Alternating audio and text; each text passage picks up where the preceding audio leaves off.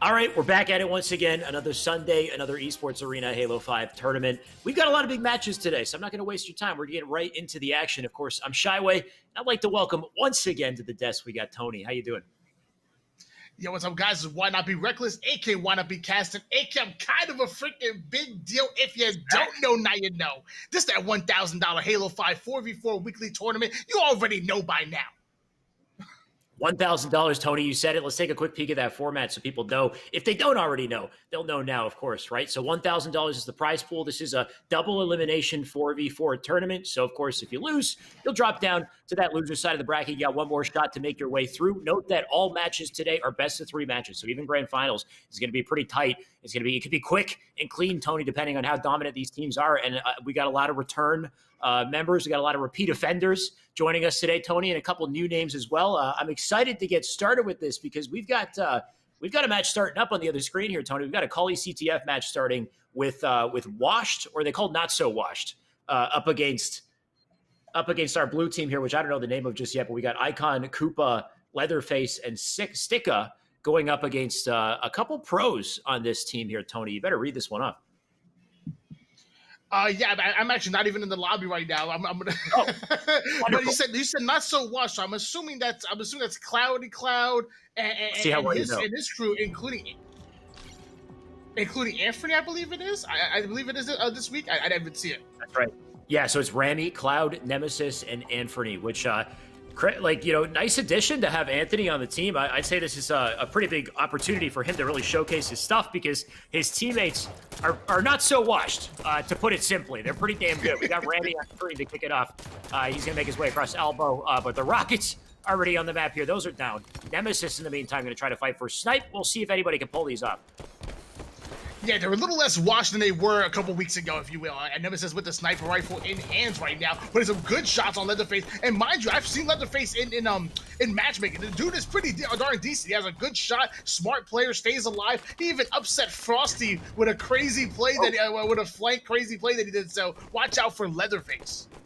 See, pretty darn decent, I agree with Tony, but I don't know if they're much better than pretty darn decent, right? I recognize Icon, Koopa, Sticka, these guys are all pretty darn decent, but I mean, the other team is a little more than that. The other team is, you got an ex-legend like Cloud on that team, so I think it's just a matter of time until this guy really shows what he's capable of, but this is the perfect opportunity for them to do that. So, I mean, if they can take down this team hard, then we'll get a sense of how, whether or not Washed is actually washed today or not. Let's see what they can do with this game one. Yes, no doubt that it's no doubt that I'm big on Cloudy Cloud. I definitely have said multiple times that at one point in time he was a top 5 player in Halo 3. I'm a big fan of Nemesis, but only when his team went destroyed. That's the duo right there. When they were team with Ryan New Forbidden, by the way, that flag's being moved across the map fairly fast. Anthony already has it to the 60% portion of the map. He's got it to the 50, the 40, the 30, the 20, and 10. That's a touchdown. Now I see why Anthony's on the team. They got to get the flag runner OBJ guy, right? They got to get an H5 kid who knows how to move quick, who's fast on his feet. He'll grab the flag, he'll take it, plant it in. Well, the rest of them, they do what they do best. They hit their shots. I mean, Icon's been hitting a couple as well. It's a nice headshot from him. Still got a bullet left in this snipe here to work with. You can see the Rockets coming up as well, so he might use that to bait the approach. Nice little cliffhanger medal for him. That's the end of the snipe. And he's got to stay up, but he will get taken down here, so the Rock's going to go over to Cloud. He got to stay up, but he's going to take him down. A little oxymoron right there. Oh, 1-0 lead in favor of a little less washed. 9 minutes and 41 seconds on the clock. Cloudy Cloud has rockets in hand. You know he knows what to do with it. Just blast everyone in front of him, though. He does save the ammo for now. He'll get one rocket into the back of the base. Doesn't get the kill. Doesn't get the kill on either. And I know what that situation feels like, and it doesn't feel good, Tony. I hate to be that guy who doesn't get the kills with the Rockets. Either way, it looks like his team is still pulling that flag. They're going to try to make do. It's so crazy because honestly, both of those rockets looked so good to me. I don't know how they ended up splash damage, making both of them one shot, but not able to finish off those kills. Nemesis knows how to finish off kills, though. He also knows how to assist as well. It's in his name. Flag being pulled. It's actually going to go up on the window, so they take minimal damage. Can they get that one in? They're still fighting for it. You got Leatherface last line of defense, but he's out of the picture, so that's 2 on the board already from these guys. We're, just over that 3-minute mark in the game here, and the pressure's still on from Cloud, making his way through Snipe. He's got his teammates on rocks. We got Ant with the sniper. into the body as well. So he's just getting started, Tony. Oh, he's taken down a little early though, so that snipe will drop. But still, all I see is just defense coming out of blue team. They can't seem to get themselves past that 50-yard line, though that double kill will give them an opportunity to do so. You can see yet another player, though, on snipe, looking like the gatekeeper, but Leatherface not having any of it. You know, I love to say I told you so. I'm saying watch out for this man. He has a good shot and he plays smart. Leatherface getting a nasty double kill right there, even finding Nemesis off spawn, trying to bully Nemesis. It ain't gonna happen, though. Gonna switch gears over towards Cloudy. Cloud has a player one shot above him. Ramy's gonna take him out. That's 2 down. We should start to see them advance forward. Cloud almost got a close shave right there, but he decided to hold off on the trigger finger. You'd see a player spawning up on snipe side. Couple kills going in the favor of red team here. This could be the game, Tony. He's got the lineup with the snipe here. Going to look to pick off any stragglers trying to stop this flag. Ramy turns around doing the business, though. My God, he's objective-oriented, and he's aware enough to turn around 180. Cloud with a double, by the way. That's going to seal it out, Tony. That's a 3-0 to kick off our series. Man, that's a 3-0 win in game number 1. As I said, they're slightly less washed than they were before. A little less washed. and as Shaman in the chat says, next week their name will be only slightly washed. So they're progressing to the point where they will not be washed over the course of about 6 or 7 weeks. Ramy dropping 17 kills, only dying 6 times. Man's an absolute animal. Anthony right behind him with 9 kills and 11 assists. Not too bad at all. And only needed 4 minutes 39 seconds to make quick work of this W33D Graft Squad? I'm not sure. I mean, why don't you read what that says, Tony? But let the viewers know. I have no clue. I'm not. My dyslexia's kicking in. I don't even know, man. Let me drink a monster. I'll get me back in. Yeah, the monster will help you out.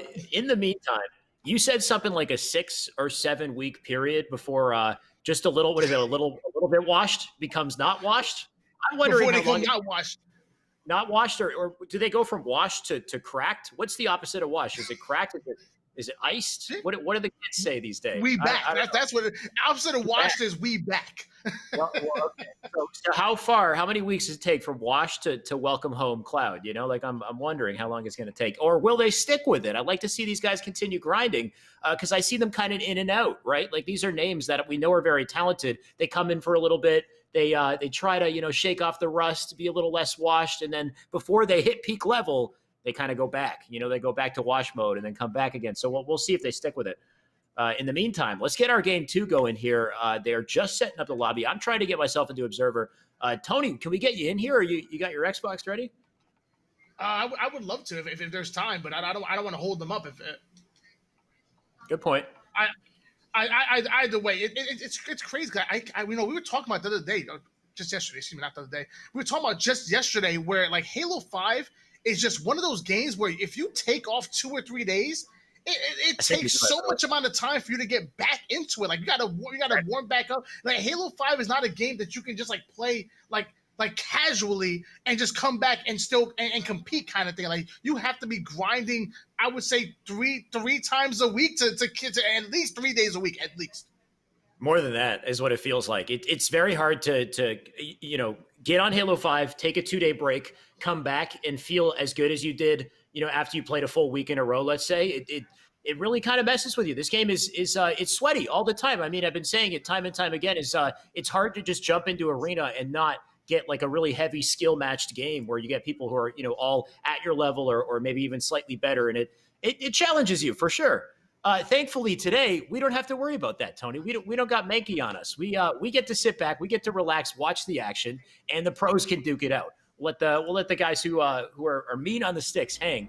Either way, this match is starting up, Tony. We got Slayer on Plaza. This could be it for the series. I'm going to predict that it's going to be over here. I don't know about you. I like the way that sounds, and yeah, I'm gonna agree. I mean, I like this squad a lot. Like I like Leatherface, and I think Sticka has proven himself a bit here. I'm a little new to Koopa and Big Time, not too sure about them, but it's very obviously that even though this team is slightly washed, they're still just a tick above. A Sticka somehow gets overshielded and plans to prove me wrong here. All right, let's see if Sticka can do that. I mean, he stuck one to the body with that melee. So Nemesis out of the picture. That's 4-1 to start. So Blue looking pretty good so far. You can see Leatherface on the overlay. He's got a sniper rifle. And I mean, Sticka basically has a sniper as well. This is a 3-shot sniper. So he's going to hold that down on glass. You got Ant pushing up with the combo, going to try to get rid of him. Enough shots to take the shields off. Sticka taking pressure from both sides, but somehow this man's a weasel. My God, Tony, how did he live that? Oh, there you go. Finally. Well, he did it.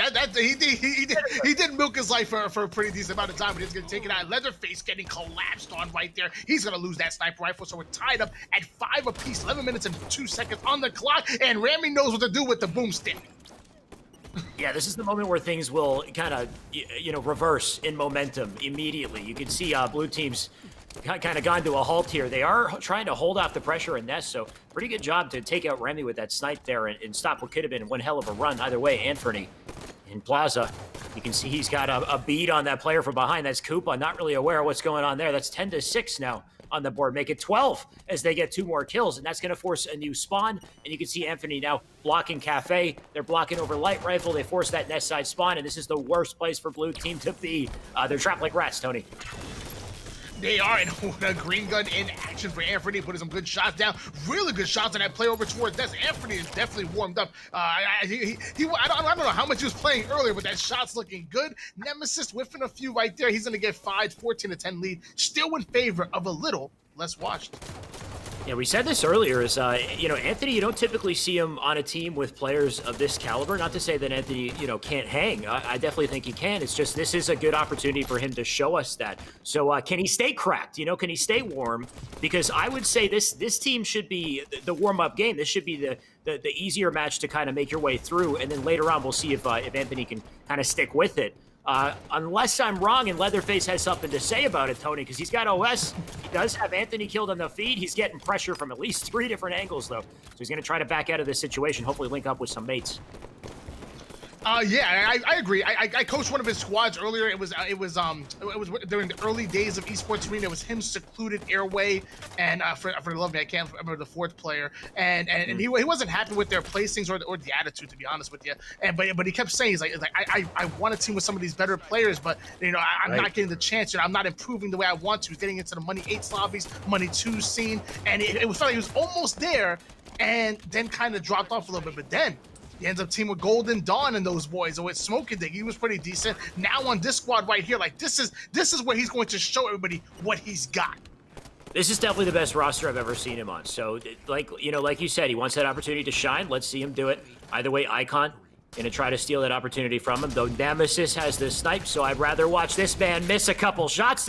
He doesn't get that kill. It's a little unfortunate. He did burn at least 4 shots in the gun, so you got to respect that. But this score is relatively narrow. I thought it might be quite the opposite, but it looks like we got a close game here. Tony, Cloud hitting some headshots. He's got one more to work with here. Landed, he doesn't, so he'll have to back off here. But he's got some teammates hopefully coming in for the support on this side. Yeah, the former Octagon God and Cloud. And let me tell you, I promise you guys, for you guys that play Halo 5 Octagon, if you think you're having a bad time right now, the Halo 3 Octagon took a lot more skill, to be honest with you. 30-23 in favor of the red team squad right now. Leatherface kind of caught by himself in the market. He's going to get taken out. And hold on, players come out of Flowers to try to help his teammates. I'm not sure why they overextended on that one, but they're trying. They're trying. 31-25 lead, still in favor of a little less washed. I'm looking for this Halo 3 Octagon you mentioned to come into play here with Cloud Shot. We know how talented the guy is. I mean, he's got OS to work with, so let's see him put the Nikes on. Move a little more quickly. Instead, I can see him kind of playing it safe, getting the hit marker with the nade, so he's got the info on top yellow, but he's going for a big flank right now. And really taking his time. He's kind of losing a lot of OS. This is kind of odd, juxtaposed up against like a Bound or a Neptune. When they pick up OS, they just fly, So finally, here we go. Cloud making his way. This should be a nice, clean set of kills right here. There's no way that guy gets out of that spot in the map. Terrible place to be. Double kill as well. So Cloud, he's heating up. Yeah, and I respect the play. I mean, Shy. I know you don't appreciate, the slower movement. If it was up to you, everybody be sliding and flying into place. And we're like, hey, you know what? Take your time, set up.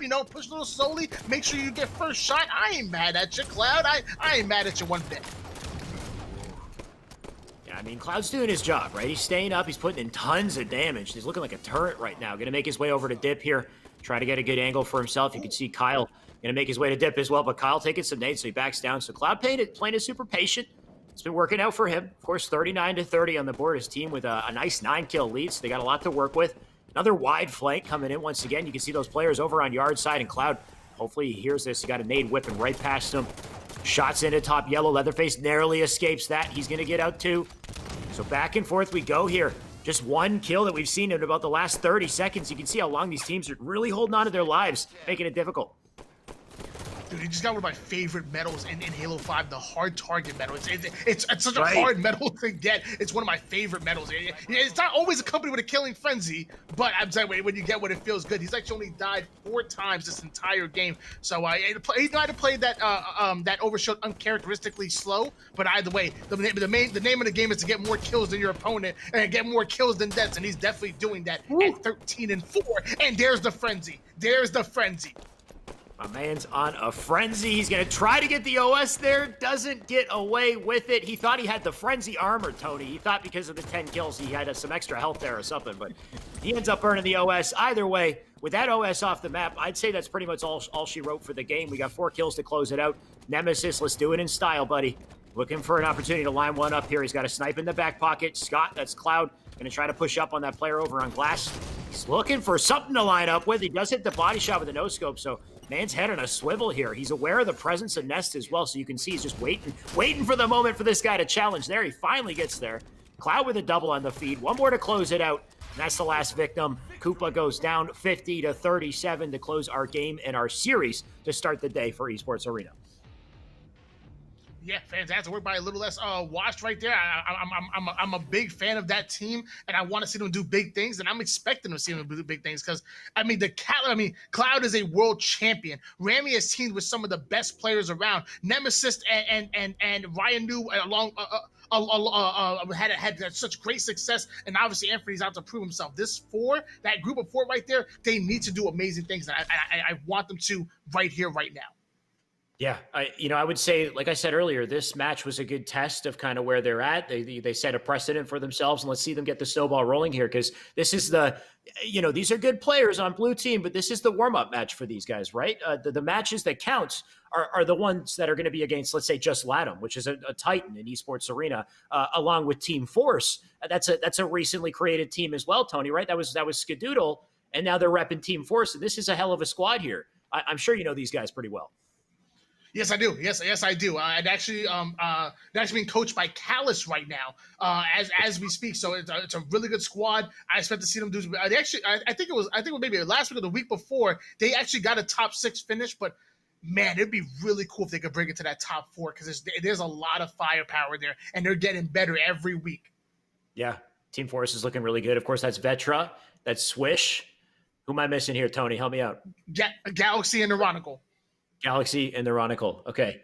And I mean, yesterday they did a great job. I believe they made it into that top, or no, they didn't make it. They just missed top 8, right? Yesterday, yeah, they made top 16, so they were in the pro. But the pro series, some of those seedings are kind of, it's tough. I look at some of those groups and I'm like, wow, this group looks easy. This group looks easy, and then these two look really hard. I don't know what's up with that ELO system. Someone has to look at that. I don't know. There was that one group with Team Kingdom and Team Zero when they went up against each other. I think that group, not to say it was an easier group, but those guys, they got very far, right? I think it was Team Zero got, 4th place maybe in a tournament up against all the top teams there. They had Sentinels had to take them out to get to grand finals. So that's one hell of a performance for them, of course. But yes, the bracket in some way you could say contributed, but it's also because Flyers lost a game they shouldn't have lost, right? And at the same time, C9 had a bit of an issue as well. They had Hoaxer playing instead of Penguin. So that definitely mixed things up a little bit. So I couldn't get in the lobby. I reset the app. I see the invites, guys. I appreciate you. I am going to try to jump in here as quick as I can. I might need one more invite, though. That's how it is. Last series, I was in the lobby. I wasn't in the lobby. You were. Now we're going to trade off back and forth. I'm trying. I'm doing what I can. I'm going to need one more invite, and then I should be good. I can't. Speaking of team, I'm sorry. Go for it. You're good. You're good. Oh, I was going to say, speaking of teams that are trying to prove themselves and try to make a step up, I think this roster right here. I mean, obviously they got a tough team to go in against veggies. I got Super CC, Envor, Talik, and Z-Manny. This is an old school squad. They were teaming together back in the day. They've even had success on land. However, I will say Joe's, Luo, Peng, and Finn. These guys. Oh, it might be Jaws. I call him Joe's, like Josie, Jozy, but either way, Josie, true. whatever you want to call them, the team is solid. I see them in matchmaking. I see them grinding when they call themselves matchmaking kids at times and whatnot. But I'm saying, watch out for these guys. They consistently have been placing top 24, top 16. Watch out, because they have top 8 talent, and it might be here where they might make the name for themselves. That's a good point. This is a hell of a team. I like how in unison all members of this blue team have like what 4-letter words maximum as their name. What you got? Peng, Finn, Joes, and Luo. So they're really keeping it simple with the gamer tags, and it makes it easier for us, Tony, to get the cast going. But of course, their opposition, a hell of a lot of talent here. We got Envoy to kick things off. He's gonna make his way over to Camo. Which I keep telling them, I want them to name their team Josie and the Pussycats. Come on! How are you not doing this? Gosh, darn it, Envoy challenging that player in BR base, doing a great job. He has a camouflage. Envoy's got the camo. The dog's excited about it. We got the shotty in the back pocket. She knows big plays are coming. So Envoy right now going to hang out in BR base. Take his time, make sure he gets this guaranteed capture. You can see they're over in basement. One flanker, by the way, Pope, makes his way behind that player, but Manny takes him out. So Manny, you already know this guy's cracked. He's just getting started today. I saw his stream was live a little earlier, and he's playing on another level, so he's going to look good. Envoy gets a nice, easy route into basement here, so it should be a nice cap. And it's looking like a tough situation early on for this blue team to really kind of fight back, regain their footing. You can see all the goodies, all the map control in the hands of Red right now. All the map control, and boom, look at that. 3 down goes Emergence pretty darn fast. Gonna see them, look at that. Look how Envoy goes right to Carbine just to make sure nobody spawns there. Now he's pushing that out. They're holding that 2-cap pretty hard. And if they get another round of slays, I would not be surprised if they push for BR base. Oh, they'll definitely push for that trip cap if they feel it. So in the meantime, Manny just gonna hold down rail. He's got his teammate Hunter who's making a flank there. I believe that's Tao. Like Manny missing the jump there, a little unfortunate, but might help. I mean, oh, missing 2 jumps. Where are you going, Manny? Gonna make his way up to Camo here, and he's here right on time. You know what? I think it was calculated. He got there right in time to get the beatdown trade. That's the temporary trip cap. Players now spawning over in Carbine side. They're gonna make a mad dash over to basement. In the meantime, Envoy gonna spring jump his way up to tower. This is an easy angle to take out BR base. Did he just hit that spring jump without the scoreboard? Even you used the scoreboard for that one. Whoa. Just nailed You can't see scoreboard on Observer. Tony. But you can see the pause though. I feel like I can see when somebody scoreboards even without actually seeing it, like the little pause. It kind of stands still, and you can't really move your reticle at all. And it's a scoreboard usually. I don't think Envoy scoreboard that one. I mean, he might not have scoreboarded it, but we will never know. We'll never know for sure because you can't see the damn scoreboard on the Observer. So stop it. All right. Either way, First point on the board for blue. That's what we should be talking about. Peng, by the way, he can't hit the spring jump or the regular jump up the tower there, so he's going to go back down to T1. Does get the melee, so he meant to be there all along. You can see Hunter's trying to get a flank over to BR base, so Peng trying to figure out where to put himself here. He does get shot in the back, so the BR base spawns being a little bit of a pest there, and they do take him down. And Envoy going to try to extend. Will they cap once again? Dude, hold on. Did you see that straight from Manny? That was absolutely insane. Luo getting a beautiful kill with that railgun and another beautiful spring jump from the tower too. Did you see it? That one didn't look like a scoreboard to me either. I don't know. Oh my God, dude, these guys, they're so good at spring jumps. I don't know what it is, man. It's as if I made a YouTube video on it or something. These guys probably knew it before I did. Let's be honest. They're too damn good. Look at Joe's coming in here just wrecking shop. He's like a bull in a china shop here. He does manage to get himself a shotty in the back pocket for his troubles. And Joe's actually making a play. He does have the scatter shot in his back pocket. Like you said, now he's going to push over towards Engine. If they get the flank over here, they already have 2 caps on the board. But I know they want to get these slays and fight for Nest. You don't want to keep BR base in basement as he puts a shot into the body, taking out Mandy right there. And there we go. Now they're fighting for Nest. Now they might have the trip cap. This is what Emergence was looking for. They can come back. They can. Oh, Joe's is he had a date with Destiny under the map there, Tony. I don't know about that play. Is that a jump I haven't heard of? It didn't look optimal in my opinion. Either way, Talon's going to take full advantage. And look at Talon. Everybody just showing off the crazy movement and whatnot. Does anybody just walk on the ground besides Cloud in this game? Like, everybody just flying all over the place, riding the walls. Super CC taking out Peng. That was a beautiful kill. He has about a 3-shot railgun left. Manny gets camouflaged. So just like that, Emergence was starting to make a comeback. It's starting to look good. However, Veggie's going to put it right back on him.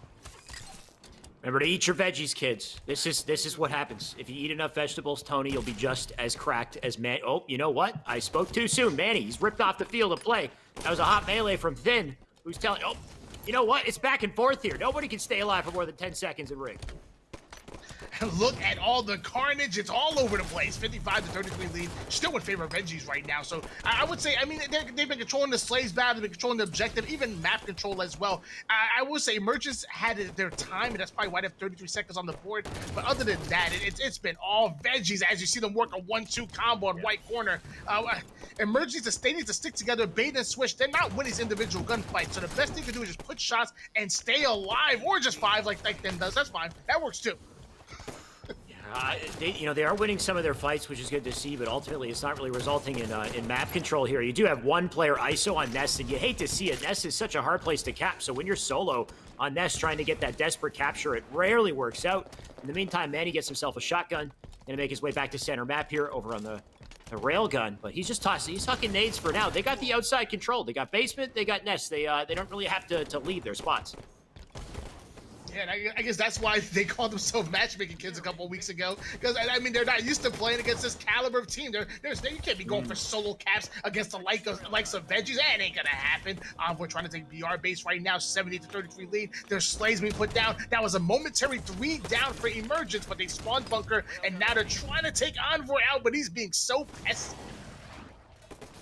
Envoy does go down.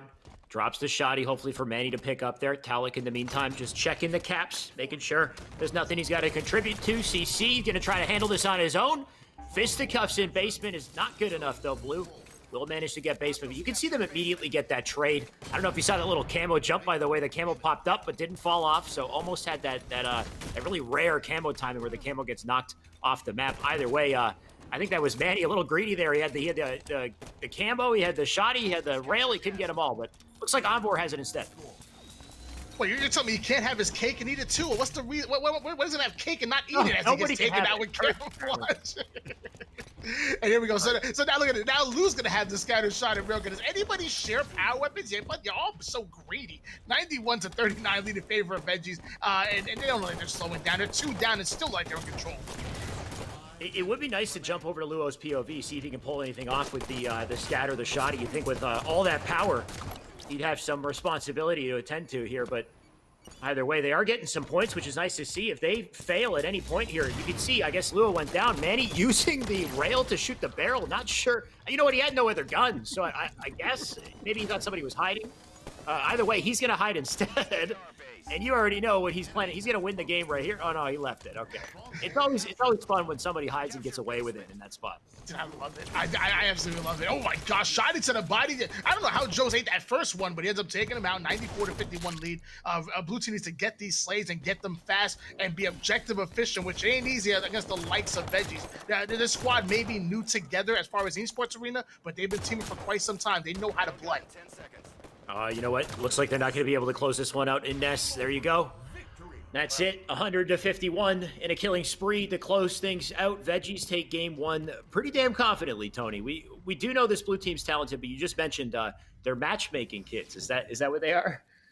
They're trying that was their name, like literally, like I think it wasn't 2. I'm sorry, it was 3 weeks ago. They went as the name Matchmaking Kids, and that was it.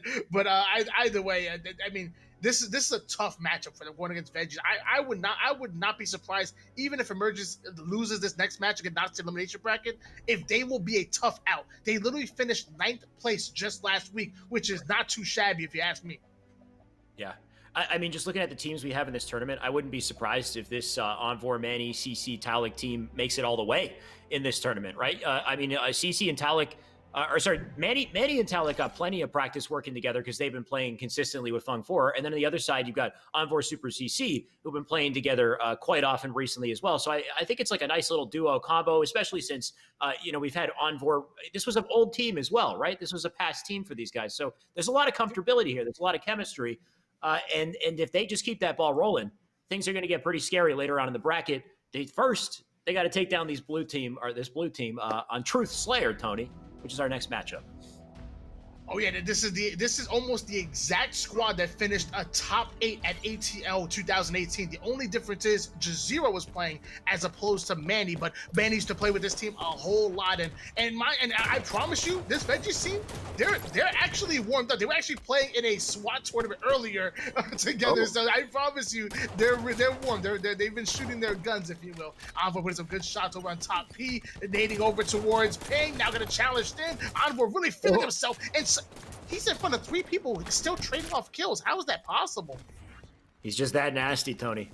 And he did enough to get the distraction for Manny to get this camo. So you can see Manny up on P3. He's got Super CC making his way under the base. I like this for Manny, though. He goes to get the combo. He's also in a position to get a cutoff on that car spawner. He's making a nice long rotation here. There he is. Peng, one shot, trying to escape. Good luck, buddy. In the meantime, you got his teammates fighting over on pink side blue. So Manny gonna spring jump his way up to front base. Shots into Thin. He's out of the picture. Looking for a double here on the Josie. And there he goes. That's a backsmack. Gotta love it. The 20-year-old out of Orlando, Florida, with the camouflage in hand, being super sneaky. You know I like that. And officially, Veggies have doubled the enemy's team score right now. 10-5 lead, putting the poor man sniper rifle to work, as Yu-Gi-Oh! Tools would call it, taking out Joe's Super CC 5 and Thin. I'm liking what I'm seeing right now. Yeah, at this point, they got all the momentum, and they're just, it's just insult to injury, right? They continue to apply pressure. You can see those players spawning up in blue base. See, Pope, I don't agree with that play, Thin, where you just run out front base immediately off your spawn ISO and get lasered down from P3. It's a rough position to be in when they're spawning. They're split spawning like this, and Manny is so hyper aware of it. Look at this, Thin, once again off spawn, getting hit by combo, taken down immediately. So it just seems like they're suffocating at this point. Yeah, I mean, if you're a fan of Halo 5 and you play 2s or 1s or even free for all, you're pretty darn versed at Truth. Truth is definitely a staple in the 2s community, and that's all these guys really play. I mean, so they're always looking for 2s challenges all day, every day. So this is their wheelhouse. You ain't gonna beat Veggies on Truth. It's just not gonna happen. Yeah, especially when every single situation you see a blue player, they're being collapsed on by more than one red player, right? You got 2v1s going back to back here across the map. Finally, blue does make their way over to pink to try to control P2 here, but Super CC gets an even better spot in P3. He'll drop from above as a reversal kill, still moving forward on the Peng here, but Manny gets that kill. 24-9, Tony. This is barreled out of control. It's already kind of over. Let's see if they can make a nice stake out of it. A nice stake, a good stake too, right? Because let me tell you, I mean, it's a stake if you finish on a team below 30 kills, but if you finish them below 20 kills, man, that's a nice ribeye, nice filet mignon, maybe a little tomahawk. Yeah. Give me some Kobe beef in here, yeah. Give me the high quality stuff. That's 50-10 right there. Yeah, I mean. Okay, they already got out of that ballpark, so they're good there. But I mean, 28-13. Let's see them try to get 7 more kills before this game is over, and I believe they can do it. I mean, my God, they're pretty damn skilled. So we'll see. But Manny making it so damn difficult. He's got the camo. He makes his way right into the front of the base. He's got a teammate up on top mid. You got spawners up in blue side, and Manny, he's aware of it once again. Look at this man. He's flying so quick. He doesn't even care if he takes a couple nades as he sails by. Yeah, I bet they're still being coached right now by Jam I Am, and I should. When those power-ups are coming up when they're playing with Fung 4, Jam is over there, and he's screaming those weapon signs. He's making sure that they are on point. Him and Royal One are the 2 coaches that I know that are not afraid to get vocal. They will assert themselves, especially when a power-up comes up. I always like the hoaxer and wait, who am I forgetting? God damn it. Hoaxer and no, Alumni. I was forgetting his brother's tag. The way they coach is they butter you up, you know? The moment you get a couple kills, they make you feel good about it, you know? Like, they sweet talk you a little bit, and they get you really hype. I don't know. It's great to hear, like, you just got to be there in the moment when you see that like envy collapsing and you got alumni in your ear just saying like, yes, like, you know, we're playing our game. Let's get it, guys. Like really, you know, getting them focused, getting them hitting all their shots. Either way, 10 kill lead. They're getting pretty close to getting out of this stake here. That was a nasty kill by Peng. Okay, and there we go, getting a little camouflage. I'm liking the way things are going for Emergence. You know, it's not. I mean, obviously they're losing by quite a bit, but it's not out of hand just yet. The red team has not reached that 40 kill mark, and not only down by 7 kills, they can use this camouflage to maybe break into a 4 or 5 kill lead, and now we have a game on our hands. And maybe they should. You know, you talk about alumni. Alumni is one of the most confident people on this planet. Like his self-confidence is crazy. They need to have some of that alumni confidence. I mean, the confidence is definitely coming in. We spoke too soon. It's just a 6-kill game at this point. Peng still has camo. Gonna try to sneak up on Onboard here. Onboard not aware of his presence, so good shots coming in from Peng. Does get the kill, that's huge. And he's still alive here, so just a 5-kill game. You can see players over on Pink side. One's gonna try to sneak under blue base. That's Super CC. And Trap, in the meantime, he's in position to get the shots in, so hopefully they can work together to continue to make some momentum happen here. Still a 5-kill game. CC backing off up in P2. Everybody one shot over on blue side Pink, and you can see a player trying to collapse from behind them. So this is kind of rough for blue, but they do get a trade before going down. At this point, those 6 kills left to close it. Yeah, and Manny somehow gets over towards bottom reds, and this is what you wanted to see. I mean, Veggie's kind of wavered a little bit and gave Emergence some life here, but now they're focused back up. Oh my god, dude, Z Manny's strafe is like, it's just so quick. He barely touches his stick. It's insane. You will get lost in Z Manny's strafe. 47 to 39 lead in favor of Vengeance. Man, it's just too quick. Speaking of quick, this game's gonna be over pretty damn soon. 2 more kills left to close it out here. CC with the shots, but has to reload and somehow escapes with his life. Though he does go down a couple seconds later. We do have 1 more camo coming up, and we'll see if that even comes into play here, because Talik, he's playing like he has a camo, and so sneaky. He waits for his opportunity and pounces. That's a 50 to 42 game to close our series for Veggies. No, I love that play, because if Talik would have shot him too early, what would have happened is that play would have thrusted backwards behind the P door and then made it a little bit of an awkward battle between Talik trying to guess if he's on the left side or the right side. By letting him just go off a little bit and feeling like he had that open lane, he was able to sneak in 3 to 4 shots before he even realized Talik was there. So even if he thrust backwards, he's just going to be closer to him as opposed to be able to go behind that wall. I like that play. Right. Yeah, did I say I didn't like the play? What did I say? I don't know. It sounded like you want him to zoom out. That's what you always want. That's what you want. You want him to fly at him and get a thrust slide ninja. I know you, Alex. That's what you want. No, I think that was a good play. He played it slow. I just said he's playing like he has a camo because he's being sneaky. My God, Tony, jeez, you're so mean. I mean, if he thrust slid, spring jumped, 360, backsmacked him, that would have been poggers, right? Like I would have popped off for that. So maybe he should have done that just for the style points, right? You got to put the fear in him. But when it comes down to what's optimal, I mean, Manny knows what's up. So that's going to put them through the winner side of the bracket a little farther. In the meantime, we're jumping in the middle of a series here. We got Team Force up against the Smurfs. Oh yeah, 56 to 24 lead in favor of the Smurfs right now, and I'm very confused on who this team actually is. Pal Weezy used to be a professional player way back in the day. Wow, this is literally a team of Smurfs, and they're beating the likes of Team Force, so they must be very good Smurf players. Well, we'll find out, of course. I mean, things looking good so far. Gold Star does have a rail, though, so that could change very quickly. He's just going to try to find his opportunity to get a kill here. He does have camo in front of him. That's going to disrupt things. So big play from camo right there. That's dirty something. And user error. What are these names? This is a full team of players with unknown names. This is a little odd here, Tony. We got to know these guys. I'm like diving through my friends list trying to figure out like who's on Smurfs right now, but they're probably smart enough to be offline. By the way, Lil Cali, aka Nerd, doing a good job of pushing up towards basement. He does have the camouflage. 80 to 24 lead in against the likes of Team Force. This obviously is a very, very good squad. All right, so we have a secret top tier team here making their way into this tournament, apparently, and we'll see how much farther they get, or if this is just a fluke to start. But of course, this is still game 1. That player is going to go down. We'll see if Team Force can do something to stop these Smurfs. from continuing their reign here, but so far 87 points. It's looking pretty damn good. You can see Team Force going to try to get that basement, and at the same time they're going to collapse on Nest. So I like this this little turnaround here from Team Force to try to get some control back. Unless they die, that's a big live right there at Nest. Yeah, on board with How Wheezy as it gets taken out. Gonna switch on board with Dirty Sprite 612. That is not an Xbox suggestions right there. Just all the numbers. Lil Cali 6296. This is awesome. 90-31 lead in favor of the Smurfs right now. They're playing lights out. However, there's 2 caps in favor of Team Force. Let's see what they can do with it.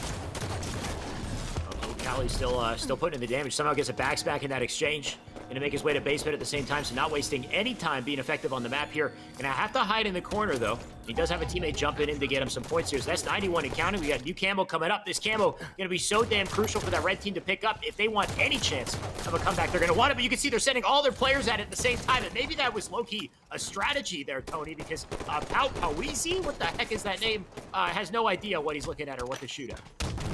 Hey, Pow Weezy, back in the day, he was like a Halo 5, like, top 16 player. But that's not him. That's not the same person. But right.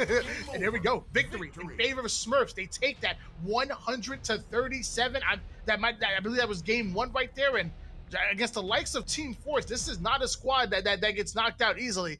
I'm very curious on who they are. Okay, so we got Lil Cali, User Error, Dirty Sprite, and Pawizi. With numbers on the end.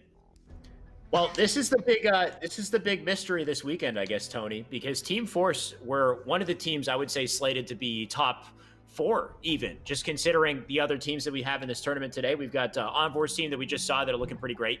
I believe we have Just Latham again that are going to be a top contender, and then Team Force I would put up in that upper echelon as well. But if they're getting taken down early on here, of course that's game 1. I'm sure we'll find a way to jump into the second one. Getting my invite right now, Tony. We'll see if we might have yet another top team here. We just don't know who they are for this series. I don't know. I'm curious. I really am. Like I wonder. Like I know there's a lot of players that enjoy smurfing. Like I know Shabby Dagger loves smurfing, Bemsy does, and whatnot. Like I know there's a lot of good players on the scene that it could be. And I want to know so bad. I'm so mad right now. I want to know. Anybody in the chat have some intel? Put it in. As soon as we get Observer, we're going to jump into the second game here. But that was Rig Strongholds that started out. Of course, it's a best-of-3 series. So if this team wins, the Smurf team wins the next game, they'll be moving on to the winner's side of the bracket. But Team Force, they're no slouch. So I'm looking forward to seeing what they can pull off in Slayer, because that's where the individual skill is going to really come into play, whether or not they can win their pivotal 1v1s and whether or not they can carry things forward here. I can only assume it's going to be a Slayer. I'm not actually sure just yet. We'll see. All right, so I got a little bit of intel here. So User Error has Nebula and Sensor added on his friends list. That's what I got so far. Okay, that's all I got. Actually, to be honest with you, that's your hint. Thank you for that. I'm sorry. All right, Tony, go back to detective mode, please. I will. In the meantime, we have a Truth Slayer game coming up next. So just like in the last series, I'm still going to find that Observer mode. Either that or I jump in this game, because if they don't turn on Observer, I'm just going blue team, man. Well, I mean, hey, 343 could go to 5v5. You never know. You jump on blue, I jump on red, and we'll see what happens. Last time you said this, I got upset with you, Tony. I'm going to get upset again if you tell me that we're switching to 5v5 Halo. We got enough things to deal with here. 4v4 is enough players on the map here, Tony. We got it. We got Observer. We got Slayer. Truth coming up. This is going to decide the better team, I would say. This is where the individual skills are going to come into play. We'll see who wins these 1v1s, takes control of camo, takes control of the combo as well up in top mid. Let's get into this. I mean, there's going to be a 5v5 variant setting. That's not really going to matter much because the competitive is going to be Battle Royale. I have no clue what I'm saying anymore. I have no clue whatsoever. Lil Cali, Dirty Sprite, Foul Weezy, and User Error. I need to know who you are, please. Someone in the chat tell me. I don't know. Either way, they're going to make a name for themselves today. This is whoever they are. This is what we know them as, right? Pawizi going to be a top Halo player. Just wait for it. That's their names. They just happened to jump into Halo. They came from Valorant, and they decided to change it up. Hold their ankles in this game. Well, let's see how they fare against the likes of Vetra on Slayer Truth, because this is a very good slaying player. This dude is playing lights out, but user error gonna put it on him, take him out, and there's a 2-0 lead in favor of Smurfs. All right, that How Easy still up, does get taken down.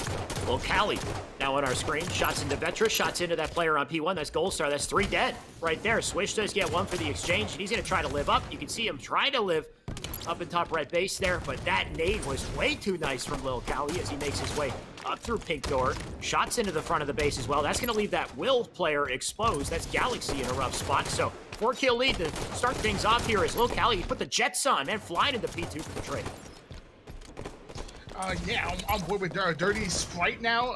That's a dirty name. 9-6 lead in favor of the Smurf squad. They're playing absolute lights out. And again, I can't say this enough. This is a Smurf squad that's not just bullying one of the lower bracket teams. This is the likes of Team Force, formerly Skadoodle. It's a nasty squad, and they're really putting on the Gold Star, getting taken out right there. Yep. Dirty Sprite, not gonna let up here, making his way into bottom blue, but Galaxy with the ankle breaking right there. My God, he was one shot, he managed to thrust back in a big kill. So this is what we need to see from Team Force. If they really want to come back in this series, they gotta get these pivotal 1v1 wins like we just saw. Gold Star, there's yet another one. That's what I like to see. So Gold Star with a big kill, gonna live up in red base. Pressure's on from that one player, but Vetra, he dealt with him nice and quick. So a nice even game here, just 1 kill separating these teams. I just realized, actually, this is not the same Skadoodle squad. This is actually not the full roster that's signed under Team Force. Gold Star is filling in for Neuronical right now, which, I mean, Swish Gold Star have teamed together before under the Skadoodle and No Ice banner. So it's not like they're quite new to each other, I guess. Galaxy getting taken out 15-14 in favor of Smurfs. It's a close game, only 1 kill between them. Yeah, still an even match so far. This camo coming up is going to be so crucial in setting the momentum for the game here.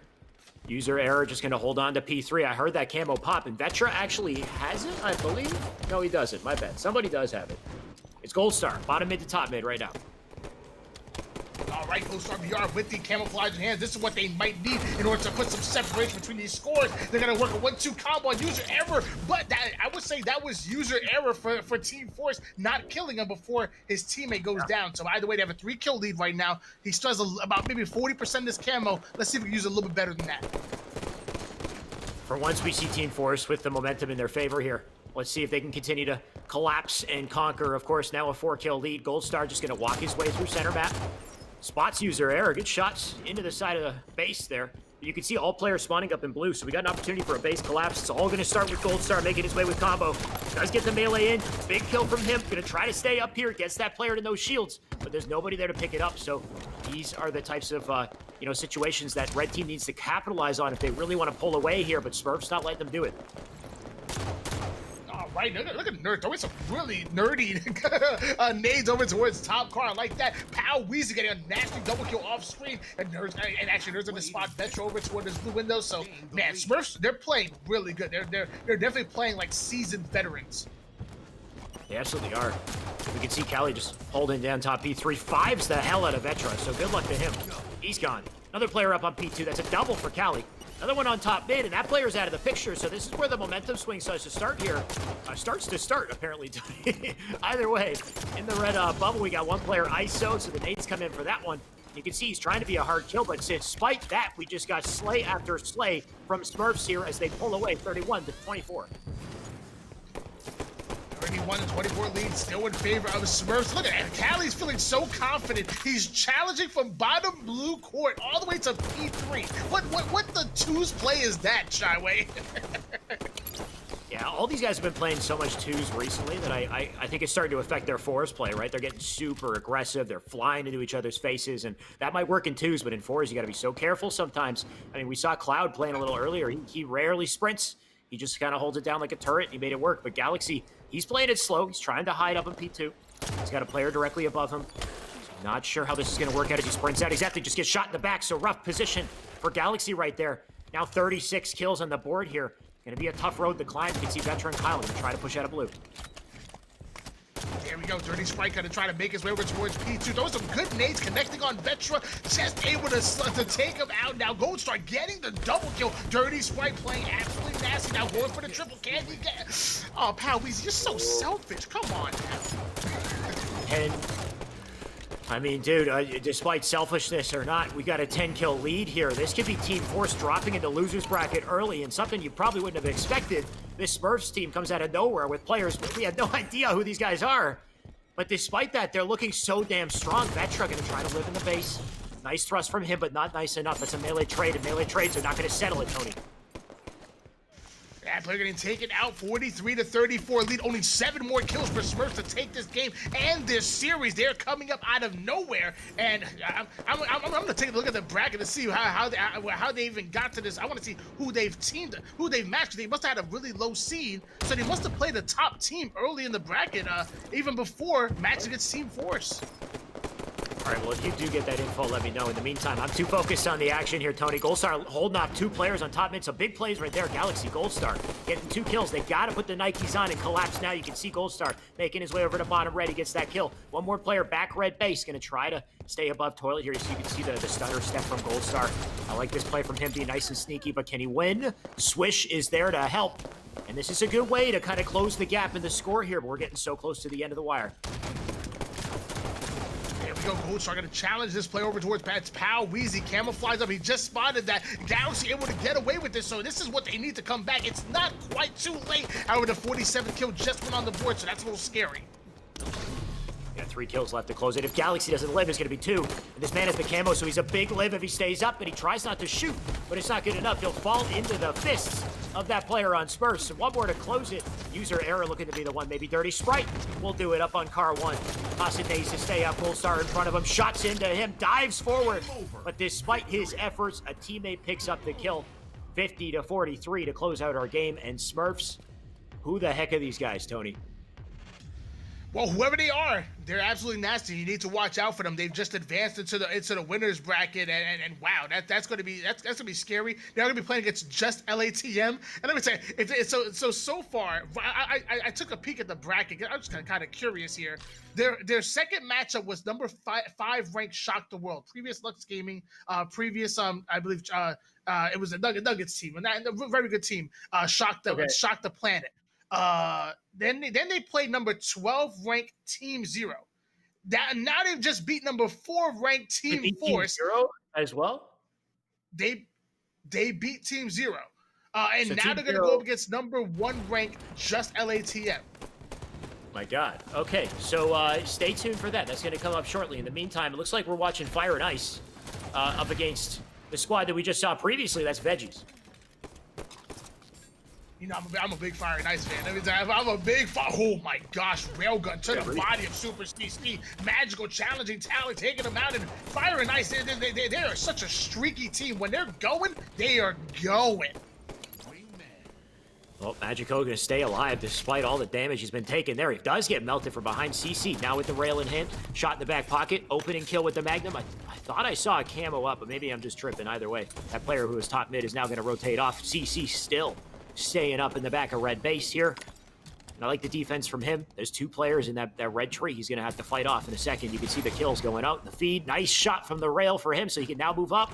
And he's going to try to collapse with his team to get to this flag. You can see nobody's capped anything just yet, and we are still in our first game in the series. Still on board here with Super CC, who's blocking off this silo spawn. It's a high risk, maybe high reward kind of play. Usually you want to play on that garage side of things. However, but it's a good shot. He gets a great nade by Noble. Gonna be forced to back down. 10 minutes and 39 seconds on the clock. Let's see if we can catch a different angle, stay alive, maybe get a slay or 2. CC gonna try to live on silo here. Nice shots from him. There goes Juan out of the picture. Manny with a kill as well. CC, he backs off, and smart decision. It looks like he almost died there, but he does. He's gonna come back. We got this one player living up, being such a hard kill. That was Bullet. Finally, they get rid of him. So now new spawners in blue base. You can see them start to form the collapse here. CC, early thrust burn, but he doesn't waste any time making his way into the back of Generator. Can they fend him off? Juan doing what he can, but Juan can't stop him. That Bullet nade, though, will do it. So Manny, still Manny with the 5, Manny with the double and the spree, and on board there for the support. This could be a clean flag out, Tony. And there we go, Manny moving as fast as possible. And actually, it's funny because Manny actually popped in the chat and said one of those Smurfs is Druck, he said. I don't know if he was trolling or whatnot, but either way, gets the flag. Almost. No! Oh, He's battling with the window.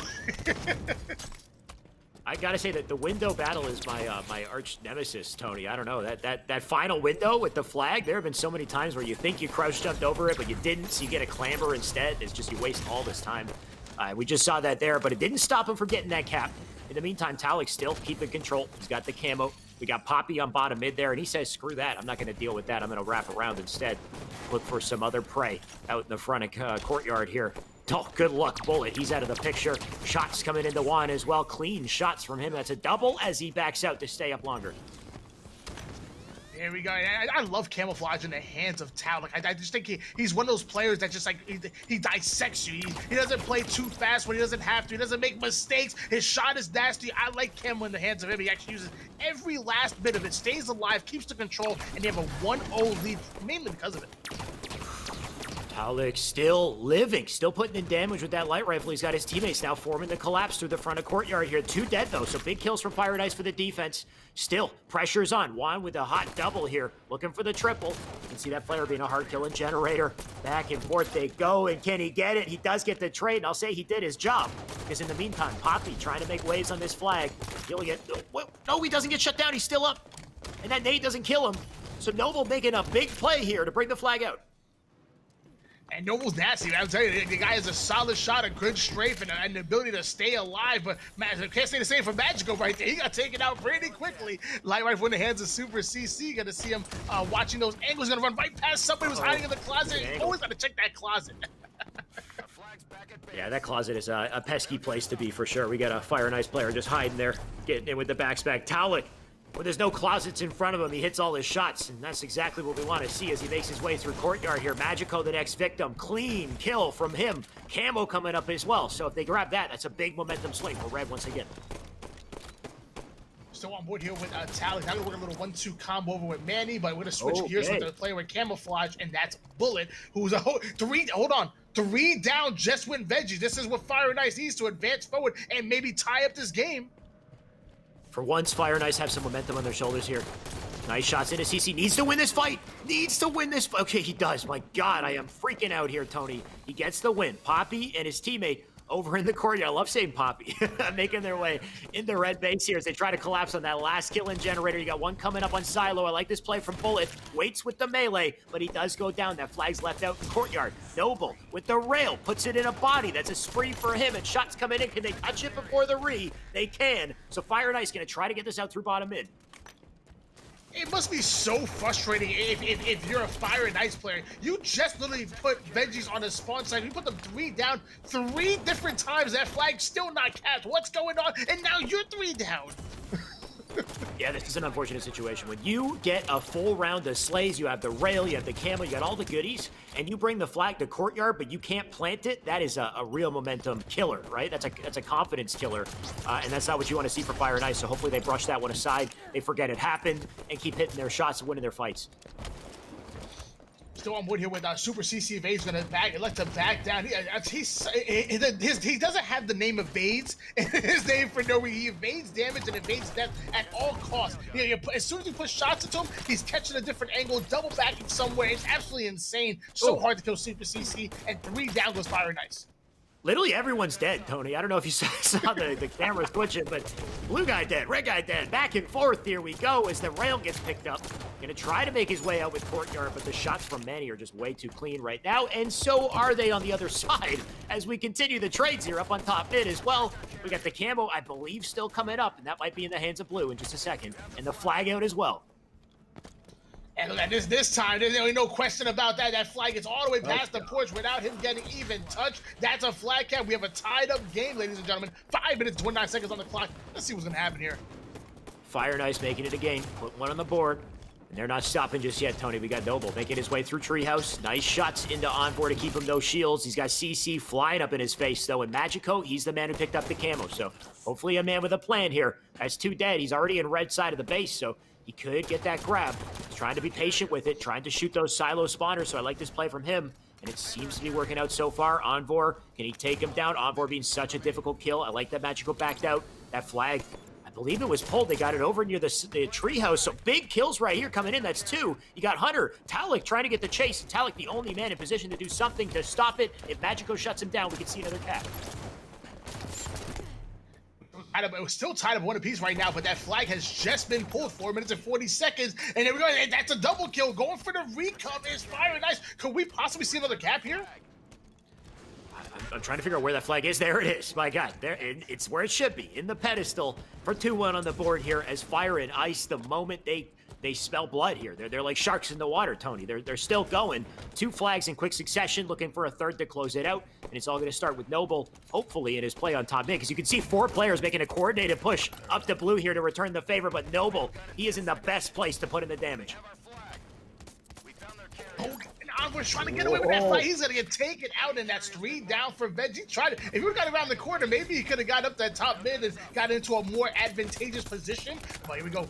Noble putting some good shots on Talik, and he doesn't miss any of those tag pistol shots. Going after Super CC, that's a double kill. Noble has been in the lobby with some of the best players, and he's outslayed them. I'm talking the likes of Sentinels and Inconceivable and whatnot. He's been in the lobby with those players and have outslayed them. Noble's the real deal.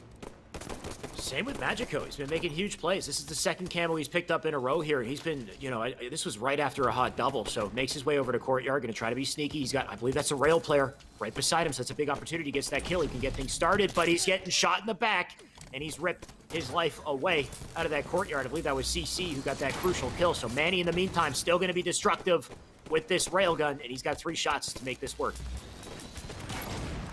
Shots is all he needs, and he puts one to the body of Noble. However, he gets taken out right there. So Talon gonna try to sneak that flag and taking maximum damage, somehow still alive. I'm surprised he didn't drop that a little early, because notice when you have that flag in hand, you take damage, you were spotted, and there's a giant beacon. So the best thing to do is to drop it and pick it up real quick so you get that beacon off your head. I mean, it's huge what he did, though. He lived, he turned around, and still did damage, too. So the efficiency coming out of Talik here to both prioritize objective, but also be patient enough to help his team and wait for his turn to take that flag through. Either way, we got ourselves a standoff here, Tony. We got the rail previously in the hands of Manny, now down on bottom mid. We got Noble flying up for it, but he's out of the picture. Magico gonna play defense here. I don't even know if I want Magico on defense because he's been so great on the offense, but the flag standoff gonna continue for now. And there we go, Talik getting an opening kill on 1 right there. So that's 2 down for Fire and Nice. Super CC challenging Noble. That ain't a good play right there. Noble hits those. I told you, Alex. Noble's looking good. Let's see if he can keep that up, because Manny is trying to fight for this rail here. This rail could really swing things. They need something to get a couple kills so they can fly in there, get that return. But Manny going down, kind of like a deja vu right there, the same way he did. But Talik, this is massive from Talik. He finds this opportunity to sneak through and get the return. Although you can see all the members of Fire and Ice are pushing up on red base to stop to do the same thing, to get the return themselves. I'm not really sure what's happening with that flag. I think it's still in play. It's being planted in. And now it's 2-2 on the board. So Veggie somehow holding out. That flank from Talik works out, and they do manage to get that cap. And now we got 1 minute 30 left to close it. But a third flag, Tony! What the heck? A third flag already coming in from nowhere. We'll seal it out.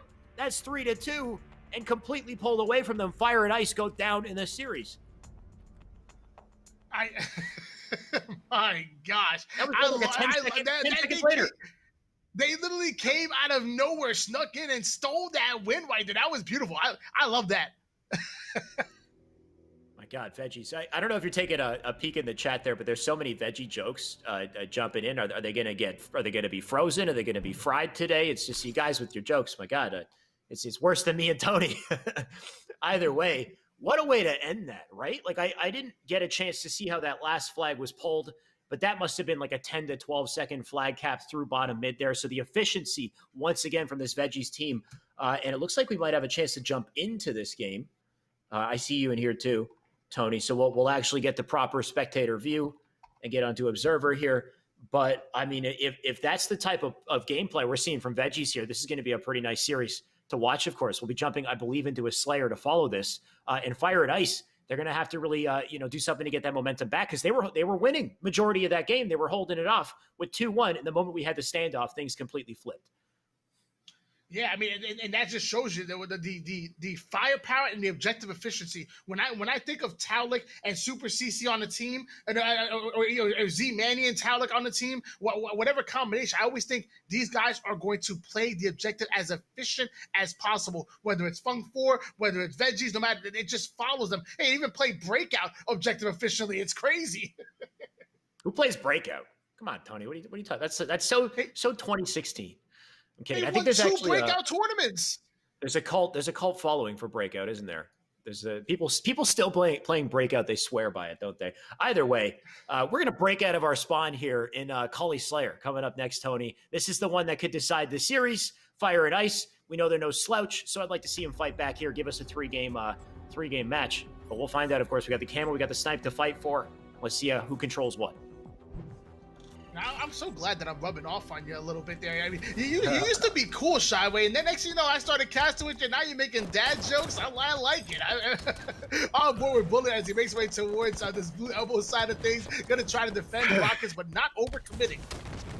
So what you mean to say is before I lose all my sanity, I better move you off the broadcast and replace you with somebody. I'm going to get Walshy. Let me reach out to the big guns and bring in the guys who know what's up. That would be, I think I would drop off for Walshy if he wanted to do this, honestly. I'm a big fan. In the meantime, though, let's let Talik run the show. Let's let Talik run the show indeed because he has a sniper rifle in hands. He's pushing over towards elbow. Yeah, that's a common play right here. Let's see if we can find a headshot because he has to watch his back for the cave spawners, but still open things up with those lanes. There's actually still on the red side of the map. I don't know how he's going to pull this off, but let's find out. Well, I mean, at this rate, he's not going to pull it off. He's ripped off of his life right there. CC now dead as well. 6-6 on the board as Fire and Ice doing everything nice to bring this back in the series. I can't stop the jokes, Tony. I'm a joke machine. I think it's your fault. He can blame me. Yeah, that's fine. I'll take the blame for that. 2 down goes Veggies right now. Magical ends up with with the sniper rifle in hands. Got a rapid twin. I like this play by Magical. He said, hey, there's no point in me sitting on the opposite side of the map. Let me bring this towards my teammates and make sure I'm surrounding myself with my teammates so I can almost bait them and stay alive. Very good plays by Magical. Let's see what he can do with it. Magical playing it patient. 2 shots left to work with. So let's see him put it to good use here. His teammate's already getting the kill, so he doesn't have to do a lot of work just yet. You can see once again, another player going down here. Magico, though, he knows there's players under the base. Just looking for that angle. You can see Envor, Manny being so difficult to shoot. He does fire one off and nothing. No dice just yet. Still got that one shot, hoping he plants it in a brain here, but you can see the pressure that Fire and Ice have to deal with on a regular basis here. That one's wide, Tony. He'll miss that one, but he does get red barred to live up and to keep the lead in their favor. Can someone get Z Manny or Juan the sniper rifle? I want to see that when those are the 2 players that play super aggressive and whatnot, play like almost like Frosty. You know, they're gonna push up forward with the sniper, go for the no so for quick scopes. Hey, this is 2020 Halo 5. You ain't gonna be playing long distance with the sniper all the time. You gotta play aggressive. Especially if you got those rockets. I mean, CC's been doing a good job so far, but he's chasing this kill down. Manny hopefully going to clean it up instead. I think Envor managed to take it. CC looking like a monkey on here on Coliseum, jumping up and down over and over again. He's got a player once above him once again, so trying to sniff him out. There he is on that red couch. Shots into Pyramid. This is good from CC to get started. Does have that Top Gun medal, so you know this man, I believe, has 10 kills already in this Slayer. If he actually does have 10 kills, that's pretty huge, because his team has 17. Yes, my God, Super CC going off. He's got 10. Well, the second highest is Talik with 4. Yeah, he's actually the only player that's in double digits in the entire game right now. I know that's half of his team's kills. But hold on, Super CC finding that player towards Red Cave. Throwing some fantastic nades. He gets the hit markers, but he doesn't have his teammates around him because Envor just got taken out. And that hiding spot in Cave is just deeper than you would think, right? Because he's tossing wall bank nades, and it's just not doing enough damage to kill him. Noble lives up. Noble with the snipe in the back pocket. Not really the way you want to give the sniper up to Manny. I mean, Tony, you said you wanted to see Manny with the snipe. You got it. Oh yeah, I definitely want to see him with it. 5 shots in hands. Maybe the no-scope melee. That's what I'm talking about. Get up and personal. Stop hiding with the sniper rifle in 2020. Give him the business. Envor, Talik, they get their kills. You got a player in the bottom of the map there as he tries to make his way back over to elbow to stay up. Manny, in the meantime, just going to live up on snipe side. Just wait for his teammates to get that opening damage, give him the info he needs so he can make that aggressive chow. You want to see him fly up in there, get the damage in. Doesn't hit the shot on bullet. Got the Magnum to pick it up, but that leaves him dead. So that snipe's going to transfer hands over to blue team. In the meantime, CC with a second chance at the Rockets here. There we go, rocket launcher in hands, hits that long range one, 10 out of 1, and now putting some good shots on Bullet, forcing him to back down, and they're down by 2 kills, but momentum really in favor of Veggies, but not before getting heat check, because Talik gets 5 by Magic. CC slides over, tries to get that rocket kill, but it does miss. Bullet with another opportunity with the snipe here. Noble already getting some kills to make it a little easier to clear the map. He just has to find the spawners. And you can see Fire and Ice, they're leading right now. They got a 6-kill lead, sitting pretty. 3 shots of the snipe to work with, so he can play it patient, try to pick one off. He gets the body. Hopefully relays that info over to the teammates so they can clean it up. But Onboard, you know he's going to be a hard kill here. Bullet, in the meantime, up on top, Cat. Just waiting for an opponent. You can see how difficult it is at this level of play to get a proper headshot because everyone is so elusive. What do you mean? Frosty does it all the time. You tell me that if Frosty does it, doesn't that mean it's easy? I don't understand. Both these players one shot in front of Bullet right there. Bullet actually being forced to back down. Look at the teamwork coming out of Veggies. One call out and they're swarming on him. Yeah, Veggies doing what they can to make a comeback here. And Talik, 1 bullet left to plant. Let's see where he gets it. Just trying to be surgical with this one. You can see Manny and CC do the work, though. That's 3 dead as they bring the score closer here. 2 kills separating the teams. That 1 player, 1 shot. That was Bullet trying to live, but he's out of the picture. This is a tight game now, Tony. This is exactly what I was looking to see. There we go. Actually, we're going to switch on board here with Manny because there's the DMR controlling top catwalk. That player goes down thanks to the teamwork on these 2 players. There's 2 more on the blue cave. 1 goes down, and wow, that was a great collapse by Veggie. It wasn't perfect. However, they did put Fire and Ice 3 down, but they're still down by 1 kill. Yeah, this is the scary situation for Fire and Ice, though, because they've been holding on with about a 6-kill lead for a while now. But as the game gets to its final lengths here, you can see how damn close, how down to the wire it is. So Talik, you can see he's playing so patient. Up in cave, CC with him. They got that snipe side control, and honestly, that snipe side is going to be so crucial for this Fire and Ice team to make waves here. They got a player on rocks as well, so those rocks are going to go in the hands of that blue player. I think Noble also has the snipe, so Talik diving out. Needs a flurry of bullets there. Perfect kill comes out for that trade, but still a 2-kill lead as they try to live with the rockets. On board with the snipe, rotating it back to red here. He can be the playmaker for this team. He needs to be. If they're going to win this game, it's going to be right here on the back to the snipe rifle because of Onboard. This is your time to shine right here. Show us what you got, Lily. Show us what you got. Or Lee, excuse me. I'm sorry. I said Lily. Lee. Lily, Lee, whatever you want to call him. I mean, he's got the game in his hands right here. Just needs something to line up. I mean, I hear perfect kills going off. That's Talik, his teammate, doing work. Still a 2-kill game. Envoy's got to open this up. Rockets coming in from Bullet. So Bullet with a massive kill, and he lives. 2 body shots from Envoy. It's not enough. We need to see headshots. We need to see a quick cleanup, or else his hopes of taking this game are lost here. So a tough position to be in, but he's got to capitalize. Whiffs a shot. 3 more to work with, Tony. Yeah, after 3 bullets, and they're only down by 2 kills, so I can do, not 2 bullets, but I can do math. They can come back with this one. Good shots on Magical, but the whole enemy team is down on S1. When does that ever happen? 2-kill game, 2 shots in the snipe, Tony. 2-kill game, 1 shot, 0 shots in the snipe. All right, good luck to the snipe, you know? That doesn't mean it's over, but it's going to be a little harder now for our Veggies team to make that comeback. Fire and Ice, they got all that snipe side controlled. And they got 1 player trying to make a flank as well. You can see Poppy's he's in a rough spot, actually. You got everybody's, they're going to collapse on Noble right there. So Noble's out of the picture. 1 kill between these teams. Rockets are up. Yeah, you know, it's good that Envoy got rid of that sniper. He's better with the pistol anyways. Great nades by Manny taking out Magical. That player Poppy's all the way over towards Red DMR. We're tied up at 47-47 apiece with 3 minutes left in this game. I'm ready. Oh. You see Manny try to make his way to silver, gets melted almost. 48-48, but the rocket's in the hands of CC, and he can fly and burn them. And that's exactly what he does to close this game, 50-49. My God, what a game, too. And that's it for Fire and Ice. They're going to move to losers bracket. Hey, it was a little sloppy at times, but I do like that. And my gosh, we saw Super CC with the first player in double digits by a long shot, and he just kept rolling. 21 kills, 5 assists, only dying 9 times. That is disgusting. You stop that, CC. You stop it. Go message the guy. Tell him to calm down, all right? He can't get 20. That's nearly half the team's kills. Either way, the precedent for that was what? We were like 3 minutes into the game, and he already had 10 kills, right? I was like, he's got a Top Gun medal. That means he's got 10 kills, and we check, and his teammates have 3 each. So, Super CC looking like a solo squad there. Of course, it's only because of his team that he's able to kind of line up some of those opportunities as well, though. So big credits to Veggies. They're looking good so far. They're going to continue to rip their way through winner's side of the bracket.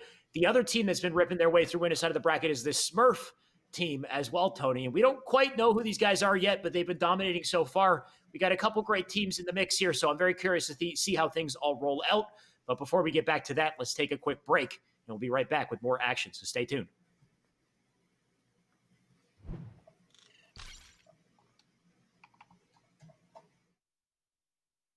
So what's up?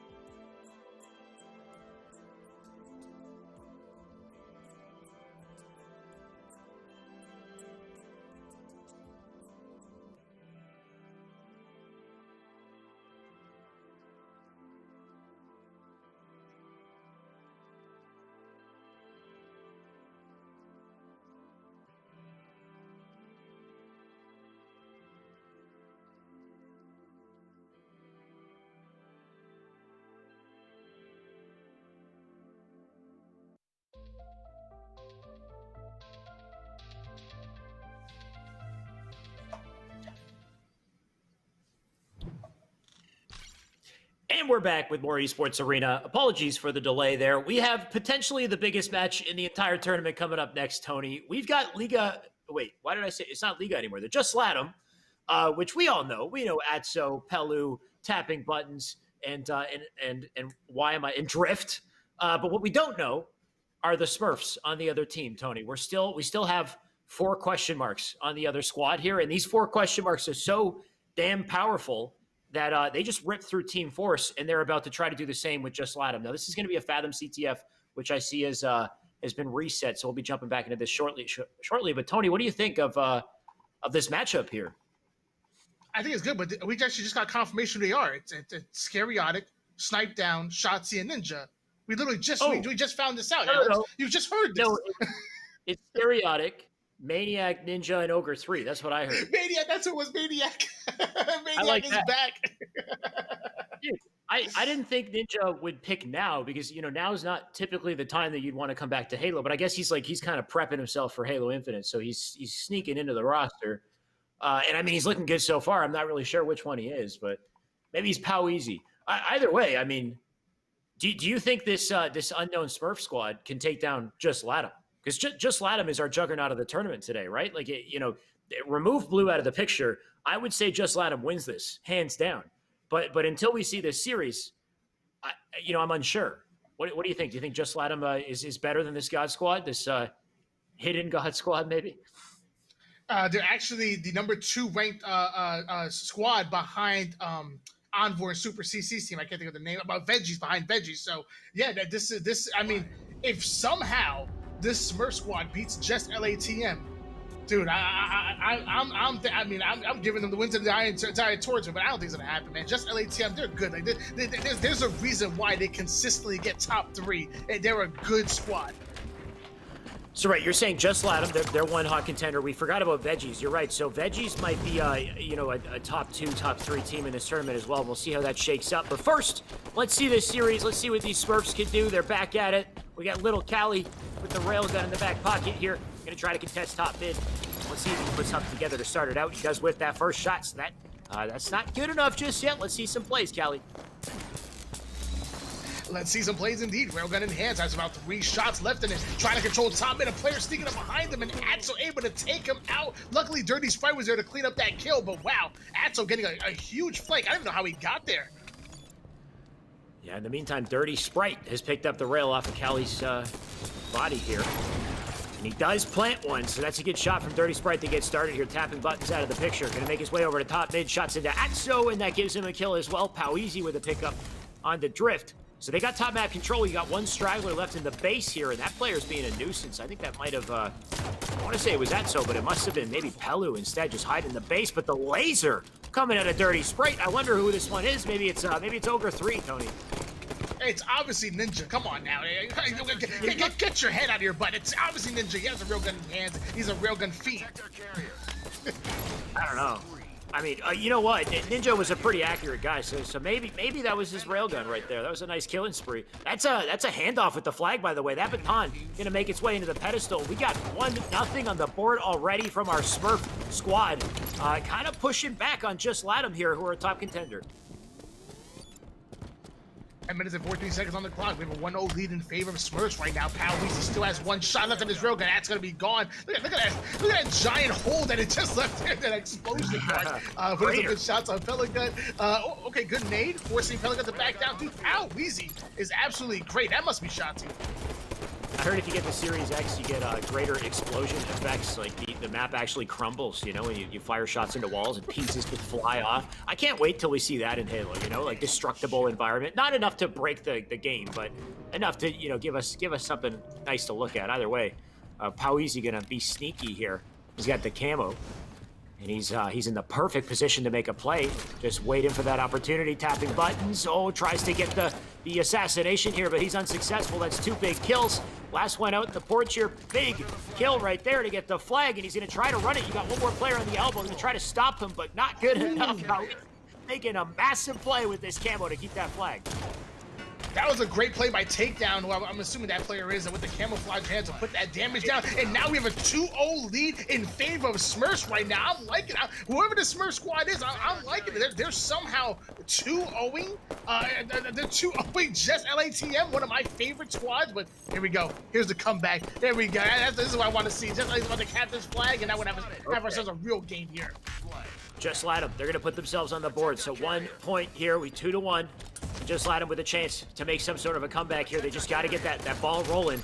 And it can be kind of threatening when you got a team of Smurfs, unknown players, taking you down. But the moment they get their head back in the game and the ball starts rolling, I mean, that's 2 flags in quick succession. Tony, it's a tie game all of a sudden.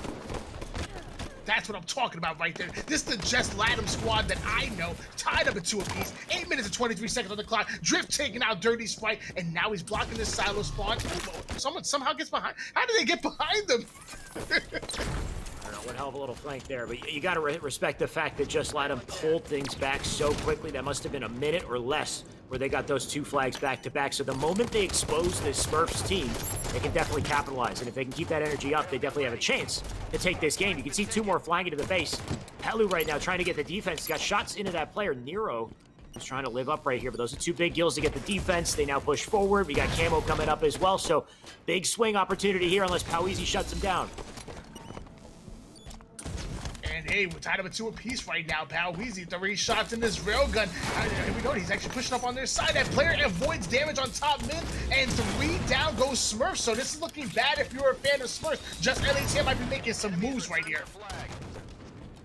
Poweezy gonna try to live. Generator, shots into tapping buttons. Tapping, being a nuisance, does get the kill.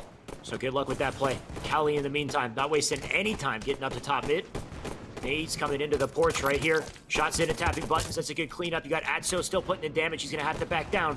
Now 1 player directly underneath them as well. Cali got to turn around and put the damage in. So the melees come out. Can he get the kill? That's big. That's 3 dead right there. Last one left on the porch. But an opportunity for Smurfs to pull the flag and maybe close this game. You have the flag.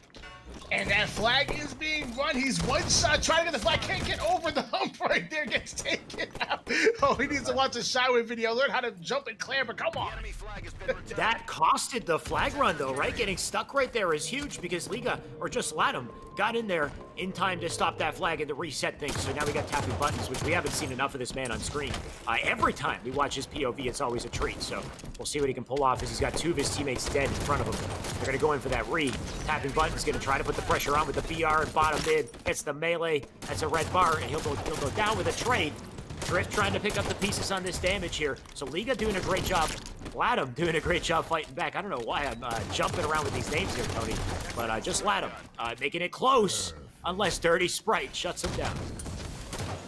I love these names. Dirty Sprite 612. God bless. We're tied at 2 apiece right now. 5 minutes 59 seconds on the clock, so there should be a camouflage coming up fairly soon. Railgun in the hands of Atso Uchiha right here, so let's see what he can do with that one. If he can get it to their engine, just be a nuisance. Just be that Walshy and Lunchbox-like player of just being a nuisance on the opposing side of the base.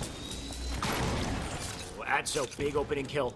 You can see 2 players up on top mid. Adso landed in the damage. He needs to get a teammate to help him out because in a second he's going to take pressure from his right-hand side. So he's out of the picture. He drops the rail in blue as well. And that really just gives blue an opportunity to keep things up here because user error has the camo. This is the first time we've seen user error in this game, so let's see if he can pull something off. He's got a player on top mid. That's Pelu. Shots into the back of him. Pelu out of the picture. 2 kills. It's not enough to get a flagpole, but it's enough to push up on the map here. So the pressure's on. All right, camouflage in the hands of user error. Let's see what he does. We're going to sneak right into the window, put some shots on Atso. He's going to go down. There's players on red elbow. That flag is being pulled. Let's see what they do. They still need to slay. They still need to finish off these kills. 1 goes down. Oh, Pelu dives in. He gets a big kill on the user. Tapping buttons out of the picture as well, but trades back and forth here, and that might be enough kills for a clean flag run. They're making it to the last legs here. Nobody there to stop it. Dirty Spade tries to get there, but he dies. And a pickup coming in. No, it doesn't. The return, no. 10 bodies around this flag. Somebody's got to get to it. And the spawns are going to come in handy here because Dirty Sprite in the perfect place. Wait a second. Close the damn game. There we go. 3-2. And Smurfs just barely get that one in. Fantastic plays by Takedown, Shotzi, Ninja, and Snipe Down. Man, I'm loving that. 1-0 lead in favor of Smurfs right now. We're gonna find out if just LATM can come back and tie up this series, or will Smurfs run away with this? Hey, this is scary, right? We got 4 players. We don't know who they are. We're making up names. We said what? Scariotic, Ogre 3, Ninja, and Maniac on a team together. Coming out of nowhere. Scary he shouldn't even be here. We banned this man. We got replays apparently as well, just to give us a little flashback at what we've seen so far. But oh my god, yeah, the end of this game was wild, right? When you get naded the instant before picking up flag, and he tries to get it here, but he can't pick it up because he's one shot. Tapping buttons could have saved the game right there, but unfortunately he couldn't. And then the spawns come in, and the spawns really kind of close this one out. What an ending to that, Tony. Oh yeah, he was sliding over to try to thrust out of that window to get that flag out of there, but he just died right before he was able to thrust. That first play wasn't able to get the cap, but Dirty Sprite comes in there and finishes it off. So fantastic plays by Smurfs. And now that's Fathom CTF. That could be a one-off. I'm not gonna kill just LATM for losing Fathom CTF. Let's see if you could do it on a Slayer. Let's see. Well, they have to do it on a Slayer, and it's wild the precedent that this sets for a tournament, right? Because let's flash forward. Let's say the Smurfs win this. What do we do for our winner announcement? Who the heck are these guys? Like the winners of today's tournament are Dirty Sprite, Callie, Lil Callie, Poweezy, and User. Like what is this? So somebody's got to shut him down. It's got to be Just Latham, or it's got to be Veggies. And if Just Latham can't do it here in this game, they're dropping to losers. And we'll see what Veggies can do, because I believe Veggies is the only other team, I think, at the caliber to shut down whoever these guys are. But Kali Slayer coming up next to close things out, or potentially close things out, or give us a game 3. I'm rooting for a game 3. Tony, what are you predicting? Oh yeah, I want to see a game 3, 100%, and I'm going my boys Just Latham. I feel like they're gonna come back. They're gonna pull off the mini reverse sweep. Coliseum Slayer is just one of those map and game types combinations that you ain't gonna get lucky. The best team is going to win. Right, the best team is the one who controls the snipe, the rockets, and gets plenty of kills with them. Or at the very least, I guess, plays him off the map, gets him out of the enemy team's hands. And one guy we know who's nasty with the snipe is Drift. So let's see what he can do as he makes his way over to Maze here. Shots into Poweezy, but Poweezy, the hardest target in the world, apparently, gets the kill to start it out. We're going to switch gears over towards Pelican right now. Putting some good cross-map shots on Lil Callie. I apologize. I got used to these names. Sorry, guys. Switching over to User Error as the sniper. I mean, Lil Poison would have been what? Like, he's got to be like 20 now, right? He's older, so he could be in this. Who knows? He's been grinding. He's keeping his tag secret. I heard in the chat that Chris Brown's on the team. So I mean, some celebrities. Sometimes the celebrities, they don't want to let us know that they're playing Halo 5, so they got to keep it under wraps.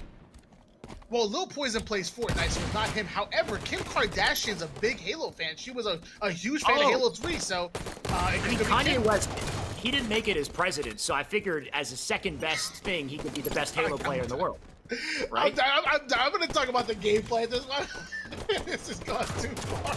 8-6 lead in favor of Smurfs, and they're putting on just LATM. They have a 2-kill lead. Powie's doing a good job putting some shots. Dirty Sprite able to take out Atso. Whoever the Smurfs teams are, they're playing lights out, and they deserve our respect.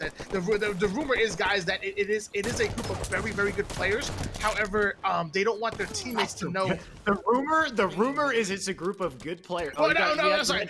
I'm sorry. It's very well-known players, but they don't want their teammates to know that they're teaming with other players and just keeping their options open come infinite time. So it's obvious they're very good. They're 13-9 against just LATM, but that's the rumors, guys, and which is obviously just Shotzi and Takedown. That already kind of, you know what I mean? Like, who's a team of people that wouldn't want their teammates to know that they're fraternizing with the enemy, so to speak, and playing together? I don't know. That's kind of interesting. That's developing here. Despite that, I mean, Just Latham, they're looking to shut them down. They do have a 4-kill lead. Tapping did have the rockets. Those rockets are down now, and that might be a chance for Smurfs to get them unless La Luna can do something about it. I like that we said La Luna. I like that. Luna's actually the moon from Smash Bros. Melee, but nobody knows that, so I'm going to stop talking. Get your Smash Bros. Stuff out of here. I heard you mention it in a YouTube video. It makes me sick. This is Halo. It's a first-person shooter, okay? Now, honestly, Smash Brothers kids that come to Halo, they got really good movement, so really good mechanics, I should say. Yours truly. Either way, in the meantime, Pelu, he not only has good mechanics, he's got a good shot too, thankfully. So he's going to try to hold it down on Snipe here. You got players scattered around the map. You got one over under red base as well, but Drift and Atso make quick work of two of them. That Snipe coming up, this Snipe is really going to change the game here, so they want that Snipe side control. And I mean, so far, just let them doing everything they need to do to put themselves over to a game 3. The Snipe now up, going to drop into the hands of someone, and I want to say hopefully he's tapping buttons, because I think this man can make plays. It's Drift, though. He can make big plays. Let's check out yeah, for sure.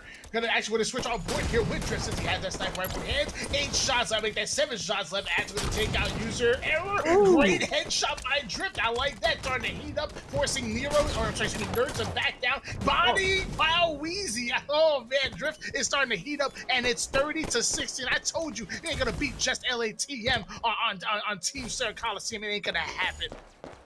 Look at them hiding in the back of the base. Trying to get these headshots. Drift.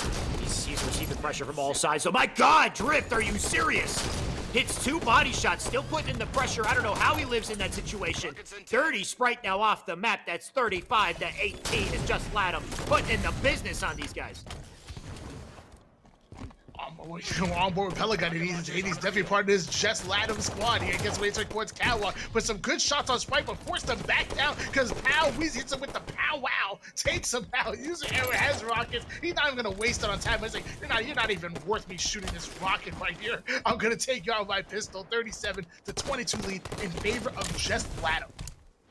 Just Latham was making him look like a bunch of smurfs for a second, but I mean, we'll see if it's over yet, because we got the rockets in the hands of a smurf.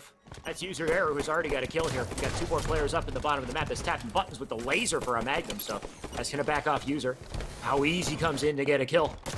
Still putting in the damage. You got Crack out of the picture as well, so we see some signs of life from smurfs, but when you hit the 40-point mark, it's gonna be hard to make a comeback. Rocket launcher still in hand. One. Oh my gosh, he takes a nade right there and almost takes out Drift, but Drift able to avoid that rocket as best as possible. Atso putting some good shots on top. Rockets taking out Dirty Sprite once again. 43-27. Just LHM is only 7 kills away from taking this game and tying the series. Well, the shutdown continues for Just Latham. Atso holding down this elbow side.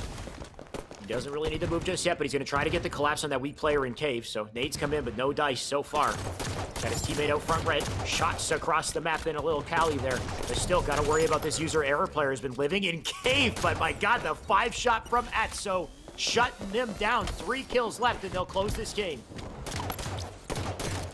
Make it 2. All right, Atso with a good shot to force that player to back down. 2 more kills left. That player's trying to sneak over towards Pyramid, and it works. He just fives him like nothing. Hold on, that was disgusting. Game over.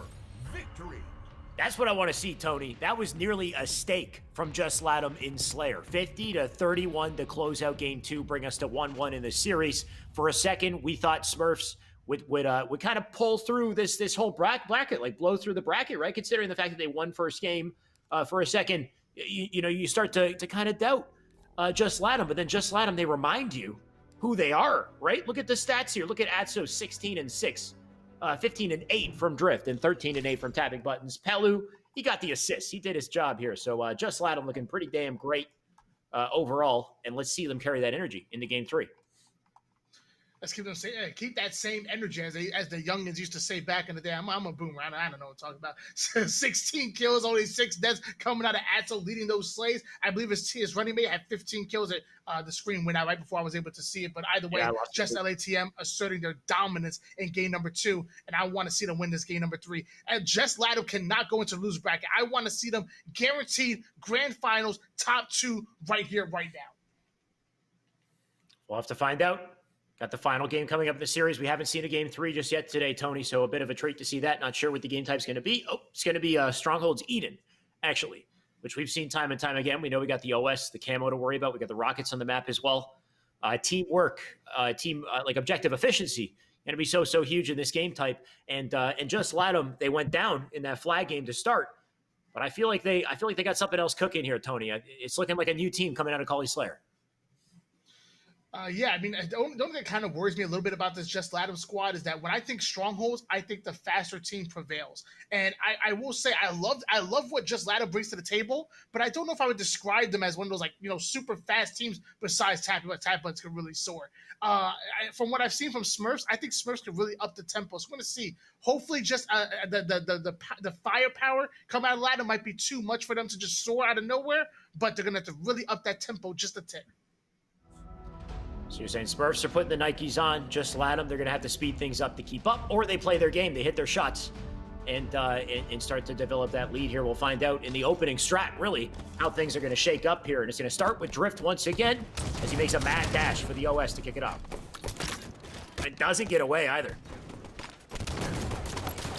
There we go, on board with Atso. Atso ends up taking out Cali right there. Oh my gosh, hey, look at all the carnage.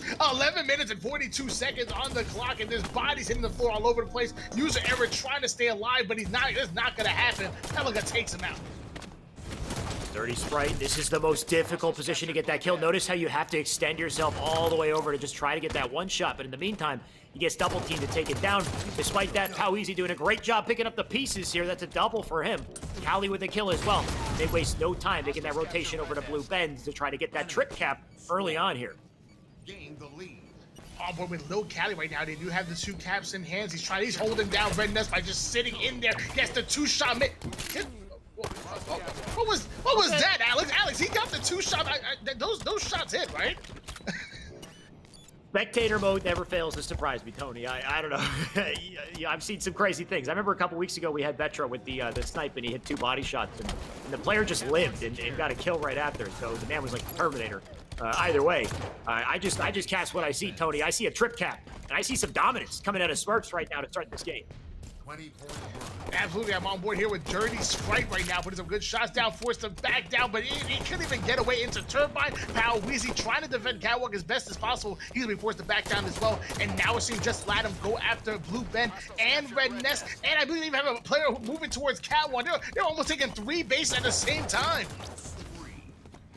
Oh my God, the pressure right now from Smurfs. That's a spree, by the way, from Poweezy. Still putting in the shots into Pelu. Can he win the fight? And he does. That's huge. 33 points to count. You can see them making a mad dash over to Top Cat to try to stop the bleeding here. And that's Gish, that's Drift trying to live up. But he's taking pressure from multiple sides. Poweezy's playing super patient here, but he's waiting on the OS. That's going to be coming up shortly. Going to also try to lend a hand over to the Rockets. Poweezy doing everything for his team here. He gets himself a triple kill as he makes his way over to the spotters. Oh, almost had a chance for it over there, Tony. 41-0 right now in favor of Smurfs. Overshield in the hands of Poweezy. Poweezy making his way over towards Red Nest. He's gonna get it, and we're gonna see a trip. Dude, I'm not gonna lie.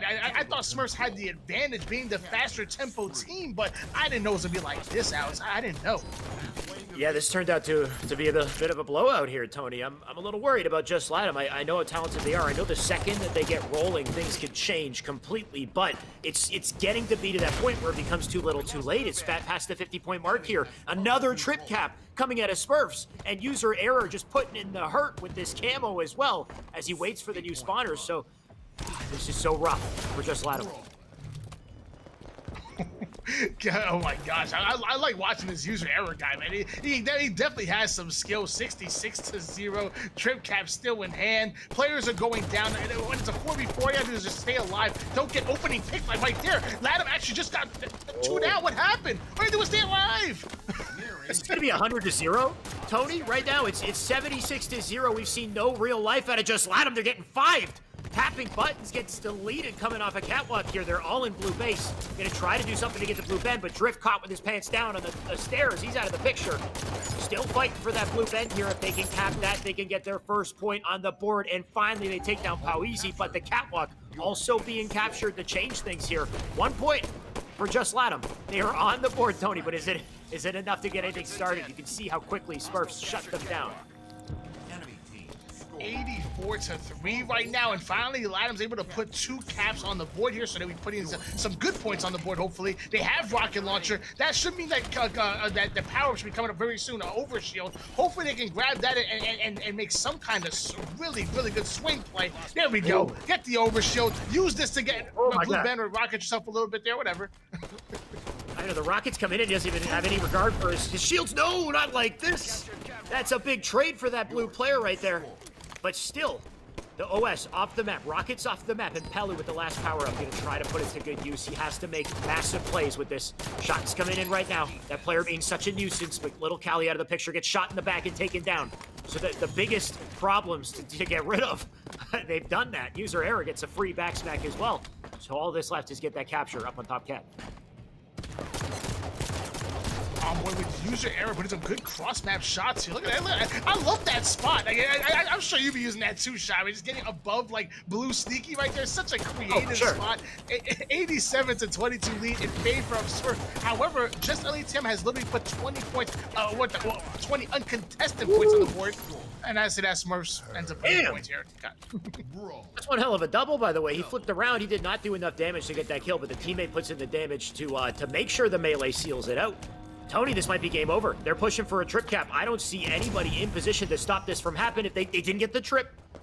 So they just need to put one body in there for half a second to cap that, but that does give this red team a little more time, though that's gonna basically close the dream, Tony. The dream's over. I don't see anything coming out of Just Latum here. They're moving down to loser's bracket. That's gonna be 100 to 24 for our Smurf team as they put themselves into winners finals. Tony, who the heck are these guys?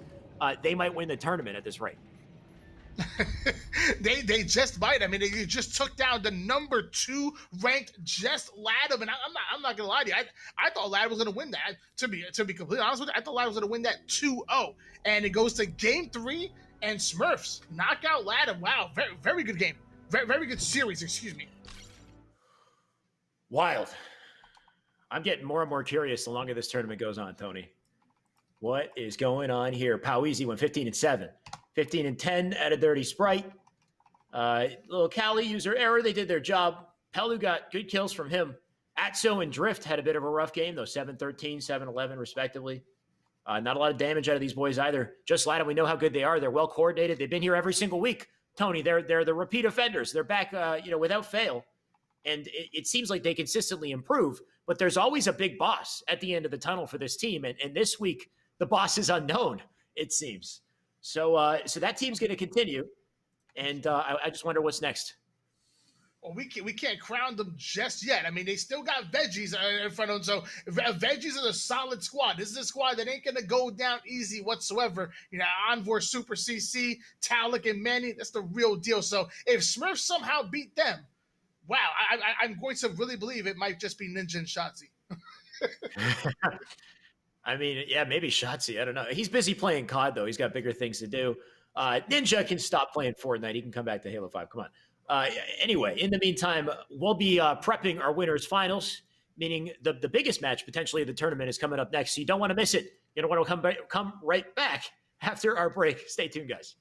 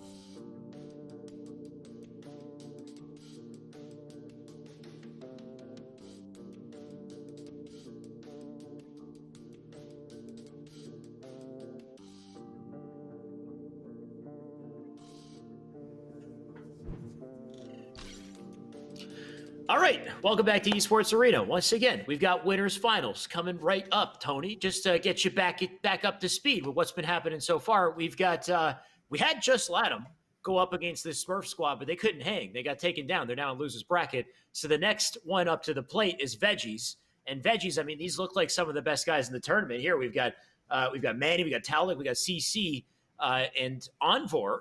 And is this going to be it? Is this going to be the time that we take down Smurfs, or is Smurfs going to make it to grand finals here, Tony? What do you think? I mean, I gotta go with my boys in red right now, and I gotta go with Veggies. I think they've been together for quite some time. They're just as objective, efficient as LATM sometimes. However, they just have a tick more firepower. So I think this squad could definitely be the ones to take them out.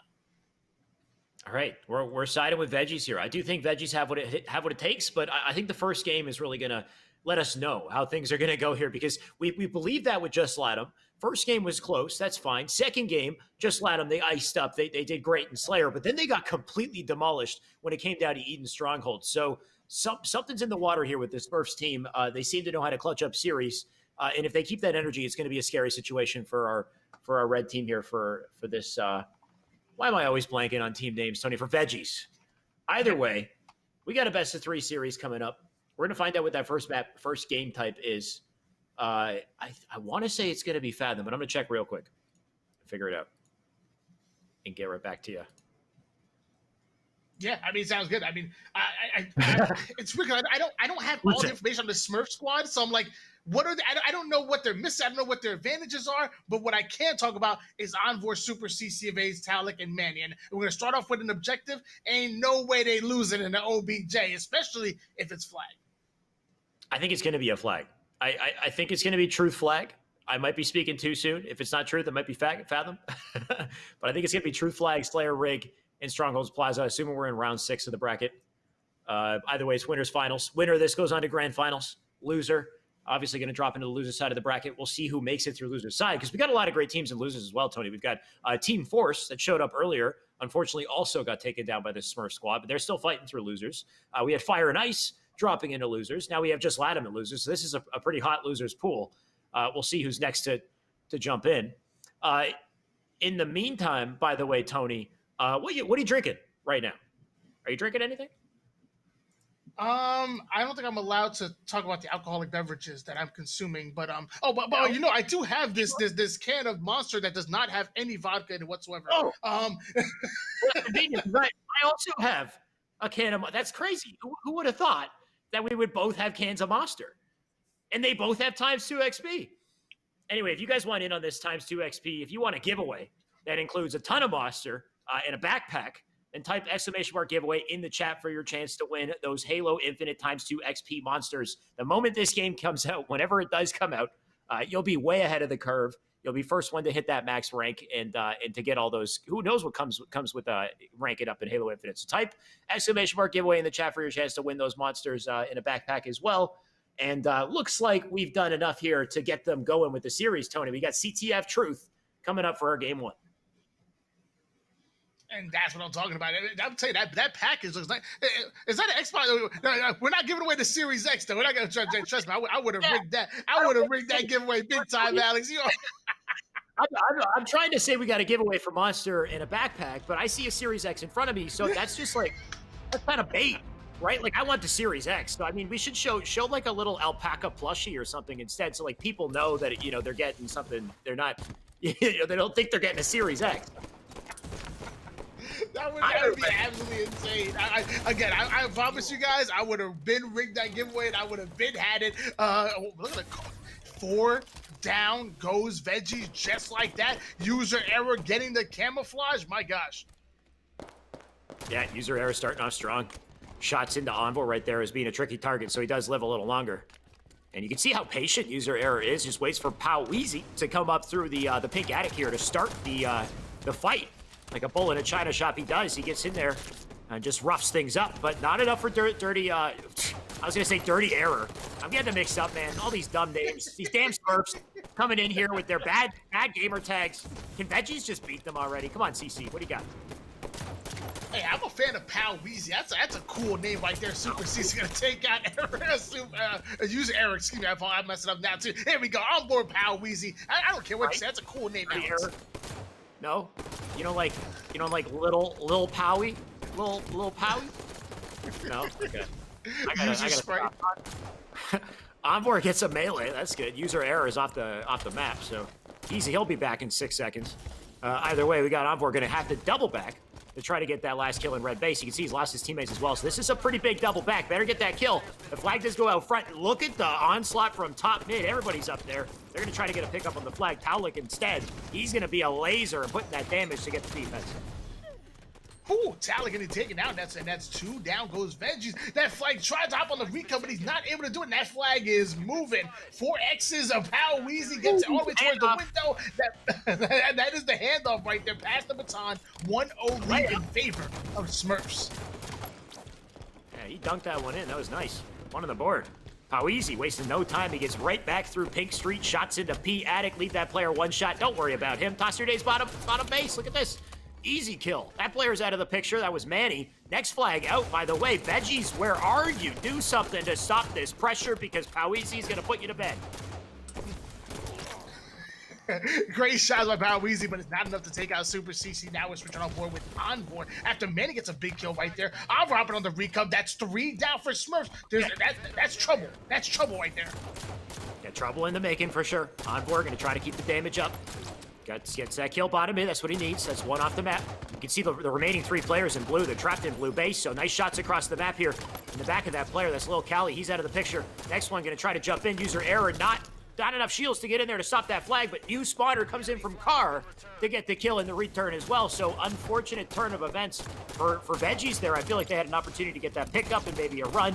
Despite that, they're not letting up. Taulik reloading in the middle of that fight, 360ing, and then Envoy gets the kill. What kind of meta strat was that, Tony? I've never seen that one. It's the new meta. You're not ready for it. Hunter getting 1 shot, put the back down. He doubles back. Hey, you're not ready for it, okay? You're just not ready. Putting some good shots is Talik holding down this car bubble side of things. If that flag gets pulled, it's going to be pulled car side. And Chaz misses his jump, though. Heck, Shyway, send them your video. I'll send. Wait, to who? Who missed it? Chaz? CC? Oh no, he knows just as many. No, he knows more jumps. What am I saying, man? He sends me the jumps. I take notes. So let's see what else he can pull off. Either way, Talik's still on our screens here. Talik going to make the rotation under red base. Going to try to push up to P2 here. Get behind. User air. Oh, that was like SWAT right there. Just cleaned him up. Okay, Tally gonna challenge Dirty Sprite despite being one should do. Alex, if you would have pulled off that kill, I would have punched my microphone on accident out of pure excitement right there. 7 minutes and 58 seconds on the clock. Lil Cali doing putting some good shots down. There should be a camouflage fight come with the next 10 seconds or so. Let's see what happens here. Good thing you didn't make that play because I would have called that a microaggression, Tony. Just be nicer to your mic, okay? You're going to need it for the rest of the damn tournament. Because user error, I mean, he's still putting in the damage. He's sitting on the opposite side. Pink, he's got shots into Envoy. I think Manny might have finished him off, but either way, that's 3 dead. This is not a good look for our Veggies team. Hunter in the back of the base going to try to get some defense, but can they get this flag out? You got Chaz CC on the bottom. Pink side spawners as well, and that's because they're dominating Car side, so that one player on Pink door getting killed by a spawner from behind. The flag is out, but it's scrappy.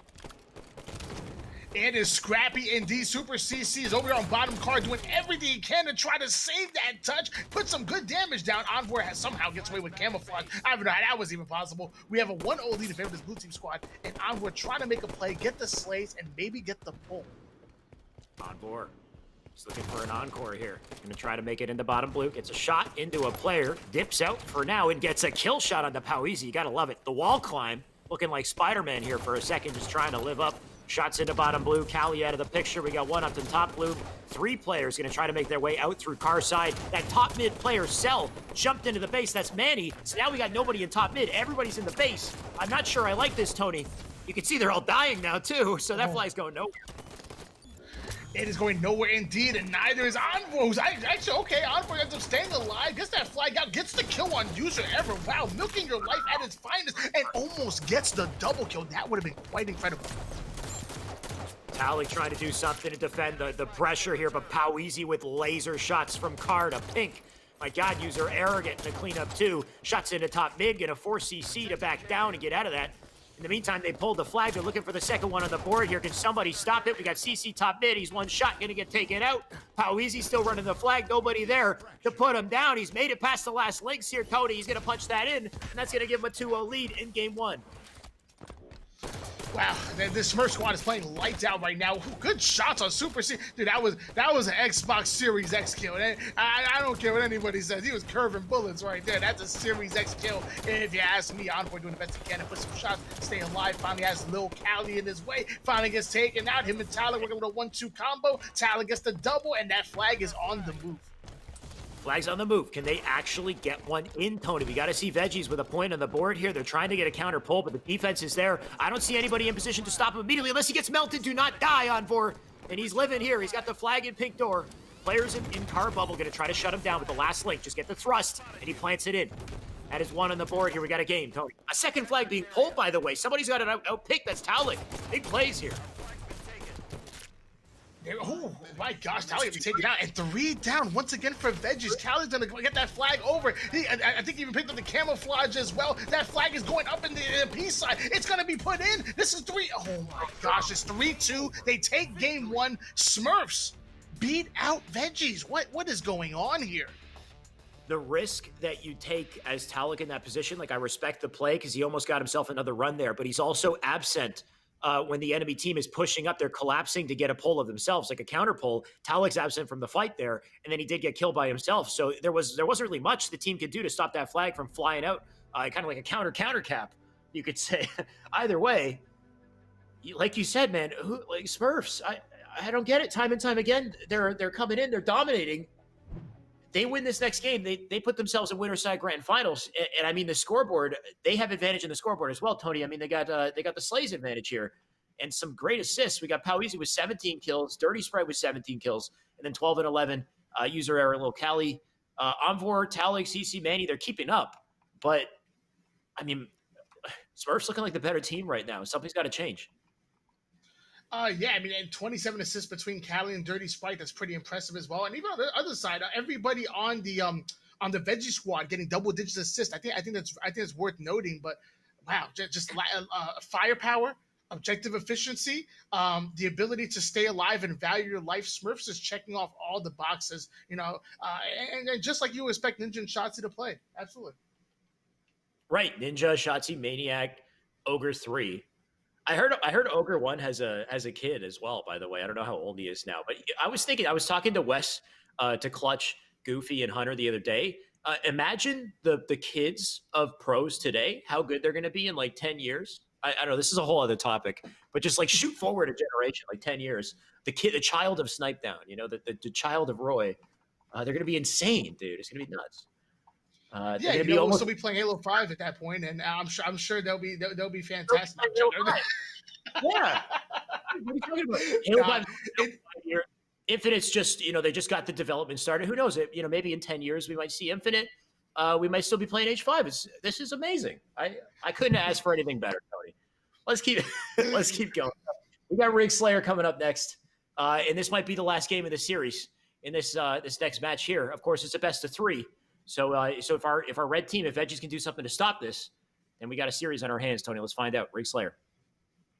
Yeah, let's find out. And with Infinite around the corner, I was just joking. Obviously, Infinite's around the corner. Alex, are you on the side of Battle Royale? Are you on the side of Battle Royale or no? No?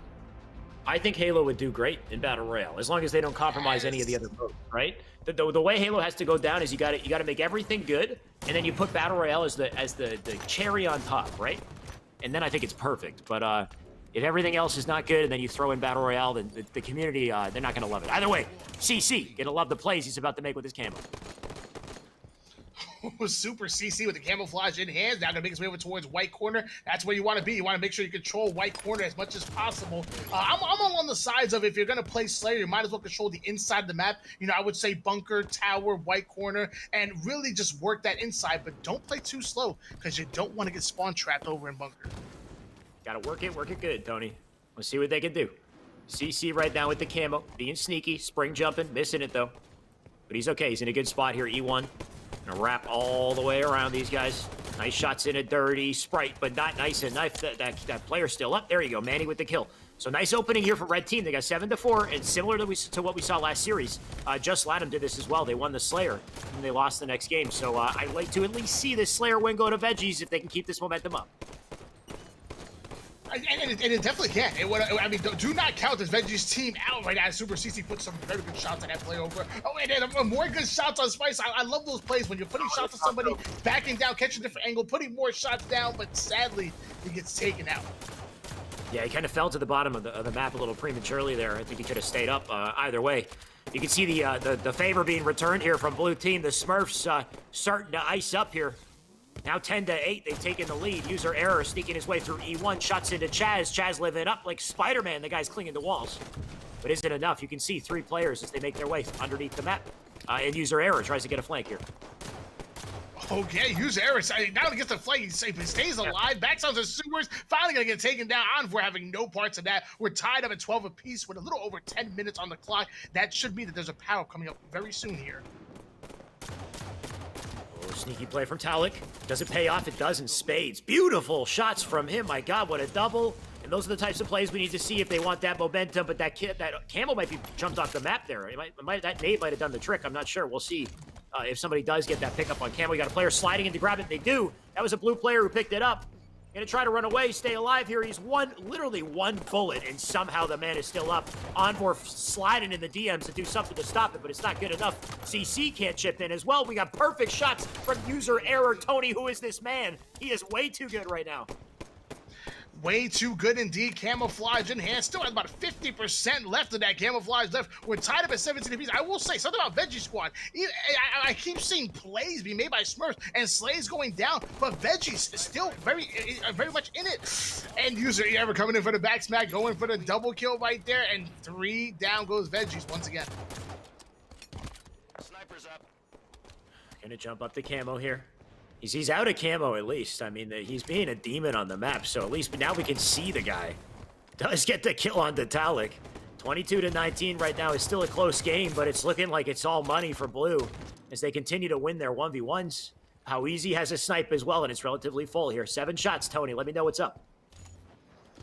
7 shots in the sniper rifle. Pow, Weezer. Oh, and already putting it to Envor's body right there. Going for the knick-knack paddywhack. That would have been disgusting. 24-20 lead in favor of Smurfs.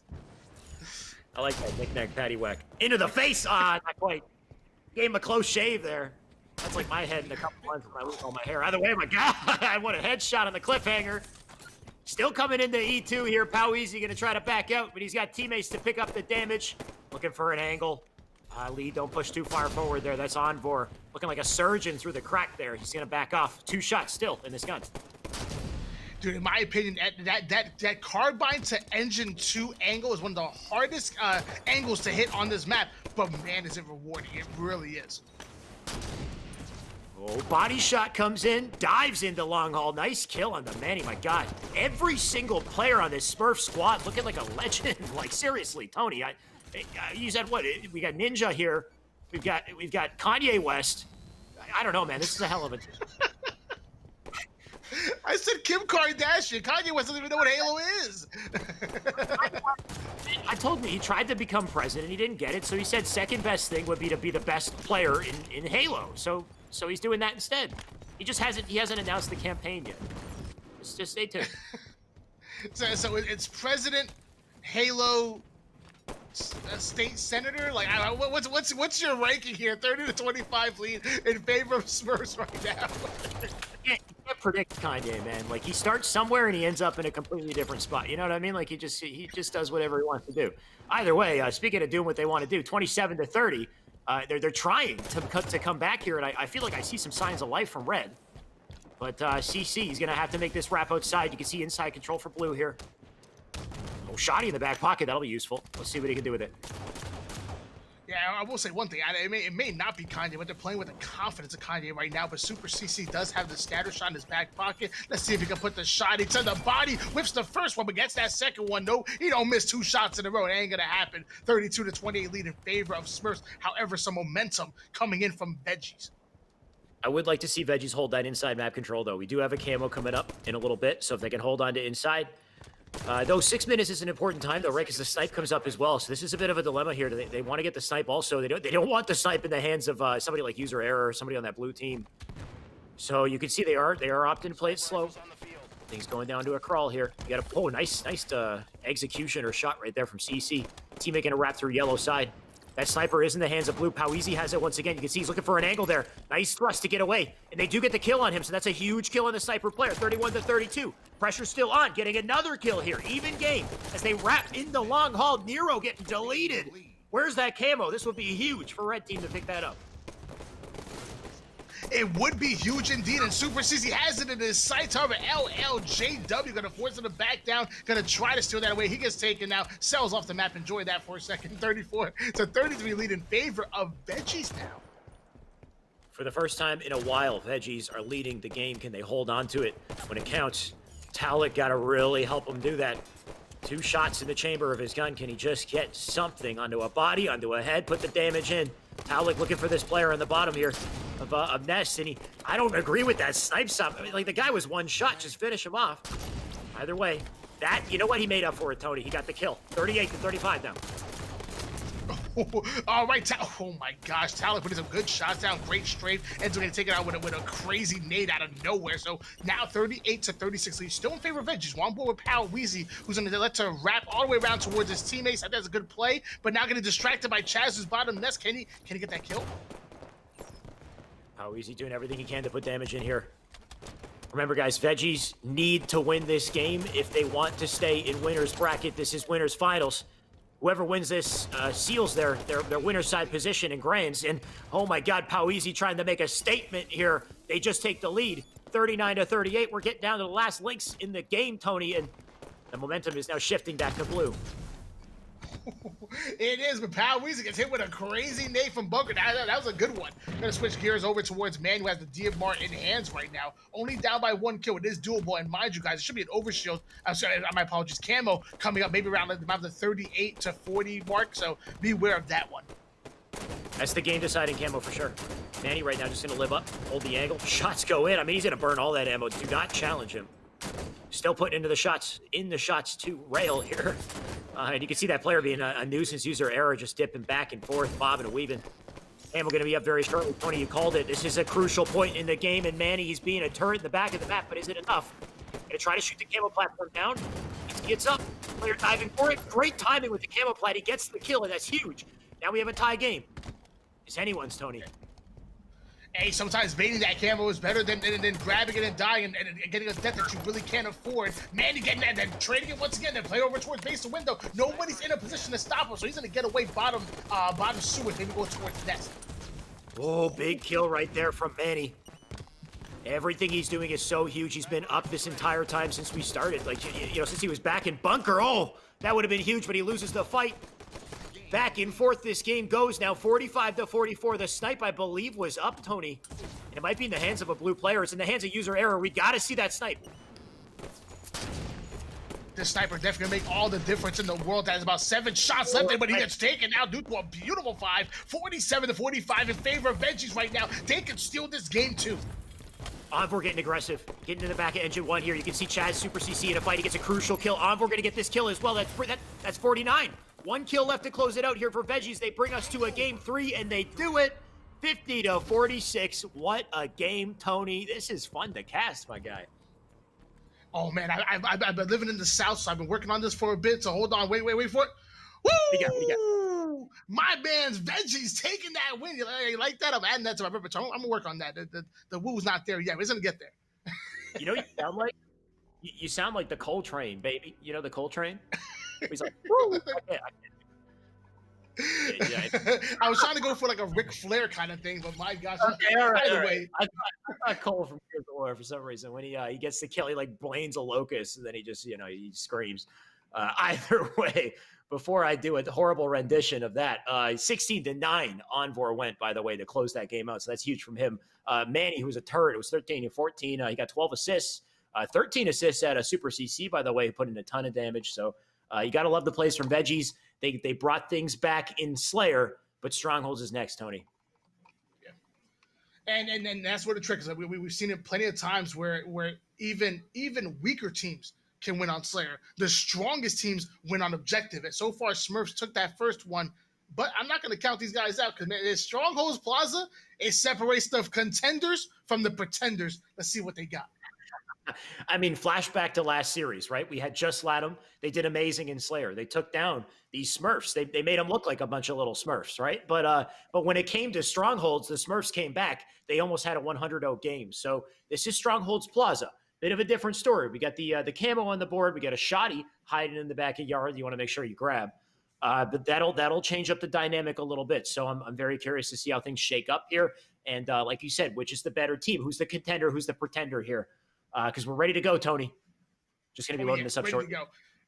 And one thing I want to see that same focus on valuing each one of your lives. Like Envor, I noticed every time him and Super CC are playing so lights out with just staying alive, milking their life as long as possible. I want to see that same value that you see, almost like the value you get from that Ultimate Game Pass. You know what I'm saying? That's the kind of value I want to see when you put your like, hey, you like that, right?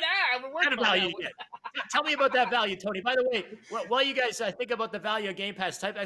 giveaway in the chat. And then, Tony, what kind of value are we talking about here? I'm interested. Oh, man, we're talking about literally every Halo game that involves Master Chief. That's the Master Chief collection. We're talking about Halo 5. And, hey, if you guys are some Star Wars fans, there's a Star Wars game in there, Mass Effect, Need for Speed. I'm telling you, there's some crazy games on there.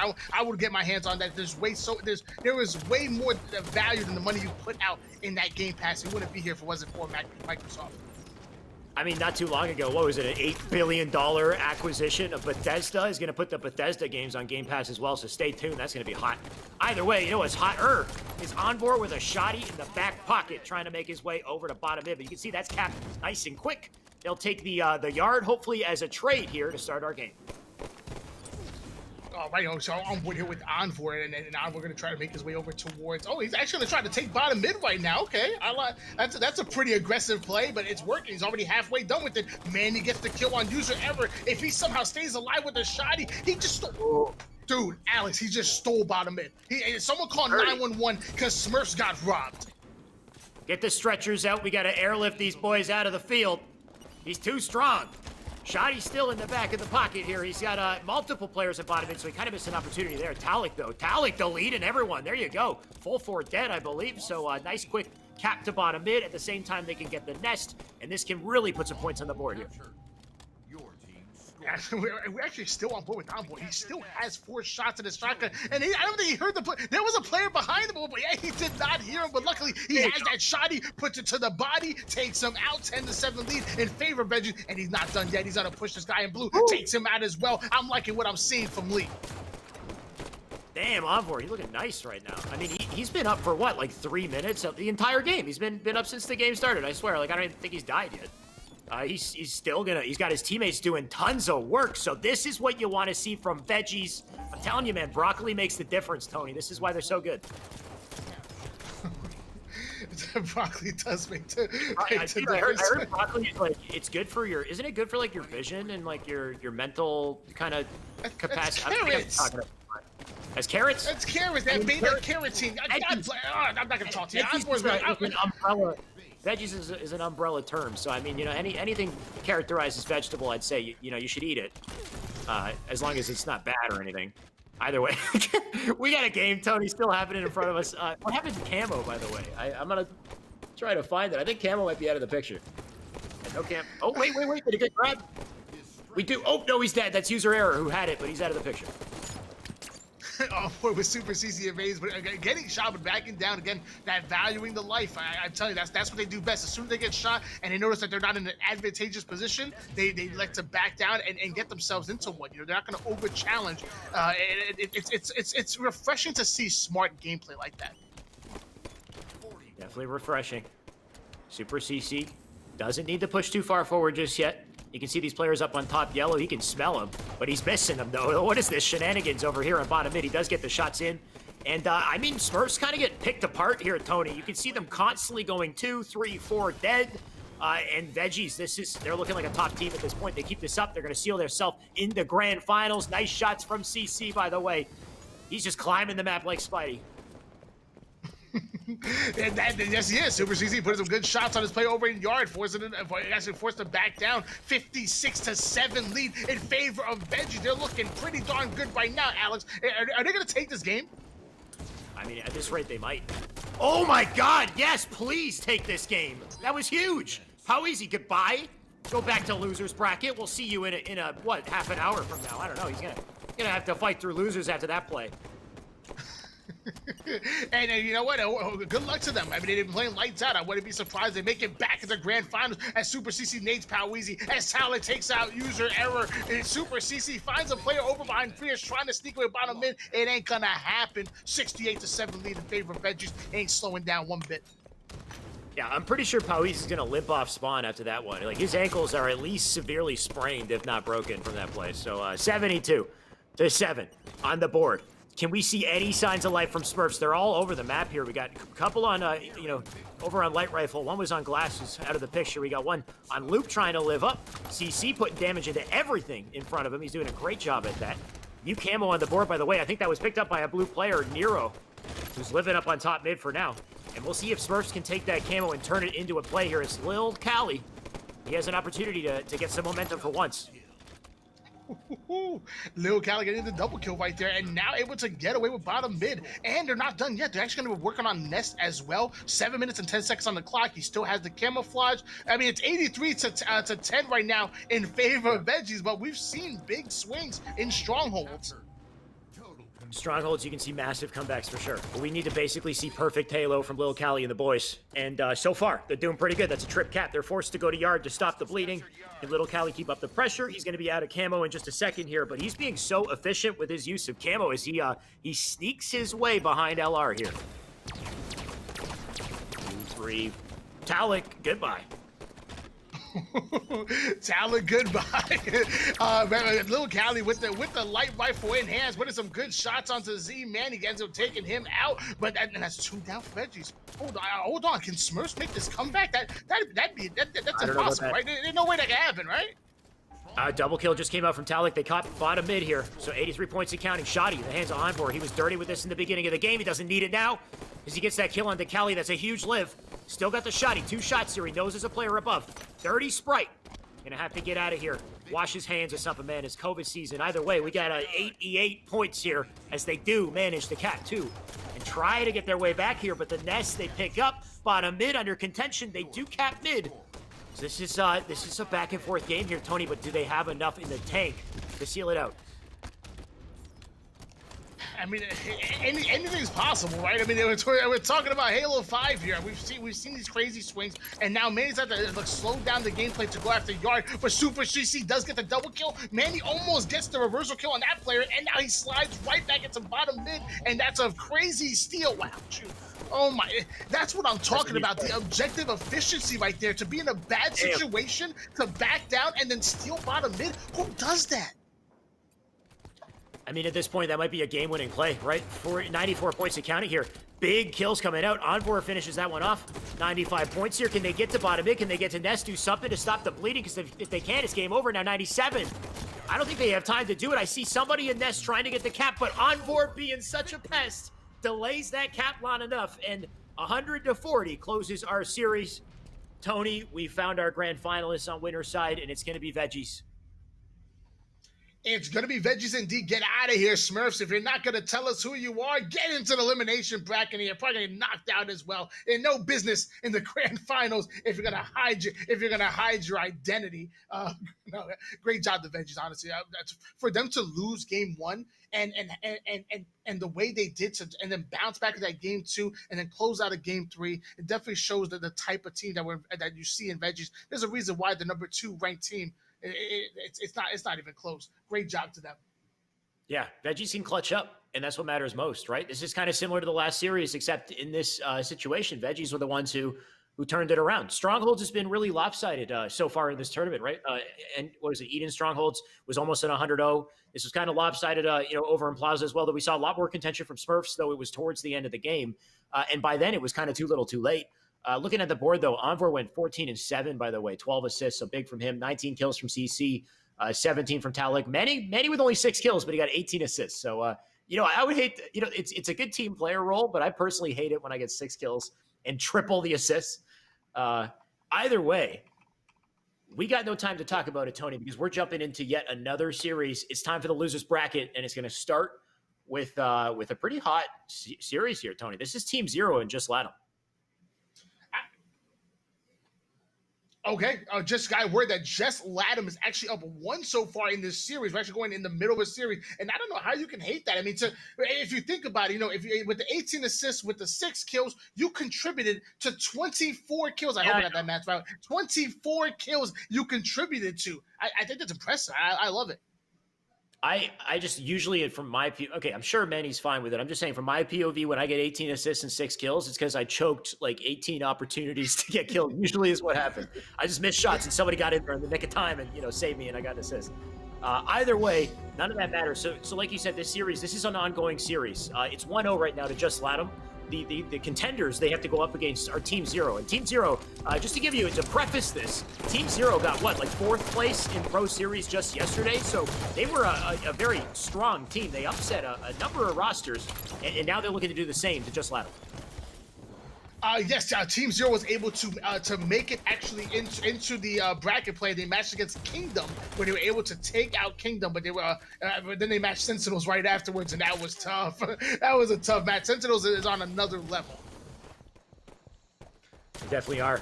Can Team Zero do that against Just Latham? Because tapping buttons, I mean, this man, he's got a history with Halo 5. He was on Evil Geniuses. He was a star player there, and now he's a star player on Just Latham. And I mean, he's a laser, but you can double team him. That'll take him down. Looking good so far for our blue team, at least keeping it even as they slightly pull away. But Palu going to try to stop him.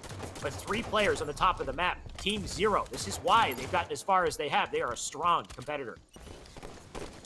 Yeah, I'm board with Carmea right now. The young gun he's a really solid player. There we go. Finally able to see the cast. I've been watching so many 2v2 tournaments. Nobody uses the caster. You're not allowed to. Finally, someone picks it up.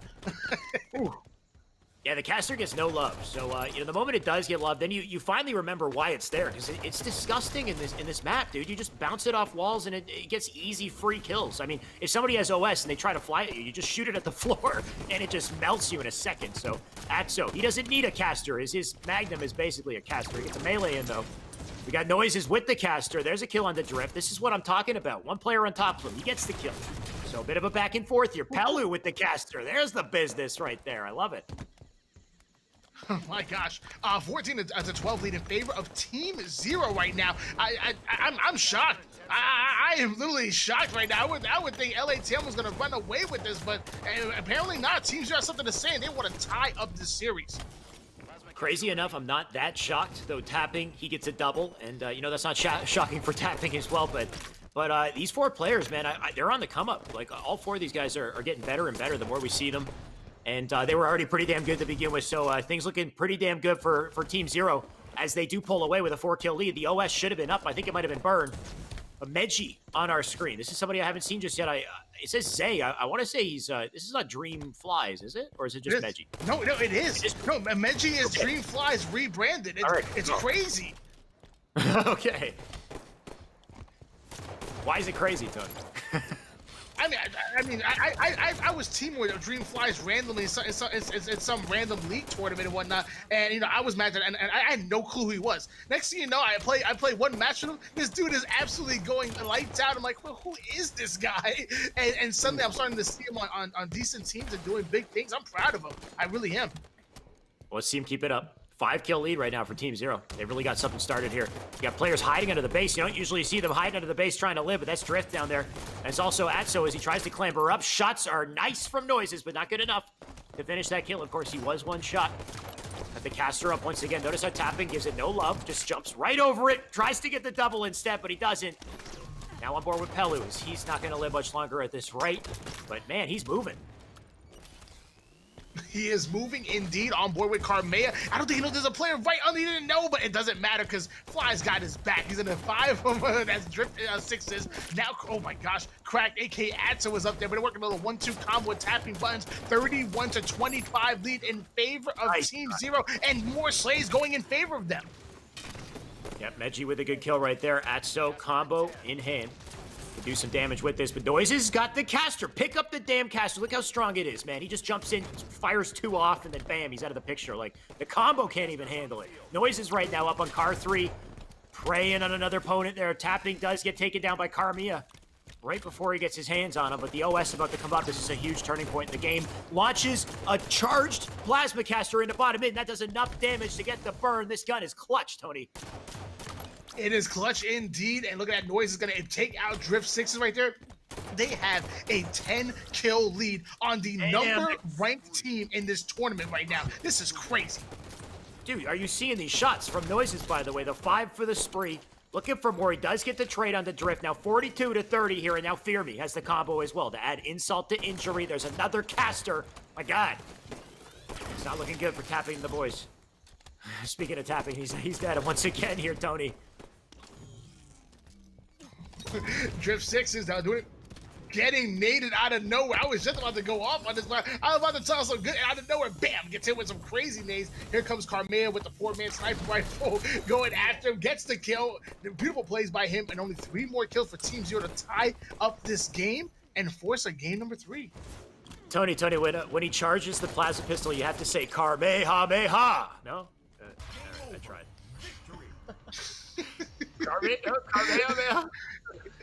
Producer, can I just not talk to Alex for the rest of the broadcast? Like, do I have to talk to him? Like, is that wasn't in the contract? I'm not talking to him.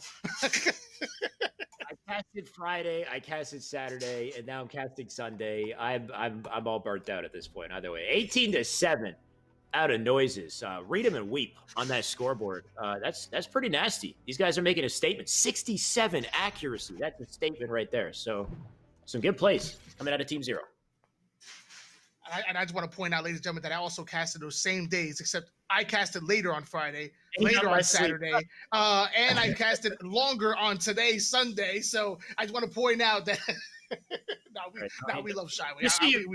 We love it. We love it. You know, Tony, I'm a pretty passionate guy, but when it comes to energy, I don't think anybody in the Halo community has as much energy as you. I think you take the crown, man. Like I what is it? I succeed. It's because of the monster.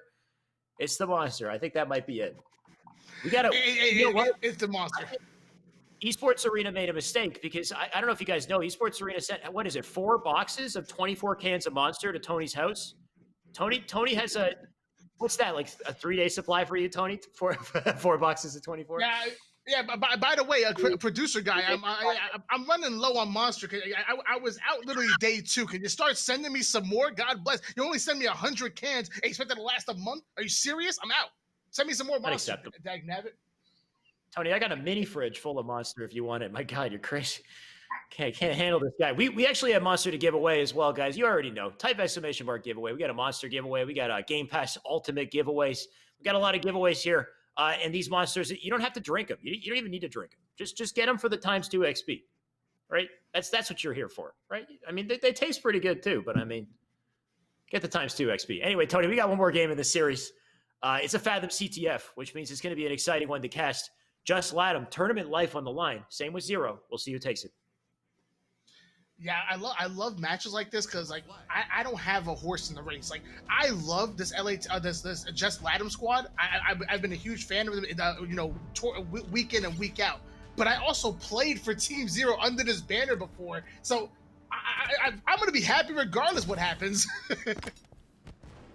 I wouldn't be happy with that jump if I was Drift personally, though. He got a rail for his efforts, so no. All right, trade. That's not so bad. Either way. Tapping, taking full advantage of the play in bottom mid from Drift. He's already got a flag, and my God, he's already got it past the halfway point. This might be a cap. Tony, it hasn't even been 30 seconds yet. Wow. To talk about objective efficiency, we say it all the time, but geez, if you cap a flag within 30 seconds, would that be the fastest flag cap? It's Halo 5, Tony. They got like 2.5 second flag caps, I swear. We got the camo guy trying to cap the flag, and he does do it. So Just Latham. They come back with a force here. Team Zero, I'd like to see them ice up if they want a chance at coming back in this game because they already have a flag on the board and 2 more dead. The pressure is on once again.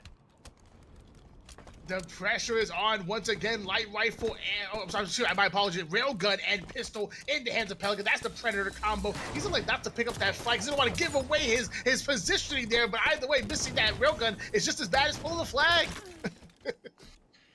Yeah, Pelu out of the picture. He's done. But what he did will not be forgotten, because his teammates are going to try to make do with the situation here. Either way, simply trying to get into red base. Nice shots from him, but not good enough. Pelu does back down. Atso with shots as well. So that's Carmea off the field of play here. Meji going down as well. So good slays. Atso doesn't hit the jump either on purpose, because he knows there's a victim. Wait a second. Noises. Oh.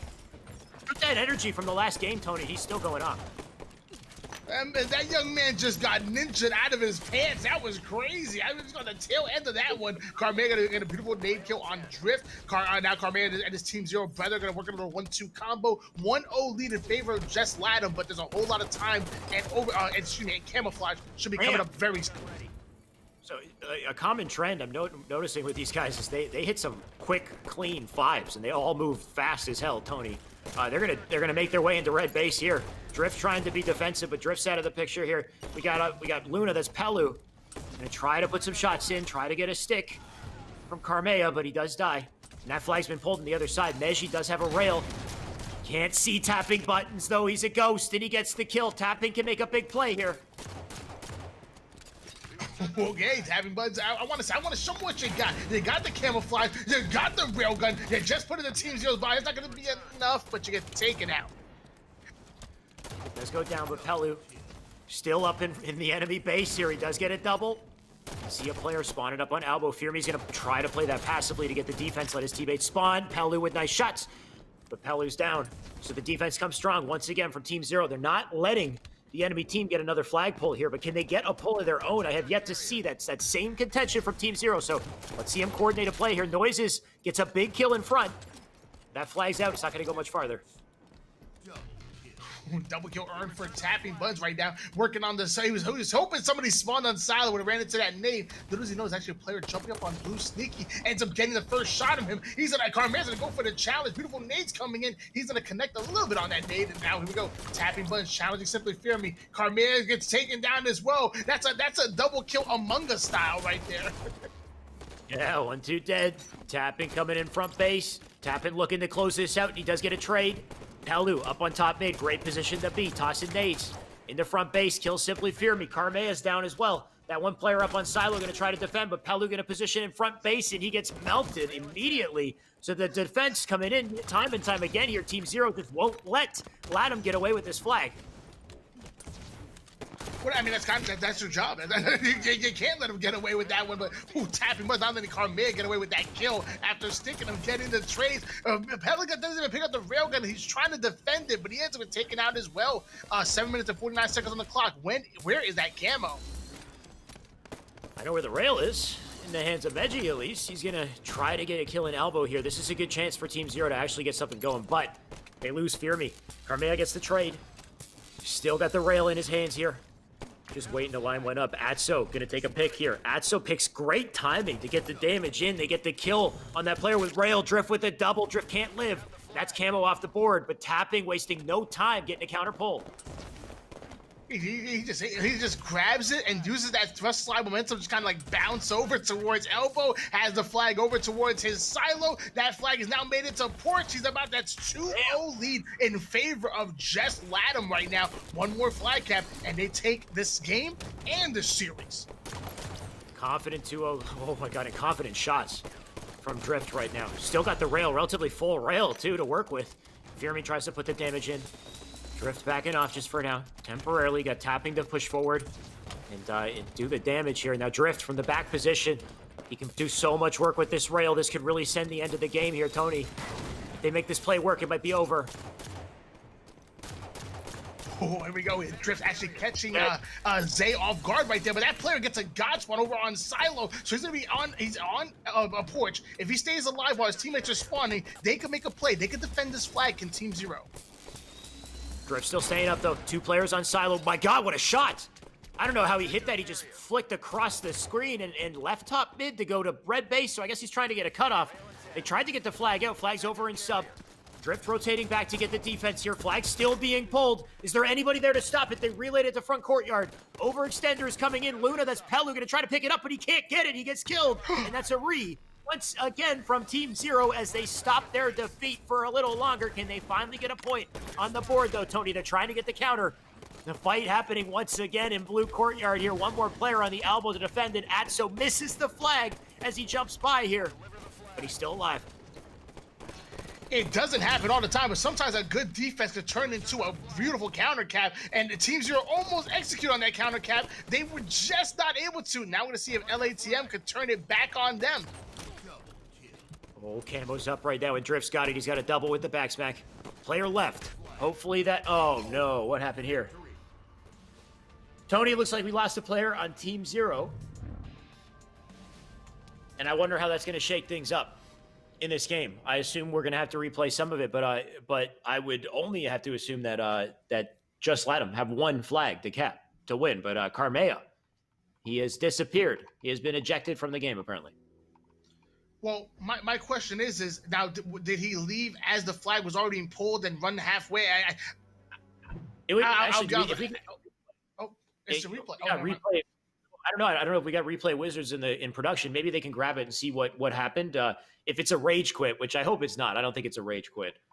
Though he was 8-15 and Meji was 6-19. By the way, that's a rough scoreline. So not what you want to see. Noises, by the way, he showed up both the games that we watched. Credit to him, 19-12 out of Noises, 2,500 damage, which is the most in the lobby, even with his teammates not doing too well. So big plays from Noises. But Just Latin were looking like the better team there, and that was looking like it was going to end. I mean, to be completely honest with you, the moment that all of them left right as the game ended, that makes me think that it might have actually been a little bit of a rage quit. I don't want to call it a rage quit. I'm going to call it a passion quit. It was a tough, tough series, and his team kind of left immediately after that. I'm going to assume they knew what was up. The flag was already probably past the 50% portion. He knows it's going to be over. He's upset. He quits out, and yeah. Okay.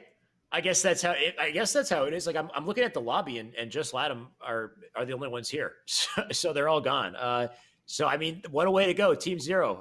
They're out of the they'd be out of the tournament now. Just Latin going to continue to fight through losers bracket. Every single competitor they go up against is quite the big shot though, Tony. I'm not sure if we still have the Forces team in here, but hopefully we get a sneak peek at them.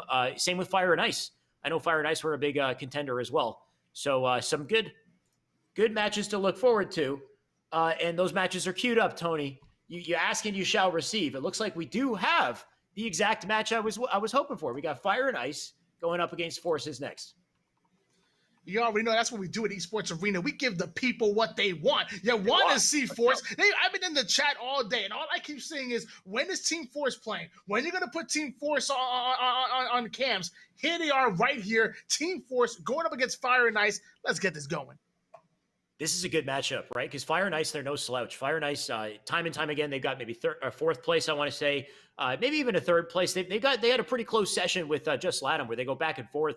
I remember they beat Just Latin one time. Just Latin had to climb through losers to fight them once again. So we've seen some great stuff from Fire and Ice. But this Forces team, previously Skadoodle, they've been leveling up every single tournament. This is the team to beat right now. I think this is like a perfect matchup for them to really get momentum going over to Just Latin later on. If they win it, we'll see. I think we're already partway through the series, by the way, Tony. This is not a brand new series because this is Regret Slayer. So this is game 2, and Fire and Ice is actually winning, Tony. If Fire and Ice win this Regret Slayer, then our Forces team is out of the tournament, so they need to fight back here. Yeah, and to be honest with you, I need to see Team Force win this. I think if my memory serves me correctly, I believe I coached a no ice roster, which was similar to this roster. It did feature Swish and Gold Star BR, and I believe we beat Fire and Ice, who was formerly Chosen Legacy, but Juan wasn't on that team. So if we already beat, so I feel like if we beat them as no ice, it was a little bit of a different roster, but still, I mean, one could argue that Vetro was a step up from the original roster that we did have. So I need to see them win this. This is a very important series. Not only that, but they traded you out of coach, and they replaced you with a better coach. Coach Callis is coaching this team now. So, I mean, it's all great, Tony. You're not there anymore. It's perfect. I'm trying to really make you feel it. But actually, though, Callis is an amazing coach. So this team's got everything they need to take this. You know, fair enough. You know, Callis, he definitely is an amazing coach. 7-2 lead in favor of Fire and Ice right now. 11 and 21 seconds on the clock, and Juan doing a great job of controlling top car right now. Yeah, I mean we're busy talking up this this Force's team, but Force needs to do some stuff to to let us give him some more compliments. Let's say, because it's 11-4 right now. We should be complimenting Fire and Ice in their opening strat because they're looking so dominant right now in the beginning of the game. Oh, they definitely are. I mean, at one point they almost tripled the enemy team score. They did, in fact. It's crazy. I don't know what's going on here. Something needs to happen for Team Force. Granted, regret is the most punishing game type in HCS. You guys are starting to see why. He who holds the caster is the master, Tony. We'll see in just a second. Just wait until he launches a couple across the map. For now, he's got his Magnum, trusty Magnum, to do the damage. Magico, by the way, gets 2 kills, and Noble has 1 as well. So that's a quick 3 dead. 19-6. What's going on here? This might be over soon if this keeps up. On board with Bullet right now, who's avoiding damage. I'm surprised to get hit with that nade right there. Finds Galaxy, 1 shot, takes him out, collapses on Gold Star. Big win right there. Almost sticks Kyle. That would have been absolutely insane. But still, I mean, the damage is done. 21-9 lead in favor of Fire and Ice. All right, Swish. Let's see what you got. New team, new player. He said, new team, new me. Is that how it works? Either way, Swish, he's got the shots in. Bullet, big kill onto him. And a kill onto Magico as well, so signs of life coming out of Forces here, 13-22 as they make the collapse onto red base. This is the momentum swing we need to see. They need a good collapse, and the opportunity is here. Swish flying into red. Nice shots into 1. That's a double from Swish, so great plays from him as they start to bring it back. And just like that, they're only down by 7 kills. That's what you like to see. Swish going to challenge this player with the top car, taking him out. Enjoy that black screen. 22-16 lead in favor of Fire and Ice, but the momentum now back in favor of Team Force, and that's what I want to see. I'm biased. I ain't gonna lie to you. I'm biased. That's okay, Tony. The chat already knows it. You can just I'll cheer for Fire and Ice then, because they look like they're gonna win. I mean, 26-17. We got a hell of a length to climb here if Forces wants a chance at coming back, because right now Gold Star is taken out by Magical. Magical looking for a double here. Shots into Galaxy. Can Galaxy win it? And he has to reload. So Galaxy taking that win. Vetra taking his win as well. And all of a sudden, it's a 6-kill game. And more importantly, 3 down with Fire and Ice, and they know exactly when those spawns are coming in. Vetra already throwing the nades. He's kind of pushed a little prematurely before his teammates get in, and Juan gets the opening pick. That might be exactly what Fire and Ice needs to change this momentum back in their favor. You know, I'm not going to lie. I want a series, so I actually want Team Force to take this as well. I want to see him come back and give us a game 3 here, because that's just more fun for all of us. So let's see what Forces can do, because right now they're getting kind of shut down. 31-23. Bullet still got the caster. Oh, Switch 5 getting taken out as well. These players are kind of dropping left and right. Look at the trades across the board here as he tries to get some caster shots in, but he's out. Magico shots into Galaxy. He's looking so clean. 34 now. 34-26 lead in favor of Fire and Ice. And Vetra knows I'm going to get on him about that. We talk about it all the time, that if you're 4 up and they're 4 up and they're on spawn, you cannot be the first pick. You got to make sure you get an easy pick when it's 4v4, and he didn't do it. Yeah, he ended up dying early. Oh, big melt. Somehow they didn't get away with that OS. That looked like a free OS, but Fire and Ice get that OS melted. Galaxy, careful where you shoot that caster, buddy. Almost kills a teammate, but he does still have it. And a spring jump his way, hopefully back up to the bridge. Spring jump number 3. There we go. And he's back. But is this where he wants to be? He's got a 5-kill deficit to climb back up here. Vetra does get a good opening kill. Still up in high ground here. You got that player being a nuisance spot amid from Fire and Ice. The rest of them rotating over to red base. So Galaxy's got to move back to top map here. On board with Galaxy right now. Still, he's doing a great job of controlling top mid. Now on top car. So I like the angles that he's catching. Staying at the top of the map. Almost to every second use for that top car. Ends up taking out Bullet because of it. Goes in for red car. Juan able to get finished off that kill. Vetra flies and takes him out. Swish wins his battle, and just like that, only a 4-kill game. Gold Star with a kill as well. Like you said, 4-kill game right here. Or 3-kill game, what am I saying? It's even closer. Gold Star with the combo. Gonna try to delete Noble, he does. That's huge, they got top map control, they bring it down to 2. Magico gets killed as well. This is the momentum swing we need to see. You can see how weak these players are up on top. Car, can he get this kill? What's going on? Bullet does win it. 38-37, though. It is neck and neck, Tony, at the end of this game. And once again, when it's tight and contested, Fire and Ice are the ones to get the initial kill. Magical was the one accredited for that one. Juan follows up as well. So 41-38. The Team Force needs to regroup and get the easy slay. They got to be so careful with their trades as well. I mean, trades are nice, but when you're losing, they're not. Right here, Noble going to push up the blue. Shots into Gold Star. Gold Star can't live, so now 44-39. OS coming up. This is the OS to make the game right here, and they're all dying. Bottom mid, Tony, 46-41. Vetra's weak as well. It's a spree and a double for Noble, and Vetra has to back down. And a triple, I take it back. This is looking so rough for Team Force. The OS goes in the hands of Red as well. I'm on board now. I got to switch. I'm switching gears to Magico right now with the overshield. That was a little fancy. 49-41. They only need one more kill. They have the overshield. It's shame to say, but looks like Fire and Ice are going to take this over Team Force and move on to the losers bracket. There it is, 50-42. They did give us a game, Tony. I respect the fact that Force, they came back, they brought it to a 1-kill game, and damn, did it get exciting for a second, but you know, that one OS play at the end of the game, you can't lose your numbers like that. They got slayed from multiple sides with the worst timing possible, and they gave up that OS. And I mean, it all comes down to that triple kill we saw at the end from Noble. Went huge, by the way, right? He's got a triple. He's 17-11. Plays like that. Well, look at his damage. 2,571 damage from Noble as he leads the entire scoreboard in damage. So Fire and Ice, they pull away with that. And what a series. Yeah, they put away indeed. I mean, a great damage, great slays across the board. And I'm not going to look at the scoreboard anymore. It wasn't about the scoreboard. Honestly, you know, you got to get the fundamentals down. I mean, not even passionate. It's just like, dude, it's 4v4. You know, it's even playing field. You have control. You're controlling the 50% portion of the map, and you know when they're spawning. You can't fly out and die. You can't give them that advantage. Now they can fight off a spawn. I understand trying to make the team uncomfortable, but you can do it without flying to your death. And that one play opened things up and allowed Fire and Ice to run away with it. My biggest note to kind of tie off that series, though, is Fire and Ice. We're used to seeing Fire and Ice together. They're used to playing with each other. They're a great team, and they've been holding it down for a while. Forces are brand new, right? I mean, I know they've been playing as Skadoodle, but this is a new brand, a new label, and a new opportunity with a new coach as well. So I expect to see a lot more from Forces as the weeks go by and they continue to improve. They might come back with a force, Tony. So we'll have to wait and see next Sunday and if they come back and bring that energy. Either way, this tournament, we're getting down to the end of the line, Tony. We're getting down to the end of the losers bracket. Soon we'll have grand finals. So if you're in the chat, you picked a good time to tune in. The biggest match is coming up next. Don't go anywhere. We'll be right back.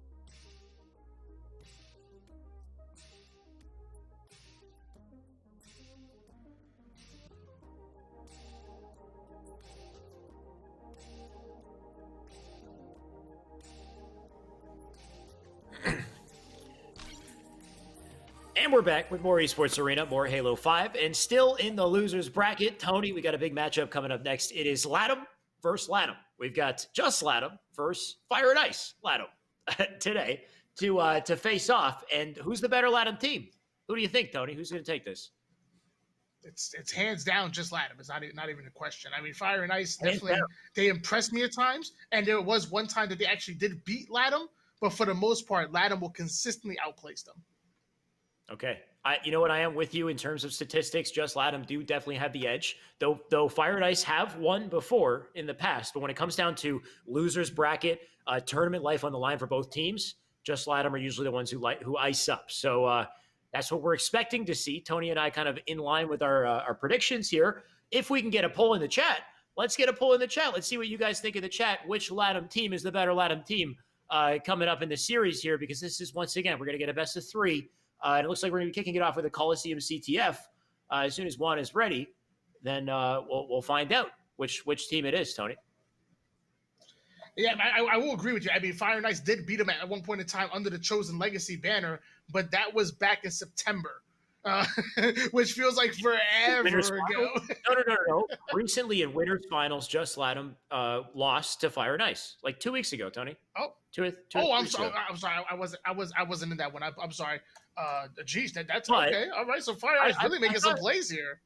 I feel like you were there. I'm not sure, but either way, when they lost though, Latham went down to losers bracket. Latham played through losers bracket and then won against Fire and Ice in losers finals. So they did take him out of the. Yeah. So they still got outplayed. Yeah. Okay. That kind of just showed me that FNI is capable of making just Latham bleed, potentially stealing away a win, but all things considered, statistics point to just Latham. So I'm definitely siding with just Latham. Still waiting on one though. He was yellow and now he's gone. Hopefully he comes back into the lobby here so we can get things started. Coliseum CTF, any keys to success you're looking for here, Tony?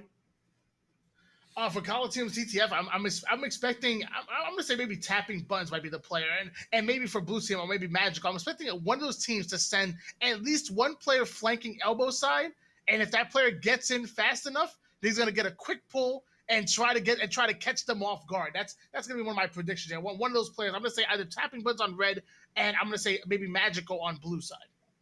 So you're looking for an elbow side flank early in the game for like a less than 30-second flag cap to start it out. That sounds like something Soul Snipe would do over on KCP. Yeah.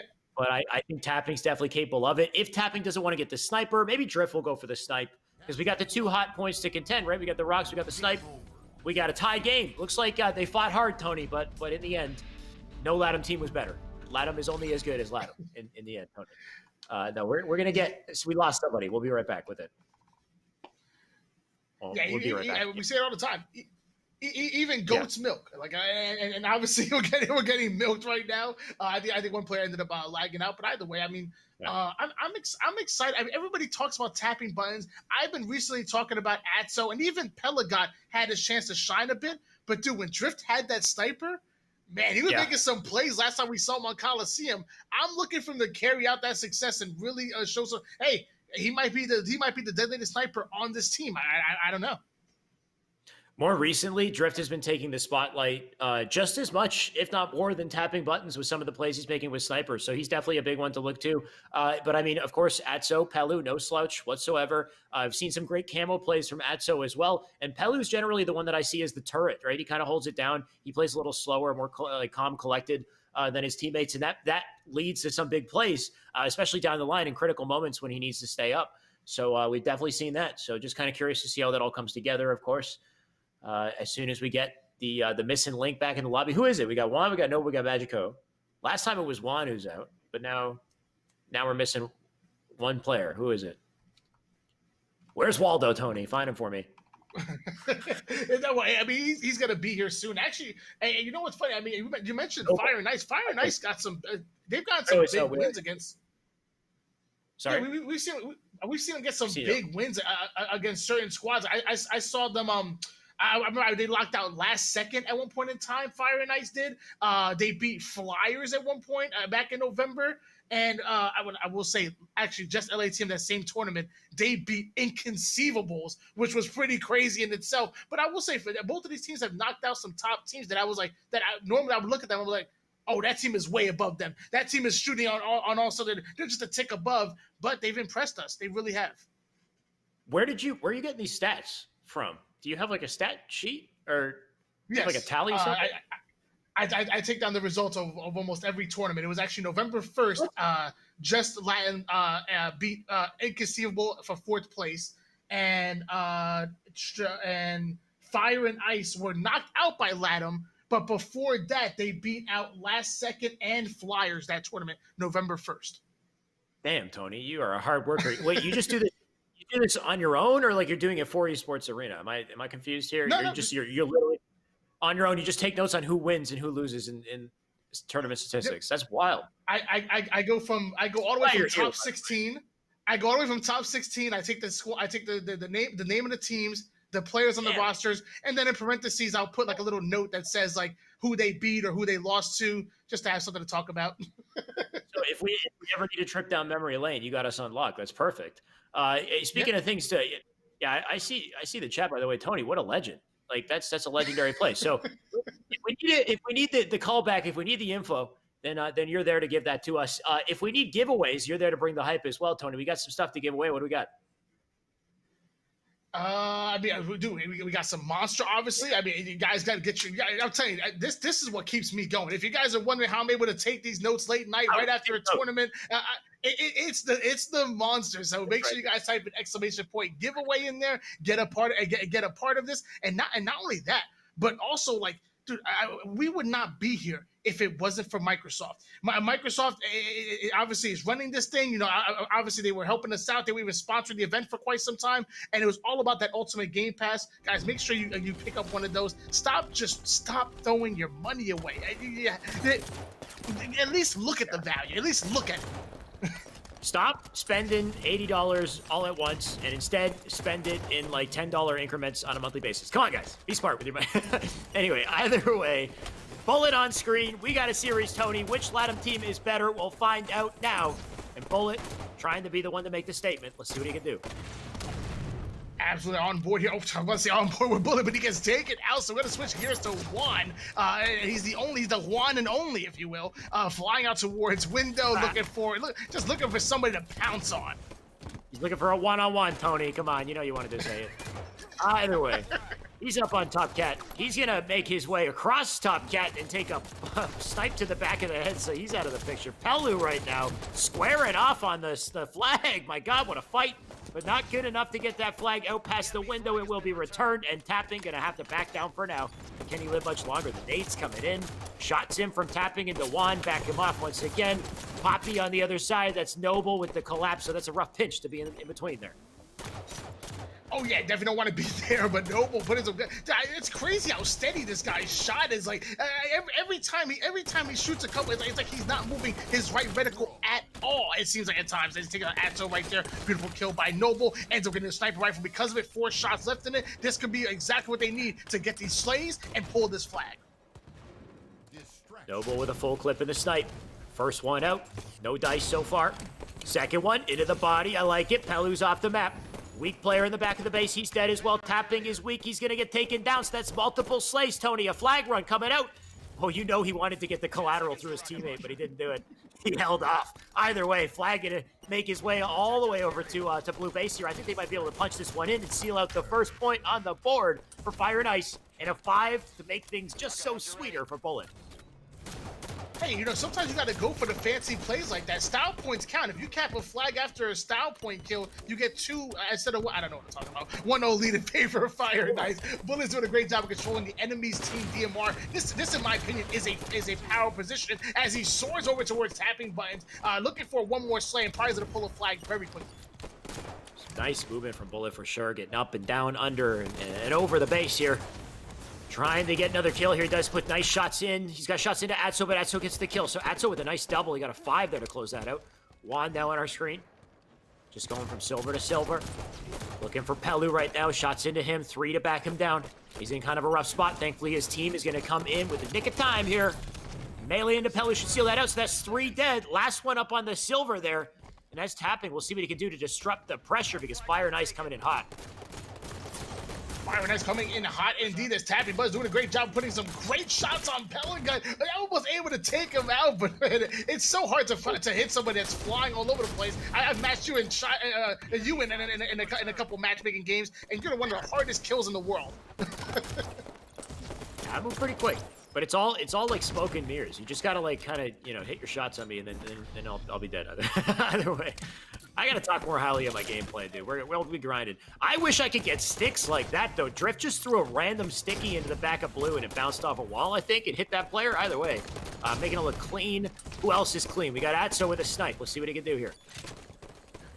He has 4 bullets himself over here toward the snipe ramp side of things. Almost takes out that player's head. The Noble flying out. He's gonna body him real quick. Gets him with the melee. But Bullet going in for the cleanup. Magical goes down, so things are looking good if you're a fan of LATM until Drift gets taken out. And Latham continue to apply pressure, but I haven't seen them succeed at getting one flagpole even past that 50-yard line. I don't think they got it out of the window yet. So Fire and Ice doing a great job on the defense and the offense, but they got to play defense now. Nice shots coming in from Juan. Big kill on a Drift. There's still 2 players up, one in the elbow, one under the base. Got another one coming off a spawn. Going to try to get shots across the map here, but Juan still playing some great defense. And I think there's 1 player left on Latham, maybe being sneaky. In the meantime, they're going to push up, try to cut their losses, get a pull of their own. If one would have caught that sticker, that would be absolutely crazy. That flag is being run. It's already at the 50% portion of the map here. I think he got it towards his elbow side. That flag has actually made it over towards their top elbow, almost into the flag stadium there. But it's going to be stuck over on elbow, and Red seems to have a chance to get this recove. So close, yeah, no cigar there, okay. I can't say that word. Either way, Drift making his way over to elbow. So once again, Fire and Ice, they got so close to capping, but Latham, they stopped that from happening. Can Latham do something to return the favor, though? All they seem to be able to do is put pressure on, get a couple kills, but it's not enough to get the pull. Not enough at all, but we're going to find out. We're going to find out. Obviously, if you keep slaying your opponent out, even if you're not being as efficient as you should be, if you keep slaying them out, you keep putting them 2 or 3 down, eventually that flag is going to get capped on. Part of capping flags is winning those battles and winning those pivotal ones. Bullet going to look to help out this battle. He's got one over in cave, so he lost that player. He's now last man alive. Shots into tapping. Big kill, big double. That's huge. But they got the flag out, so just Latham capitalizing on this opportunity here. They're going to throw a counter cap into the basement. In the meantime, Bullet has made this flag from silver to silver. So Bullet has made a massive play getting those 2 kills and securing the flag on his side. If they get the re, that's going to be 2 points on the board. They haven't got the re yet. That flag is still up. Bottom and tapping buttons is still up, and they're still looking to collect a touch there. So Drift getting a back smack. Bullet making a massive play for his team. He doesn't get the re, though. He gets picked up and taken out to the elbow. We got a standoff. Dude, what is going on? Bullet would not have even had to make that play. They had 2 players over in trenches. It should have been a double re, easy peasy, but both of those players go down, and you could tell Bullet was quite frustrated. Like, dude, what are you guys doing? How did you guys die right there? Tab Buzz coming in for the Rockets, stopping that player from getting the free cup. Noble actually making it over towards elbow with the sniper rifle. Has a player in front of him, bodies him real quick, almost finishes him off, and now going to try to stay alive and wait for his teammates to push up. A little scary there for a second from Noble, but he does get that kill. He's still up in the elbow. Better turn around in a second there, buddy. So there you go. Trying to get a shot into the base. Does have some with the Magnum, but I would have liked to see him play that slightly slower because the snipe is now in the hands of Tapping, and Tapping's got a double. Looking for a triple here. Doesn't get the chance to hit the shot, so that player backs down just in time, but just Latham, no chance they can get that touch. You can see the Fire and Ice, they spawned up on elbow sides. They are once again protecting that flag. We are back in a standoff. And Tapping with 3 shots to work with. This could be 3 kills if he plays his cards right. Oh, just gets the body. Can be, but he is going to be taken out right there. So that's be up to Noble to push up as fast as possible. Put some good shots on. That's that steady shot I'm talking about. And without skipping a beat, he's going to hop on that recove. Try to stay alive. Tapping Buzz comes in. If he ends up dying, they can finish that recove. It's possible. I think did the re come in on blue side? I think did it go in on both sides? It did. I think no, wait, no, the cap went in for just Latham. So, somehow they read blue side. They kept the flag in play and planted one in, and now we got a tie game. Clutch plays from just Latham to keep it going. And Drift, I mean, you're going to die anyway, so why not? Yeah, he tried to make a play on that one. He said, hey, maybe I'll jump off and get some crazy 360 phase shot on that player right there. We're tied up in one apiece, carbine in the hands of Tapping Buttons. He's gonna get nades rained down. I don't know, how is he still? He's one shot getting hit by nades. He don't care. And I've been just living through everything. Holding it off on the bend here is such a crucial place to control. He can get an angle into blue. Look at that. Look how he plays his life. Oh, that's a bad clamber, though. Getting caught in the clamber. Now he's going to be forced to push up. Gets melee traded there, so Noble going to push up in the meantime. Nice shots from him. He does get a pull. So Fire and Ice taking full advantage here. Going to take it across Silver once again. You got one player over on Snipe side to try to stop this, but Noble getting caught in a clamber. He does toss it out the window, so that flag is so close to going in. Atso with the defense here, but can he get the shots in? Nice shots from him. Enough to help with the kill. And Bullet still going to put that one in, though. 2-1 on the board as Fire and Ice clutch up a second flag, looking to close game one. And that was a fantastic job by Fire and Ice to get that collapse in here. But here we go. The counter cap got pulled. Tappy Boy was holding down that elbow side, but sadly he dies right before getting it over towards elbow. You know, I had a conversation with Commonly. I know what's the play when you're gonna push an elbow or window. And his rule of thumb is if he's pulling the flag and he doesn't get shot at, he's gonna run an elbow side. But the moment he gets someone gets a shot off on him as he's running the flag, he's gonna thrust window and try to make a play from there. I guess it definitely depends on the situation. If you can get the flag to elbow, you can make some really fast, really clean runs for sure. So I definitely respect and agree with that one. But in the meantime, Bullet, let's see what he can do. He's got no intention of running flags, every intention of getting headshots, and he's already got one. His teammate gets another. That's 3 dead. He's got a teammate on the elbow, but a sneaky play from tapping buttons. He's always where he needs to be to upset the momentum for Fire and Ice, but this time he's dead. Can they stop the flag from going out? I believe it's being pulled. Tony, it should be taken. Nope, but not very far, actually. It got nowhere. It was like 1 foot away. I know. It's going through Snipe side. The game could be over. Yeah, he's got it nowhere. My God, it's gonna switch our gears towards Tapping Buds. I guess he's feeling some pressure coming to his side. He's trying to stay alive, but okay, now he knows his base is clear. Now it's time to push up elbow side, control this rocket angle. Rockets are coming about 3 seconds, so this could be an important pivotal battle because those rockets, they can turn into caps if you use them in the proper way. Yeah, this is a big opportunity for just Latham. You can see Drift with a big double, and he still lives. That's huge. Elbow side spawns. Tapping's aware of it. Throwing nades in to get the spawners. He gets a hit marker. Poppy right now going to try to stay alive. You can see Vic up on the elbow here, so they're playing their lives so well. Fire and Ice making it very hard to put him down. Tapping. He can smell it. Look at, he can smell that blue player. He knows that stank coming all the way over on red side of the base, going to make his way behind him to get the kill. So nice defense, but kind of a timing loss, I would say, to go all the way back to red when he had teammates spawning there. In the meantime, the Rockets got picked up. The pressure coming into the elbow here. It's just relentless from Fire and Ice at this point. And that's when he's taken out right there by Magical. Magical able to get that kill and the pull. That flag goes towards trenches and smartly throwing that out there, staying alive. Might use it as bait. If they get the slays, he can continue it. Worst case scenario, he can stay alive. And that flag actually does get relayed. Oh, this is huge. Taking it out to the elbow. He's got to pass the last link. There's no stopping this flag from going in. That is a 3-1, and Fire and Ice take the first game in the series. Tony, I said they have what it takes to maybe take down Latham. We weren't expecting it to happen, but I mean, Latham have their backs against the wall. That might be it for their tournament life if they don't ice up now. Yeah, you're 100% right. You called it. You said they had the ability. I'm not gonna lie. I question it because, as I said before, the last time Chosen Legacy actually beat out Just LATM as far as seeding wise, they got 3rd place September 20th. That was the last time they got a better placing than Just LATM, and it was not even under this org. It was under Chosen Legacy, and it wasn't even with a wand. It was actually with Running JM. So it was slightly different. Right. We're going to see. I mean, you might be right. I don't even think I don't know how I didn't realize that, but Running is usually the 4th player to make up the team. But we got Juan instead. Juan doesn't even have the FNI tag on his name, right? So you know he's subbing in. But did you see his scoreline? Tony, this is the best sub they could have asked for. The guy went 32 and 19 in that game. More slays than anybody, almost the most damage. The most damage goes to Magico, who's also on Fire and Ice. Man went 26 and 22. So they not only won in the objective, they won in the slays as well. And Fire and Ice, they got all the momentum in their field. They're going to take that into Plaza Slayer for our next game.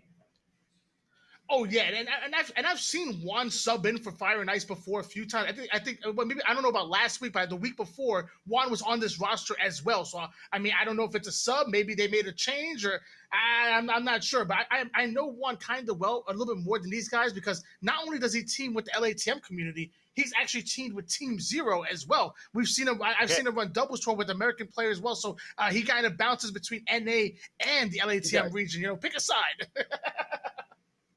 He jumps around. He's trying to be the chosen one for every chosen one for every roster. Anyway, doesn't matter. He's here now, and Running's a good player. But if Juan continues to play the way that he is, they might want to pick him up. I don't know. We'll see. Plaza Slayer coming up next, Tony. This could be the last one in the series. Let's kick it off here. We got the OS. We got the snipe to fight for. We got the combo. We got the LR. We got a lot of goodies on this map. Let's see who takes control. Look, producer, I'm telling you, he cracks one more joke like that. I swear I'm not talking to him. Oh, sorry, I'm still alive. I'm sorry. I'm still alive. I'm sorry. F and I bullet putting some good shots down, barreling at so double kill in hands. Beautiful. Oh, if that overshoot was still up, that would have been crazy because 4 down goes LATM.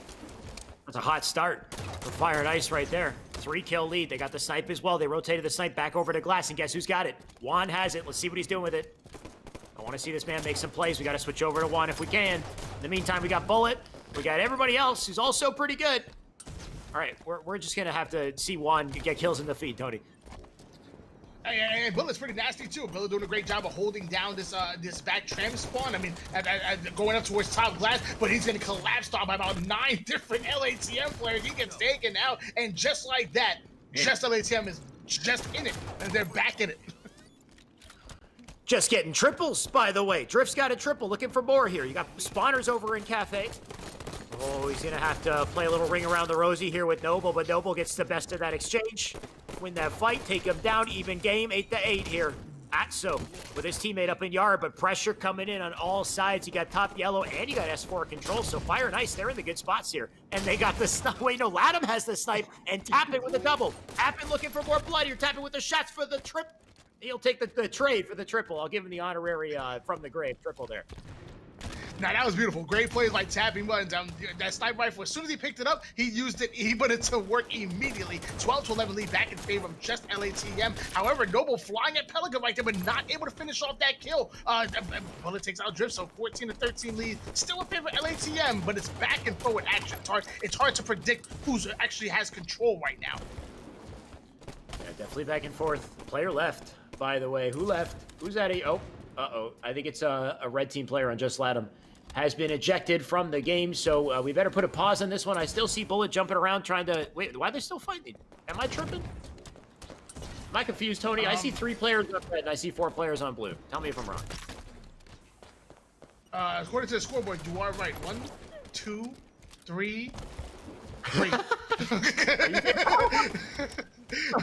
Thank you for counting it, Tony. I mean, they're still he's playing. Back. So... No, I'm here. Now I'm on red team. Am I playing? I don't know what's happening here. I'm looking at the scoreboard. It says there's only 3 players there, and I'm on red team. Tony, play for him. I know you're not as good, but do what you can. I'm better. I'm the best player. This is the best diamond 5 in the game. Don't disrespect me. On board with Juan right now with the light rifle in hands. 19-18 lead in favor of Fire and Ice. I don't know what's happening here. Yep. My confusion is over 9,000 right now. All-time high confusion levels. We're still playing a 4v3, I think. Look at the kill feed, maybe, because we have Pelu Drift tapping. Pelu Drift tapping. We're missing Atso. Well, we're going to play with a 21-21 game. It's an even game. I mean, they're doing it 3-4, but... Just check to see if you're party leader real quick. Maybe the party leader was the one who lagged out and it's still going on. So I checked if I was party leader. I don't know. Maybe we're going crazy. Maybe the scoreboard's lying to us. Pelican gets traded out, kills with 1, 24-23. Noble has the sniper rifle in hands. It's the weirdest. This is so weird. Yeah, I have no way to end the game. I can just leave the game. And if I was Drift in that situation, I would have wanted to leave the game too. Because my God, tapping is dead as well. I mean, it's a 4v3, but I guess we're playing it. Like I'm confused. It's still close. Like I still think it's anyone's game despite the deficit. Let's just see what Noble can put together. Well, tapping, Drift, Pelican are here. And yeah, on board here with Noble. And Noble has sniper rifle in hands. 4 shots. It's 28-25. You know what? Maybe that was a strategy. They say, hey, you're not doing well. Get out of the game. We will do better without you. I don't know. It is an even game. Still 4 shots in the chamber of the strike, though, from Noble as he hits the body.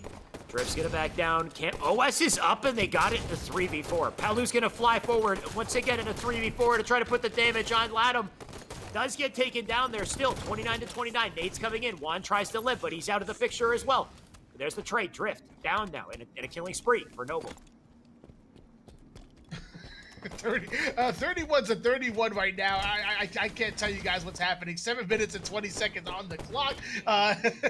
This is crazy. You have 32 to 31 now. Bullet gets a beautiful kill. Drift taking out Bullet. Back and forward action. Tapping button wins his battle against Juan. Now finally Noble getting to the action and challenging Drift. Great shots by Noble. Like, chat's telling me to invite Atso as if I'm buddies with all these guys. Like, I don't have this guy on my friends list. I can't just, look up Atso Uchiha in the Xbox menu. I don't know what's going on. We're still playing, apparently, 4v3. Even if we did invite him, the game's still going on. He can't join. Why are his teammates not ending the game? His teammates are like, we don't need you, Atso. Atso, he's like, I don't know, he's gonna take a break, eat a sandwich, and come back. Apparently, just Ladham's got this covered with 3. I'm confused.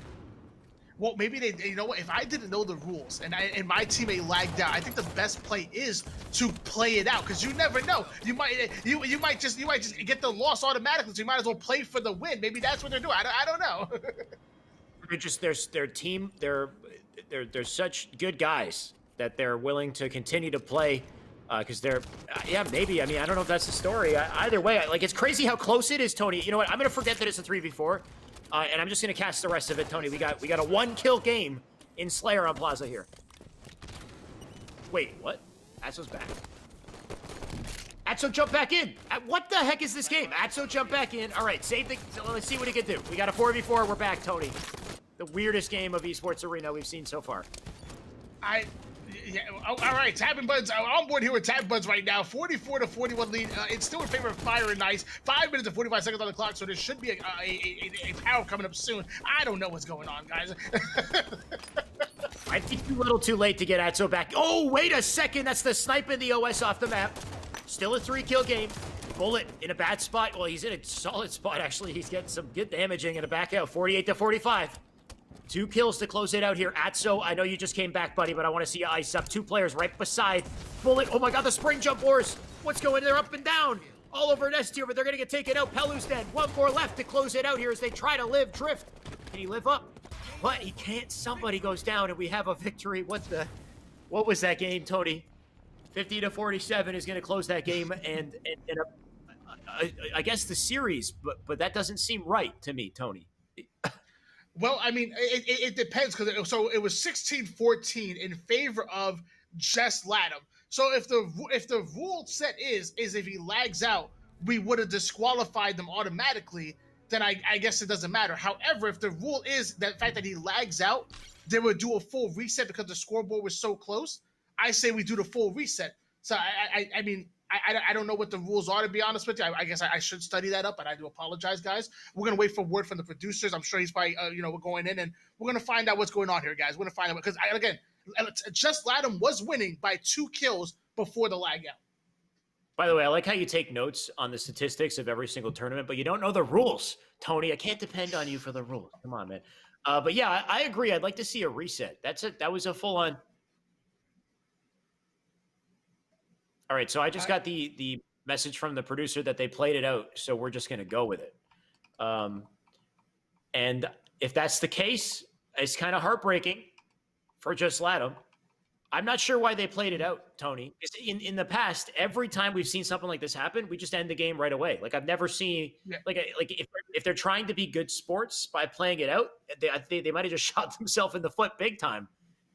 And that's quite unfortunate. I mean, it's tough because if they're not party leaders, so I'm assuming they weren't party leaders. So I'm assuming they could have ended the game. So, here's the thing: I don't know.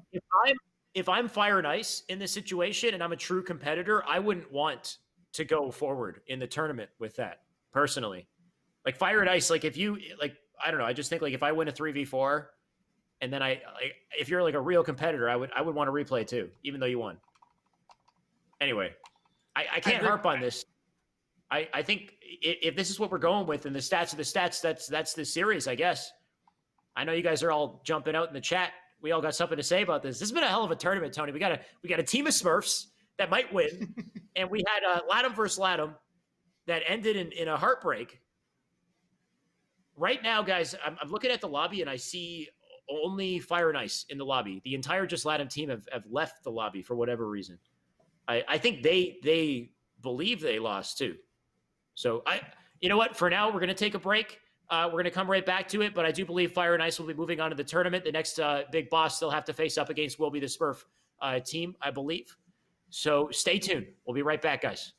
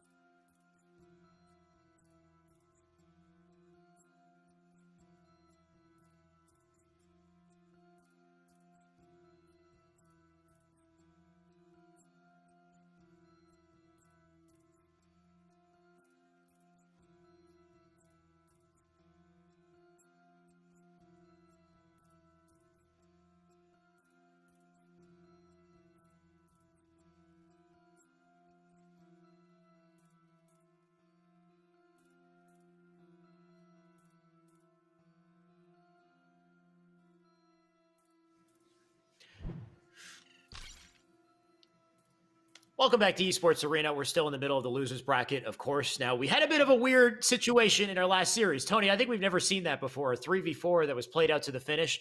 And I understand in the chat, a lot of you guys want to replay. I totally understand that side. We kind of thought about it, though. It's weird, or kind of odd that Just Latham decided to continue to fight back with only 3 members on their team. You know, all they had to do was just kind of stop shooting, and then Magico and Team on Fire and Ice would have gotten the message. And then they would have just ended the game. That would have been fine. We would have got a replay. Tony, you also brought up the point that had Just Latham won in a 3v4, like, would they have ended it too? Like, would they have just taken that as a win, right? Like, what if Just Latham won? Yeah, initially I was on the side of, okay, well, 16-14 was close enough to reset it, but I will admit there's a weird feeling in me saying, I promise you, if they would have won that 3v4, ain't no way they would have wanted to reset. Yeah. They're like, okay, we're good, we're happy. So it's really weird when you play it out. Like, you know, I mean, we're competitors. We play 8s all the time, and I assure you, the moment someone lags out, the first thing I do, like, okay, everybody, stop shooting. And if anybody starts shooting, I start flipping out of that. But I'm like, dude, no, because if you're still shooting, you're still playing, they're still playing. If we all stop playing, even if they keep the game going, we have a recording of that. Yeah. So it's unfortunate, but because Just Latham continued to fight back and played out the rest of the game, we are going to take that as a match. And might not be what you're looking for, but that was the series. Fire and Ice, they pushed forward. And it means that Fire and Ice have actually made it to losers finals, and Fire and Ice will have to go up against the Smurf squad, which is another team that's been under this radar, and they're looking pretty damn good. I think they might have already taken out Fire and Ice earlier on, so this might be a bit of a comeback game right here. We'll see. Yeah, definitely a weird situation, and going forward, I'm sure you guys already know what to do. You know, you guys are playing 8s, you guys are playing money 2s, or whatever it is. Like, literally, if something happens and you're not party leader and you need to communicate with other team, the best way to communicate that is to stop playing. Stop playing. Yeah, it would have been that easy. So that's definitely the weird thing. It's like, why fight back and make it a game? Latham made it into a game, even though it was a 3v4. So that's the one reason why we did consider to just move on with the series. Latham also left the lobby too, so I guess they have realized that was the series. Not the way they want to go, but I guarantee you they'll be back next week. They'll be back with a force, and I know they have what it takes to make sure they take down Fire and Ice next time. But for now, Fire and Ice reigns supreme.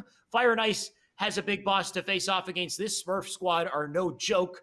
This is Dirty Sprite, Lil Cali, Poweezy, and User Error. All 4 of these guys have been lighting up the tournament today, and they're looking to get back into grand finals to take on the winner side that's going to be waiting for them. But in the meantime, we got Stronghold's Rig, Tony. Should be a pretty interesting matchup. We got the camo, the rail to fight for. We'll see which team has better objective efficiency in this series, of course.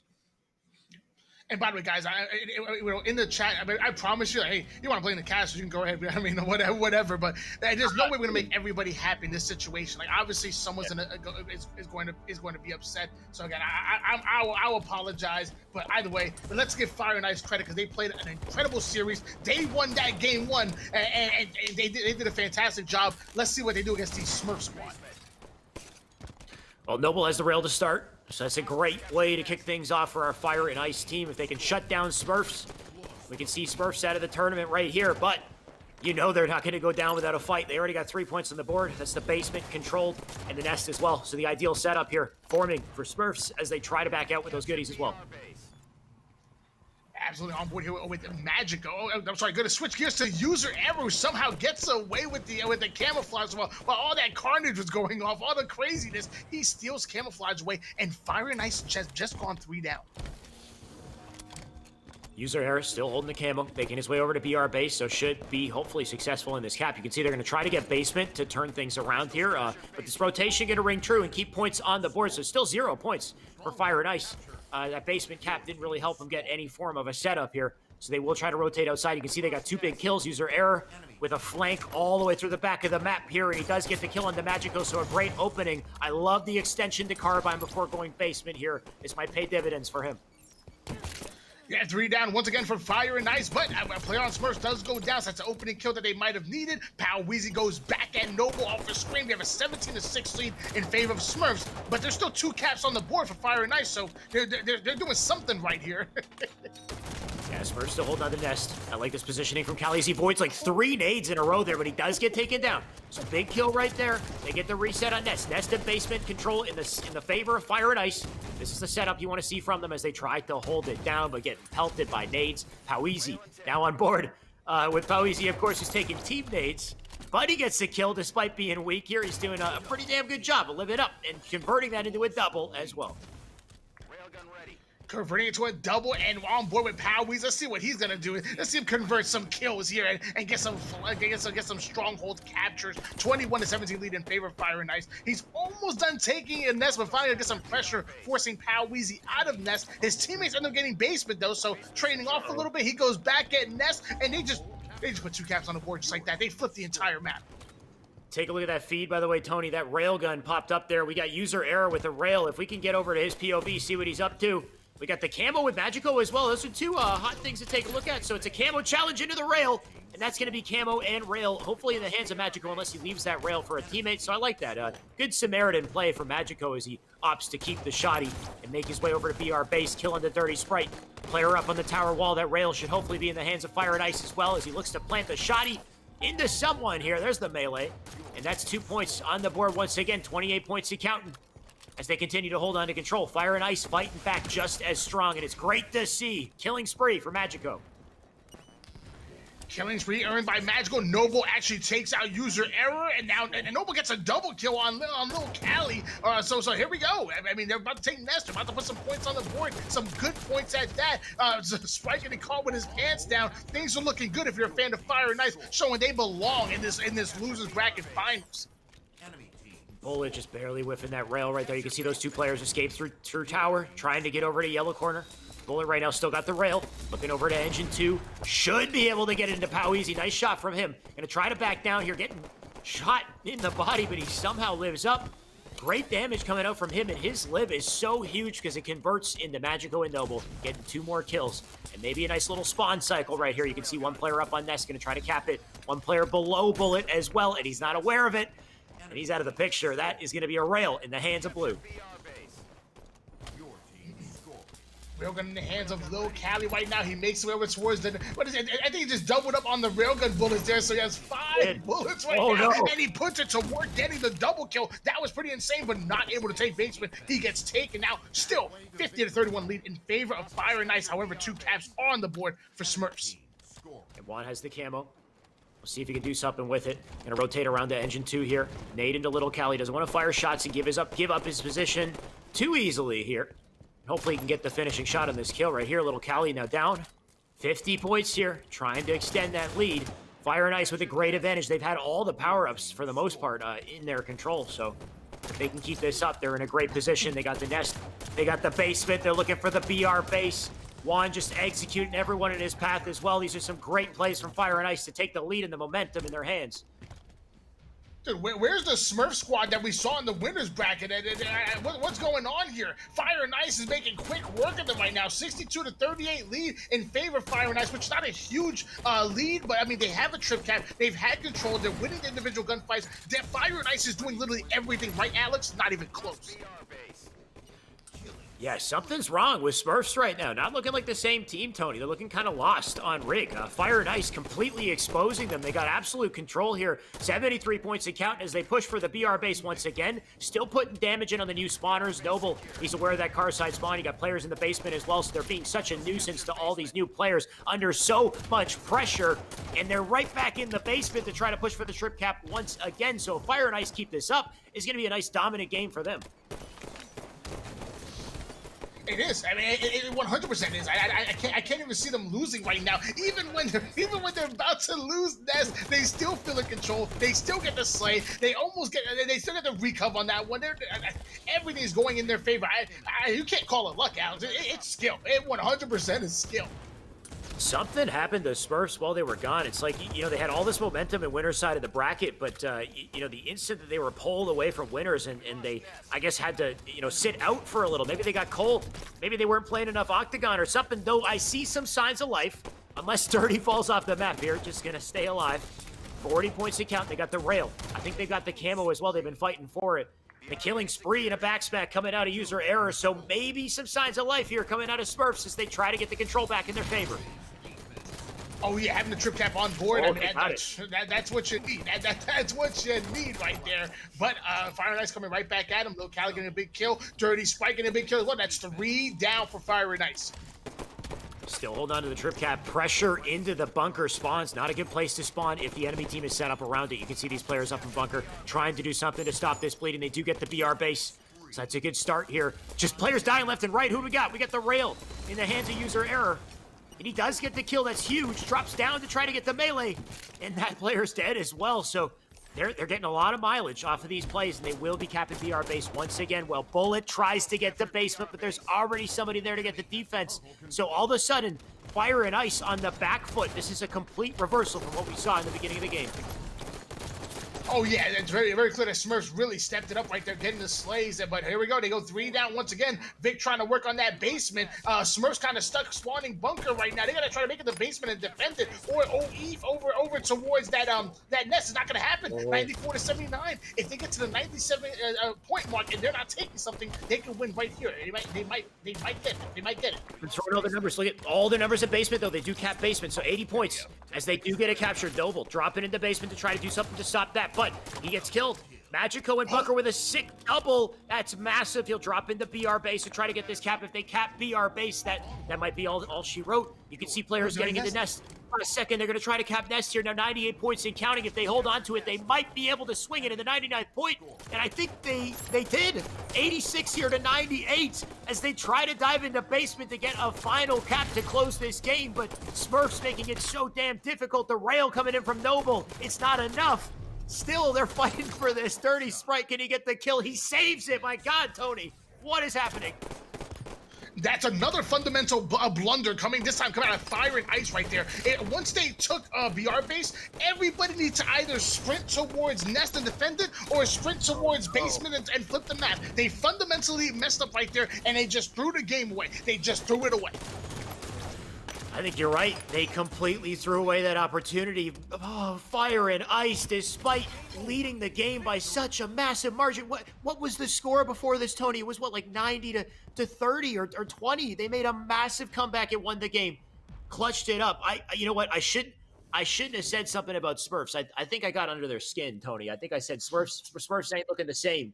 They're looking cold, looking like they can't hang. I take it back. My God.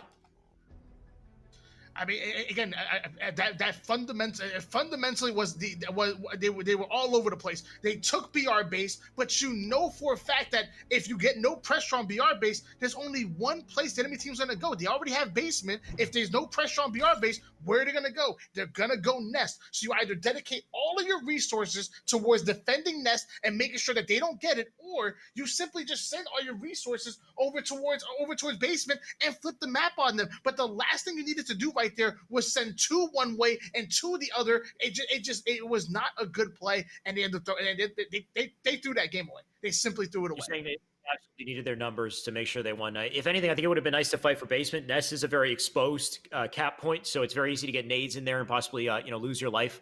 So maybe basement would have been the play. They already had Nest. They already had Nest. So all they had to do was like jump on engine 3, throw a couple of nades, put some shots down, or jump engine 2 from BR base and kill them. You know where they're going. So it doesn't matter which play they did. It could have been the right play. I say push Nest because at BR base you're closer to Nest, and you already know they're not pushing you. So I think that's the best play. It's a safer play. But you know what? I don't know. I'm not happy. I'm not happy. I can tell you're not happy. I feel like I missed it. So if possible in the future, maybe we'll get a quick little replay and get to see what exactly went wrong. And Tony, I'm going to want you to break that down. But for now, we have our second game in the series. We have a Truth Slayer, which may very well be the last game in the series if Smurfs close it out here. Fire and Ice, can you clutch up after losing in what was a huge blunder? We'll see. It all starts with Bullet. Sorry about that. It's the coach of me, you know. I'm in caster mode right now. I apologize. The 4-1 lead in favor of Smurfs. I want to see break it down. I'm not even kidding, because I feel like I missed it, man. Like I kind of I was freaking out casting. I was like, what is going on? And then you were watching intently in that moment. So we'll find out. Of course, in the meantime, what matters is this, of course, Dirty Sprite, who's just going off, hitting all his shots. Absolutely. Great shots by him. He actually earns a killing spree before actually getting that trade-off death. Magic getting a big kill. Noble getting a big pivotal kill. And just like that, we're back within 2. Great job of Fire and Ice. Let's see if they can come back. 7-5, close game to start. Magico with a slow play under blue base. You can see players up on car side here as they try to make that rotation. Magico playing it so patient. I like to see this early on. You can see those players on the radar right above him. They're firing shots, so Magico, you better make a move at some point. Waiting for his opportunity, and now he's shooting, but I think he's caught in between 2 players, so... Okay, you know what? I take it back. He gets out. He's up to P2. Gonna try to get some shots into these players, and Ren, honestly, this is turning into a huge play for Magico as he gets a double, and now 9-10. Still a close game despite his plays. Close game indeed. 10-9 lead in favor of Smurfs. However, Magical does have top control, being in P3. That team is spawning blue, but they're not being punishing enough. Pulling gets the actual initial kill. However, Juan gets taken out. Top car. Magical gonna say, hey, you know what? There's no reason for me to die right here. Let me stay alive and let's reset a little bit. Just a 1-kill game. This is the patience for Magico coming into play. The man's still alive. He's a guardian angel. He's got a killing spree as well. So he's probably got, you know, at least half the kills in the team for the most part here. You can see throwing nades into bottom blue as well. You got 2 players coming into red, so a 2-2 split on both bases. They're going to see, we'll see how they try to pressure this. You got Magico flying into bottom base, going to try to take down user error, but he goes down, and so does his teammates. 4 up now. Nova, the last one, alive, and can he get a kill? He does, and that's huge in stopping their momentum just a little bit, but you can see Smurfs start to pull away, especially with that camo coming up. That's got to be in the hands of someone. It's user error who's picking up that camo. Yes, it is. 20-13 lead in favor of Smurfs. 9 minutes and 30 seconds on the clock. Pal Wee's doing a good job of controlling P3. A little bit exposed. They're going to get a couple shots into him. He's going to back down really smart. Noble gets taken out off screen by user error. Have a 7-kill lead. Things are looking good if you're fans of Smurf. They might just close it out right here, right now. Such a rough position for Fire and Ice to be so far ahead in Rig strongholds and to lose it all and lose all your momentum and then jump into Slayer and just get ruthlessly beat down by players like Pauizi, who now has a spree and now he's bagging. This is rough, Tony. I don't know what to say. Fire and Ice, they got to ice up or that's it. Oh my God, the double as well. Turn around, maybe get a triple. No, he'll back out. Oh, this is looking so bad. They're looking bad indeed. Juan gets taken out, and user error still on top mid. So great control, 28-15 lead. Those players are spawning in blue. They know about it. I'm expecting the collapse coming soon, but Noble gets the initial kill. So Noble gets the double kill. That's going to open things up for them to push the 50% portion map and now flip the spawns on them. Let's see what they do with it. Oh, it's a 10-kill game, so they got a lot of work to do. A large hill to climb here, but let's see him start to climb it. Of course, 2 players in red base. They get the quick collapse. They can clean him up. Bullet's got to get under the base and try to do some work here, but Juan a little bit faster. He gets a double, so good stuff from him. The remaining players on blue, they're up on Car's side, rotating over to blue. I love this cross from Bullet. The perfect position to take down Kali, and now it's an 8-kill game, so they're clawing their way back here. That drop back right there. That definitely got me going there, Tony. I like the moves from Bullet as he stays alive. Stays alive. Ooh, and there we go. Bullet taking out Power Weezy. That player, LLJW, going to stay alive and get towards blue. So have a 6-kill lead in favor of this blue team squad. Juan takes out Dirty Sprite. 7 minutes and 53 seconds on the clock. So you notice me a camo coming soon. Bullet needs to slay out, stay alive, or he can just distract the player's car side while his entire team is on P. This is it. This is a pivotal moment in the game, right? A 5-kill game, and Fire and Ice have map control. The camo is coming up. Somebody's got to have that camo. Actually, no! Wait, who has camo? I'm freaking out. I'm searching on the map, and I think camo might have got burned. I thought for a second Little Cali slipped in there and stole it, despite the map control for Fire and Ice, but I was wrong. Yeah, I mean, it's okay. It's okay to be wrong, Shot. It's okay. We forgive you. Chris Batcher. I'm wrong all the time. 30-40, that 28 lead in favor of this blue team squad. Juan putting some good shots down. Dirty Sprite over on P3. He gets perfectly 5. Juan has a nasty shot. Don't mess with him. Yeah, Juan's doing a good job, but is it enough? Still a 7-kill game. Magico needed to get that kill, and he didn't. 38-29 here as they look to close it out shortly. Kali up in car bubble, got his teammate with him. He's got 2 over on pink side. Spawns are splitting here. We got a couple in blue base as Kali tries to put in the pressure. Nice shots from him, and then backs off and shoots Poppy. So this is some beautiful teamwork and synergy coming in from blue team as they try to stay up. 40 points in counting. It's still a 10 to make it 11-kill game for Smurfs. I think it might be over here, Tony. Yeah, I mean, they're down by 10 kills. Only need 9 more kills to close things out. I don't know how Sapphire to get back in, especially when Bullet gets caught sprinting by the mid like that. That was the easiest kill for Pal Weezy in history. This is rough. For all things, like, you know, all signs, let's say, point to this just being over, this being a grand finals with Smurfs going up against the Veggie squad. I can't even do it with the names either way. Let's just focus on the final 5 kills here. Of course, make it 4, make it 3. Smurfs closing this out strong, Tony. I don't see any fight from Fire and Ice. 47 to 33, only 3 more kills. Not a matter of at this point. It's not even a matter of who's going to win. It's a matter of when are they going to win, and that is Smurfs. 1 more kill. Dirty Sprite making his way into blue base. Gonna look for it. Who's gonna close it out? Who's the lucky man? Bullet is the unlucky one, taking 1 shot. And somebody gets it. It's Poweezy with the final kill, making it 50 to 35 to close this series. One that could have gone the distance, but didn't because of that crazy comeback in Rig Strongholds. Tony, Smurfs just looking like the better team, and now we get the grand finals we were waiting for. Though we get Veggies on the winner's side. They're gonna have to go up against a Smurf with momentum right now. These Smurfs got some momentum, that's for sure. Oh yeah, 100%. I mean, 15 kills coming out of Dirty Sprite, 12 assists, only dying 9 times. Even Pal Weezy as well, 14 kills, only dying 8 times, 12 assists for him as well. That's great slays. That's great teamwork. Great plays by Smurf. Whoever they are, they're making Shotzi proud. Making Shotzi proud, yeah. They're doing pretty damn good. They're we don't know who they are. We've said it a couple times, so I'll say it again. It was supposed to be Scariotic, who's banned and not allowed here, and then Ninja and Ogre 3 and Maniac. This is it right here. I'm not even kidding. They imagine that would have been crazy. Either way, guys, you know what's up. We got a team of Smurfs. We also have Veggies that are not a team of Smurfs. We know who these guys are, right? We got Manny. We've got, you know what? I always set myself up for failure when I do this, and I have to list team player names. We got Manny. We got Taulik. Who else am I missing, Tony? Druck. Druck. No, not Druck. Who's on Veggies? Druck's not on Veggies. I'm sorry. Excuse me. I'm sorry. Envor, Super CC, Taulik, and Manny. I'm sorry. I thought we were talking about. That's okay. I thought we were talking about the old Funk 4 roster. Either way, that's winner's side grand finals. That'll be coming up next. So stay tuned, guys. We'll be right back after the break and find out who takes this tournament.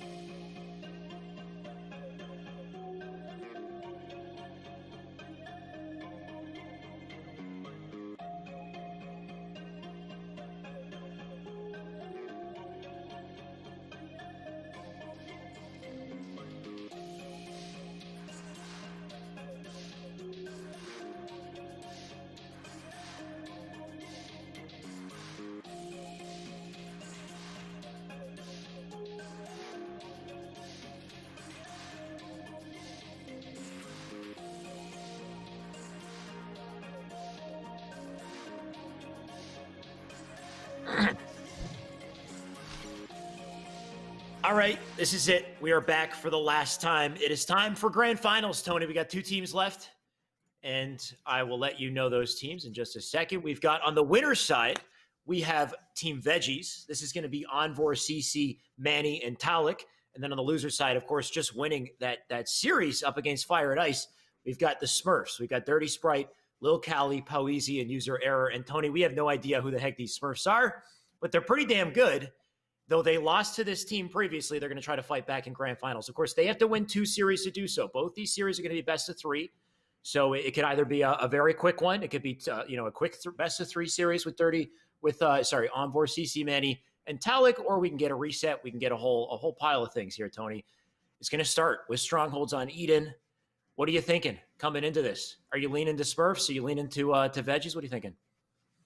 I'm definitely leaning towards Veggies. I think Smurfs have done really well against teams who lack a certain amount of firepower combined with the objective efficiency. And I feel like that's what this team brings to the table as Veggies. They have the firepower to match with any team that can outslay almost any other team. And then they also have the objective efficiency of like a KCP and whatnot. So some teams are good at one and not the other.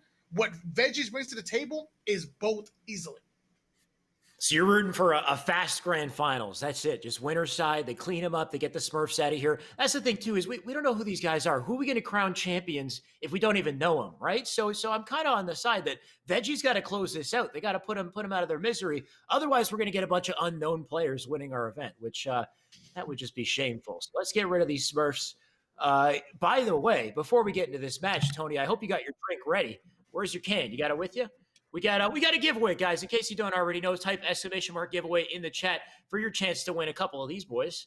Monsters with Master Chief on the back. Times 2 XP for Infinite the moment it comes out. We'll be giving away a backpack full of Monster. So if you want your chance to get some good drinks, but also get ahead of the curve with Halo Infinite, you might better type ! giveaway and do just that. I have enough Monster. I don't know about you, Tony. I think you need more. You got to get a restock. So maybe you should type giveaway, Tony. Get your name in there. There you go. I already did. More about You already did before I even said it. Yeah. There you can see it on screen. And don't get tricked by the Series X. Unfortunately, we're not giving that away. If we were, I mean, I would probably go to into the giveaway too. I want the Series X. It's a damn hot commodity right now. Well, we were giving away the Series X before, but I slipped the actual admins a $20 bill, and that's all. And believe it or not, it only took $20 for me to steal the Series X. I don't know. Damn. You swindled, man, because I'm trying to find one, and then the scalpers online are selling them for upwards of $1,000. So I mean, damn, that's a deal. $20, just drop it, and you get a free Series X. I'll take it. In the meantime, we got this series coming up here, Tony. Now I see Strongholds Eden. I believe this is round 10, so I don't think we're starting with Eden Stronghold. We might be. We are actually. So what do you think? We got the OS, we got the camo, we got the rockets to fight for. What do you expect to see at the start of this game? I'm especially both of these teams fighting over at least one power piece. I want to see like 2 and 2. In Red Spawn, you kind of have a little bit of an advantage going over to Overshield. But if you time that just right, who am I talking to? The movement god himself. If you time blue team spawn just right, you can get there just as fast. But I don't know if every player has that kind of advanced movement, but we will find out. See, what I find with the blue side is they'll throw counter nades, right? They'll get the ground bounce nades in that stop the overextenders coming in from red side. So we'll see if they do that. In the meantime, they got a pretty good advantage to get the camo, kind of equal distance for the rockets. So we'll see how it all plays out. Of course, we'll kick it off with Dirty Sprite. Gonna make his way off the catwalk, on the catwalk. He's trying to figure out what he wants to do here in this opening strat. Put shots into Talik, maybe back him off so they can get that camo to start things off. Back him off. He took him out right there, too. Down goes Veggie. That was pretty quick. And he almost gets catwalk. I'm sure his team is going to slide in there and finish that off. Yeah, they'll do just that. In the meantime, you can see that OS was in control from user. Arrow is just lighting up that player on the bend, but he does get taken down. In the meantime, Little Cali has the camo. So it looks like Smurfs got everything they needed to start this game out strong, but can they convert it into captures? It's going to come down to this sneaky play with Super CC. I like the patience from Little Cali here. He doesn't jump into the hill just yet, putting damage into everything like a turret, but now he's in trouble. Gonna have to back off. Teammates coming in to help out. And what a live from Little Cali to stay alive in that situation and still be a nuisance on the map. Talik can't find him. Can he get him? Teammate cleans it up, so Cali's just making huge plays to start it out. Making huge plays, and with Little Cali, we start calling him a little camo right now. Both teams have a base of peace right now. Little Cali trying to fight for catwalk, ends up finishing it off, and now the first points being put on the board for Smurfs coming out of your losers bracket. Finally, we got some points here, but that might quickly be stuffed out by Manny and team as they get back to Top Cat. Shots into Low Cat as well. That should be an easy kill on user, so that's a double for Manny. Control of Top Cat will give them points on the board, so a pretty close game to start it out. Points trickling in the favor of red. Make that a trip cap coming up as well. It'll be temporary. You can see 2 players over in red nest to get the counter to switch things up, but Super CC with a double. Talik laying in the bullet, so they actually couldn't get nest. And we got a trip cap to start things out here, Tony. Talik able to get that reset right there. Envor getting a kill, and Talik does as well. So a little bit of a squad wipe Among Us style. 16-6 lead in favor of Veggies. They have a trip cap on the board. They didn't start off all that hot, but they bounced back pretty darn well. I mean, Veggies, they already took the series in winner's side. They just got to do it one more time in grand final, so they're looking to close things out here. They're looking strong so far, 25 points and counting. Oh, Envor, no, not like this! He spun around and backsmacked him. Envor had no idea what was coming, and the OS, the camo, are coming up as well, so a massive play from Pow Easy, but not big enough. Super CC does have that OS. Not big enough to get the overshield, although he's eating a couple of nades right there, trying to stay alive. He almost got stuck, but still Sprite able to come in with the melee. Pretty decent plays come out of him. Now, red team needs to just hold the 2 bases they have, get one more round of slays, and push for that trip cap. Just do it. Just do it. Gonna try, of course. You see that camo player on Low Cat being a pest.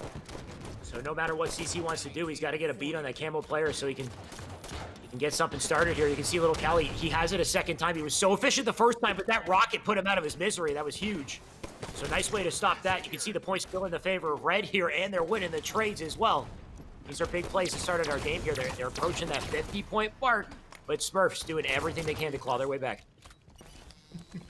Great play by Envor to utilize that rockets, maybe able to take out user error. So Super CC hitting the hot 5 on Lil Cali, and just everything going in favor of Veggies, but the pulls, but the objective. Yeah, I don't know. It's just not good enough, right? You can get a couple slays, but if you're not converting it into time, you know, what's the point? So We'll see. Of course, they got 16 points. They dropped their numbers at the same time, still controlling top cat, but that player goes down. Towlick getting some free reign to get the nest, so this should be more points in their favor as they continue to hold it down, looking for flankers. There's a player over in blue bend. In the meantime, if they can get to top cat, make the rotation, but I'm speaking too soon because Towlick knows exactly what he wants to do. That's two dead. They're going to wrap the rope to top cat now. Yeah, that was even a momentary 3 down right there. Actually, there's still 2 dead in Smurfs. That was the longest respawn I've ever seen. 49-21 lead in favor of Veggie. They have the 2 cap right now. They even have a player moving to... Oh my gosh, Towlick barreling that player. User error. That was an error. Taking out Dirty Sprite for the double kill and now collapsing on Catwalk. So they're going to be trading Catwalk for Blue Ben. You know what? I think that's a fair trade. I think that's a fair trade. It's even better than that. They got the kills at the perfect time to set up for OS and Camo once again, though Towlick, he stays up in Catwalk. That OS actually got picked up by user error, so kind of an interesting turn of events that they didn't get the Camo, the OS, out of that exchange. Camo was up. I think Blue might have got it as well, so they're getting top cat. They're getting all the goodies here, and they're getting the kills. User with a big one. Going to try to back off here, but you can see a trip cap in the favor of Blue as they start to claw their way back here. Towlick going to try to back off. Players spawning in blue side Catwalk. Big kills on Blue bend. They don't get the cap, and it's situations like this that'll get a huge momentum swing in the side of Blue.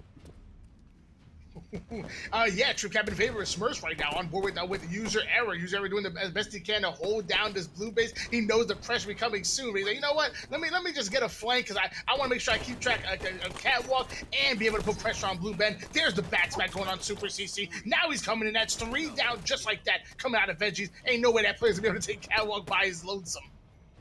Yeah, user won the lottery with that one. That player dropped right in front of him for the easy bag smack, then cleaned up another for the double, putting shots into CC. CC just won't die. There we go.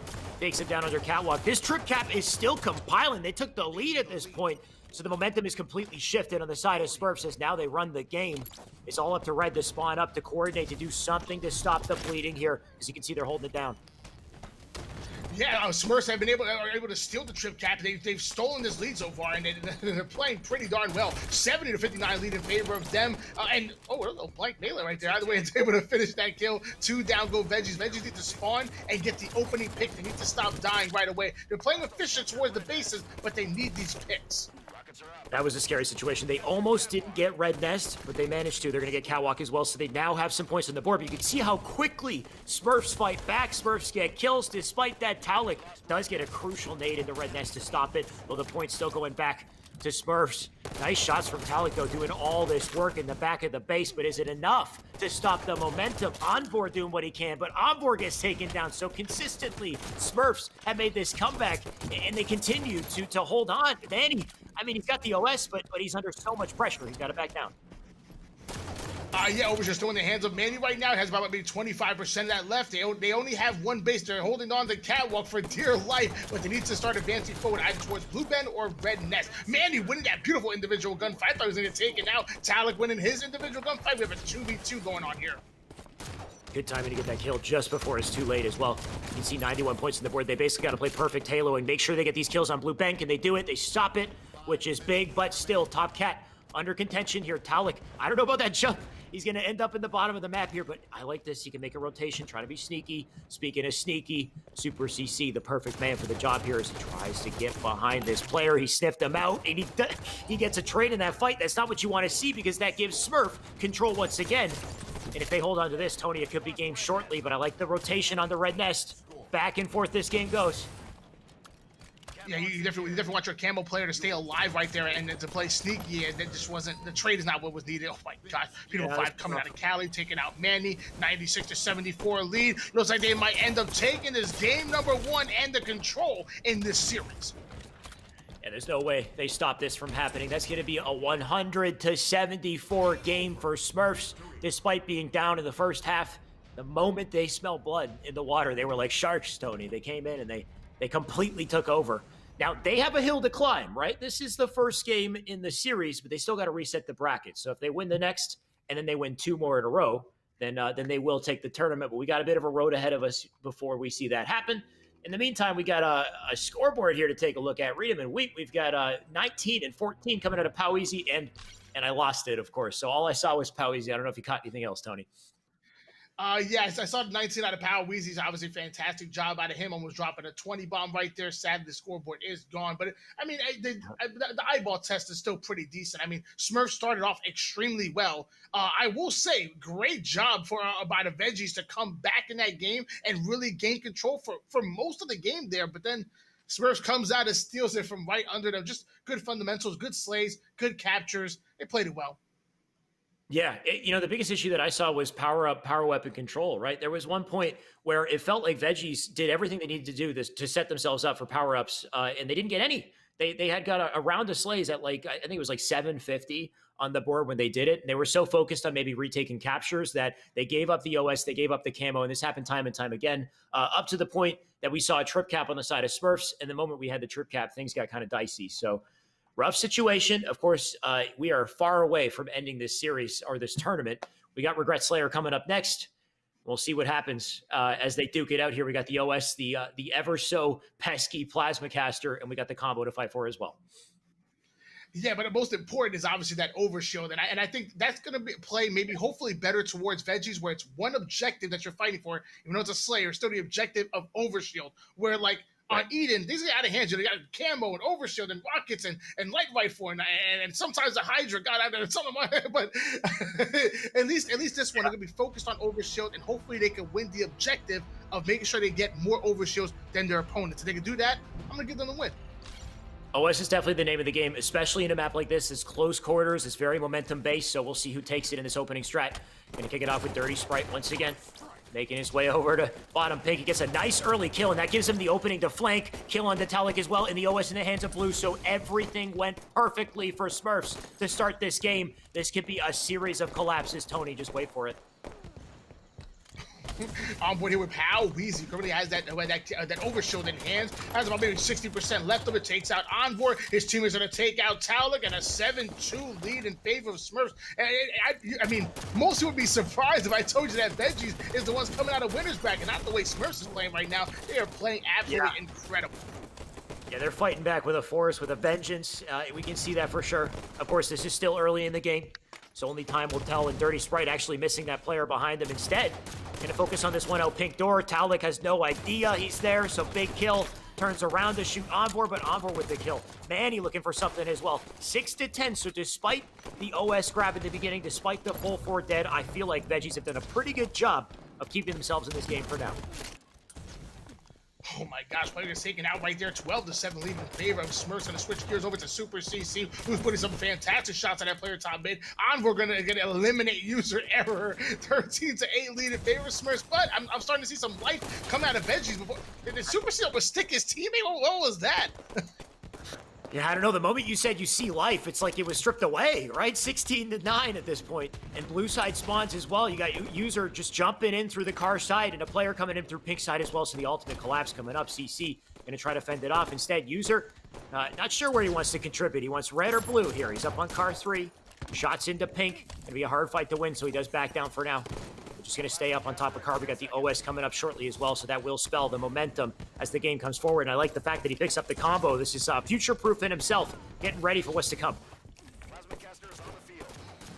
User, and it's on board with user Eru, who has that plasma pistol in his back pocket. I'm surprised not whipping that out and charging it up, you know? Hey, get some damage. Hey, whip it out when you're ready. One shot. What's going on? Not the timing you want to pull that one out, because the OS is about to come up here. Nobody in the position to stop it, so Envor gets that for free, and Envor's got to do damage here. He's got multiple players pushing him, so at least he turns it into 2 kills. Not quite everything you'd want from that situation, but better than nothing. Of course, a 4-kill game. Caster in the hands of Envor. Let's see what he can play with it. Let's see if he can play with it. Indeed, Envor has top mid control. He has the caster. This is what you want to see. You know, as Callus would call it, you know, he had a little bit of a U setup there. You know, had a player on carbine, player on top mid, player over towards top P, and expected to see the collapse, but yeah, not able to make that. That's kind of important. They got to send them over the video, Shyway. Now, I struggle with it too sometimes. When you don't get that first spring jump, you just try again. You realize how much time you're losing under the bridge trying to get there, but eventually Envor does it. He's up on top mid. He's got his teammates with him. Just a 3-kill game at this point as they try to control top map. Shots into that player who's just narrowly surviving. What a nuisance. And he drops to bottom map, but a hot double comes in, and we have a tie game. This is exactly what you want to see from Veggies to stay in the series here. Exactly, we want to see indeed. And this is what I want to see. I'm a caster, and I want to see him using the caster. Dagnabbit. Envor taking out user error, but he gets taken out as well. 26-24 lead in favor of this blue team squad. However, Veggie's got a little bit of momentum before going 3 down. Yeah, they had momentum, and then the moment they had it, it was stripped away. So it just seems like Smurfs are always ready to bounce back when they're against the wall here. But of course, Poweezy, he's got no walls in front of him. He's just launching the caster across the map here, going to try to compete with something. But of course, a 4-kill game right now as they slow it down. The new OS coming up. We got the combo once again in their hands. Let's see how he uses it. He's going to start the fight with the combo. You got to like this. But will it be enough when that OS comes up? Will it be enough indeed is the question. Now, here we go. That 30-second kill put on the board from user error after taking out Manny. Plasma Pistol still in charge. Probably going to miss that one. But Super CC coming right at him. Look at that strength. Ends up getting the trade. Only 4 kills between these two teams. There's still some time here. Yeah, but notice that OS went in the hands of little Cali. So he got away with it. Took advantage of those slays. A 4-kill game as he jumps up through the needles here. Getting shot in the back from CC. Big nades come in. That's a huge belt onto the OS. You got to love that. Envor, by the way, with a trade as well. Still a 3-kill game as they still hold on. That caster up as well. We'll see if somebody grabs it. Oh, Super CC getting rained on right now. Currently, one shot just hiding behind this red car shield for dear life here. And finally gonna get taken out. That's to be user error to want to finish him off. Towler getting stuck up from behind. He's one shot. He gets picked off. 39-35 lead. We're about to hit the 40-point mark, and blue team has the lead. Yeah, notice how we're 10 kills away from a bracket reset, by the way. Smurfs making it look like they're on winner's side at this point. Just continuing to apply pressure. A 5-kill game here. You got players under blue. One player up on top right. You can see Talik just ISO on top blue right now. So we'll see what they can do to collapse. Instead, they opt to go to car side here. 2 kills. Super CC with a trade, but another kill onto CC. So 43-36 as they really start to pull away at the end of the game here. You know, I like that, but oh my gosh, I still want to hold on to hope. I still think Veggie can do it. It's not quite out of hand here. This is the 50-45 mark. This time, I swear. It's doable. It's definitely doable. But look at how sneaky user errors being here. Oh, he doesn't have enough ammo for this, though. He doesn't get the kill, but he gets a stick, and that is massive. To get that much mileage out of a situation like that is huge. So now just a 3-kill game. I want to believe, Tony. I want to believe, but I don't know at this point, man. Yeah, I don't know. They're up by 6 kills, only 3 more kills left. Obviously, as we overshow coming up soon. Super CZ hitting that caster kill, so at least he's getting fancy. He should be awarded 3 kills for that one. Come on. UOS coming up. You can see they're also set up for that, but this is going to be over before that happens. Poweezy comes in, takes out Manny to close the game 50-42. We have a bracket reset, Tony. Both teams now on even playing field, and a best-of-3 series will close out this tournament. Yeah, even playing field. Smurfs obviously did a great job to take that one. Obviously, Lil Cali going absolutely off. 16 kills, 7 assists, only dying 8 times. Great 14 kills out of Dirty Sprite. But also, Envor on the side of things. 16 kills come out of Envor. Let's go. I mean, Envor doing great. So you got to respect that. CC and Manny, not quite as much, right? Kind of a rough game from them. CC, I respect the 11 assists. Manny, 6 assists to his name, 7 and 13 on the scoreboard.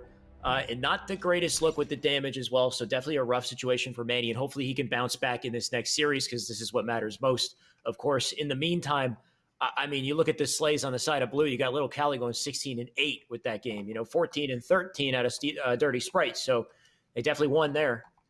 Coliseum CTF is going to bring us into our next series. Thankfully, it's a map that I think all teams are comfy playing on. We'll see which team is more well-coordinated, kind of fit for the challenge here. Yeah, I mean, you know me, I'm going with my boys Veggies all day. I don't know who Smurfs are. Smurfs, how do you want me to root for you if I don't know what you are? Hey, you got to reveal yourself. Come in the chat, reveal yourself, and then I'll root for you. Tell me who you are. Other than that, we need the grand reveal. When we finish the event, I think the viewers are going to want to know who. So, I mean, it would be nice, unless Veggie shuts them down, of course. We'll have to see. But in the meantime, we might end the tournament with 4 question marks. winning the tournament, which is unprecedented, right? We had that wild Latam game with that was a 3v4, and now we have a potentially a tournament with an unknown team taking it, but we'll see. It is going to be Callie CTF. We got the Rockets, we got the Snipes, the Snipe to worry about. Imagine if we had 2 Snipes on Callie, that would be pretty cool. I don't know if you remember the. Oh my gosh, that would be cool. You remember the binary rifle in the caves? I don't know if you remember that. Really? I did not know that was a thing. There was a setting adjustment at one point that was just very temporary, and I think they had sword bottom mid, and they had 2 binaries like in each cave.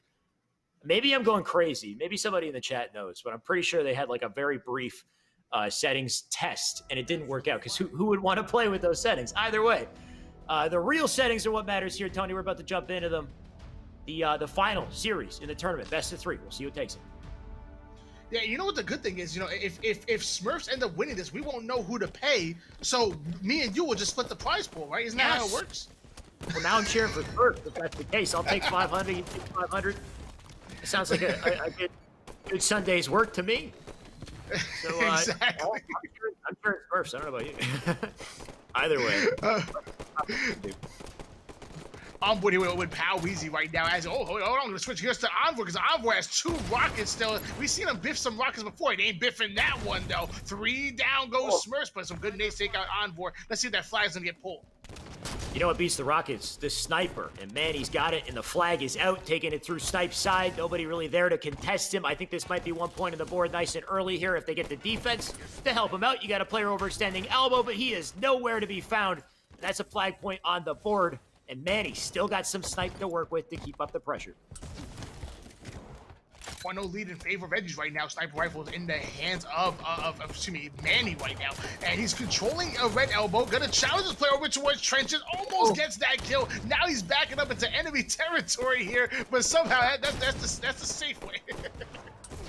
Yeah, Manny got to get out of there for sure. Backing up into the very back of red base. You can see the pressure coming in from these blue players. Manny going to do everything he can to put in the damage. And honestly, I think he did his job. You can see his teammates coming in. They're going to get the collapse. They're going to try to pick up the remaining kills. And my God, Talik! What a backsmack out of the air. He gets a ninja for the double. Going to continue to fly forward. What a play. Talik needs to be nerfed. Someone needs to nerf Talik. He is way too good at this video game. Manny's going to take out a little Cali right now. And then Talik's moving in. Then one more slay. That flag is getting pulled. I promise you. There it is. Flag's being pulled.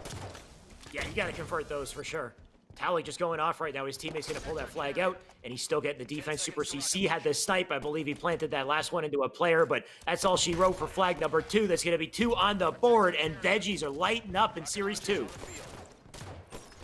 Lighting up indeed, Super. Hold on, they're relaying another flag. That's the 3rd flag cap. That second one went in, and there's another one on the, that's being pulled.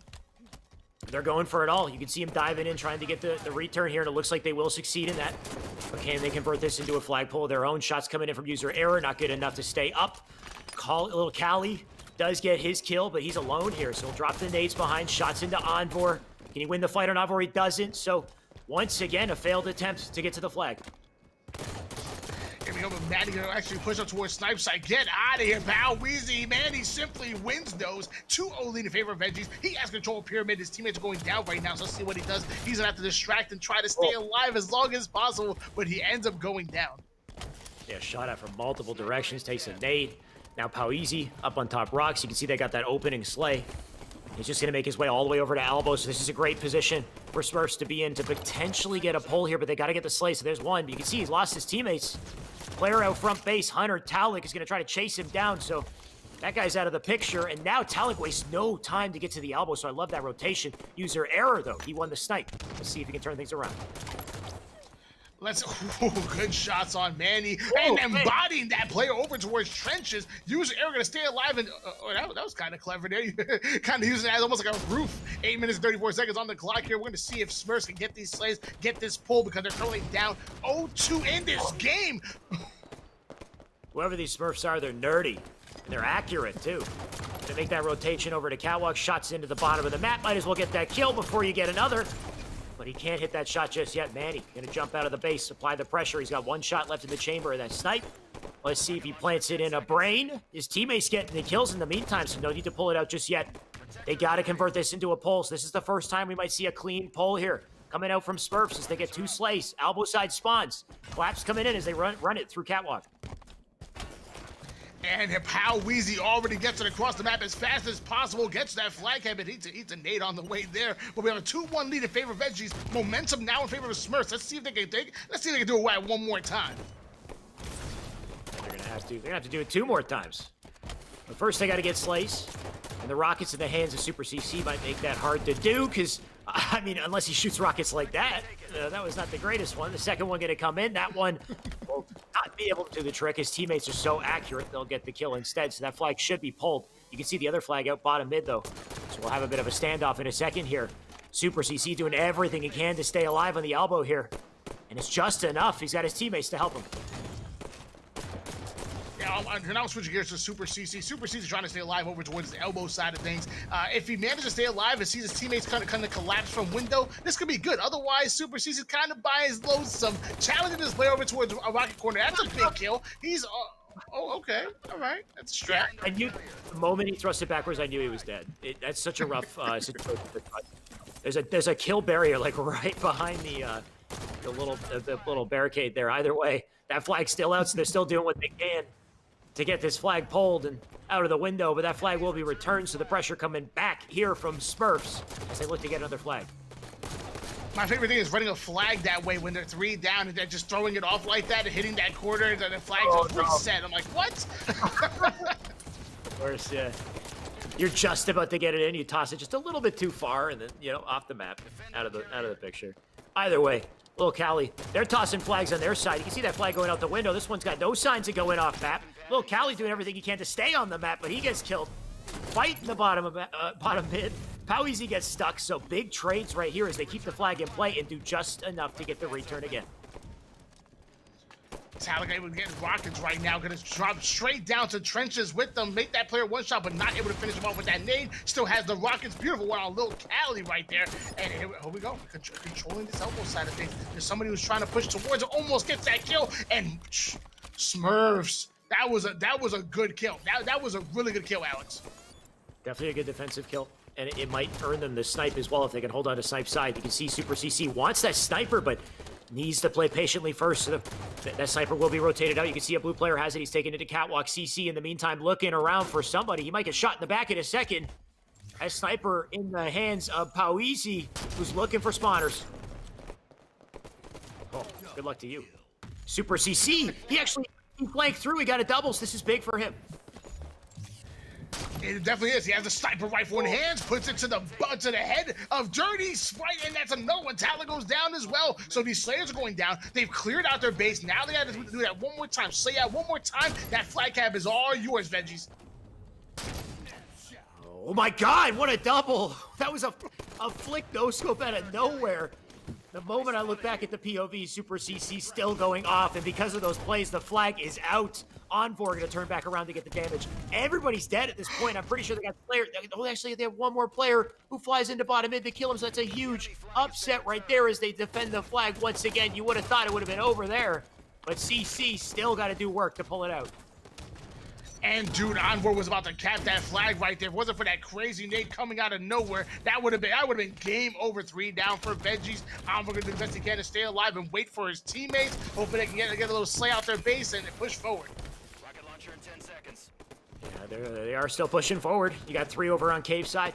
Dirty Sprite making the rotation to window. This is a great rotation. Gonna get the collapse in the back of the base. That's 2 dead. Looking for 3 dead. That's a double right there. Shots into Envor as well, but not enough to kill him. Envor, last line of defense as the flag comes out through the window here. Nice kill onto Envor. Cali gonna live up. Elbow side spawns as well. Can they get this flag out past the 50-yard line, though? They can't. You can see it's just stuck on DMR, so something going on here with blue team is they're not quite coordinated on these slays, but it might still be good enough despite being scrappy. I take it back. They made it work, Tony. That's gonna be 2-2 on the board.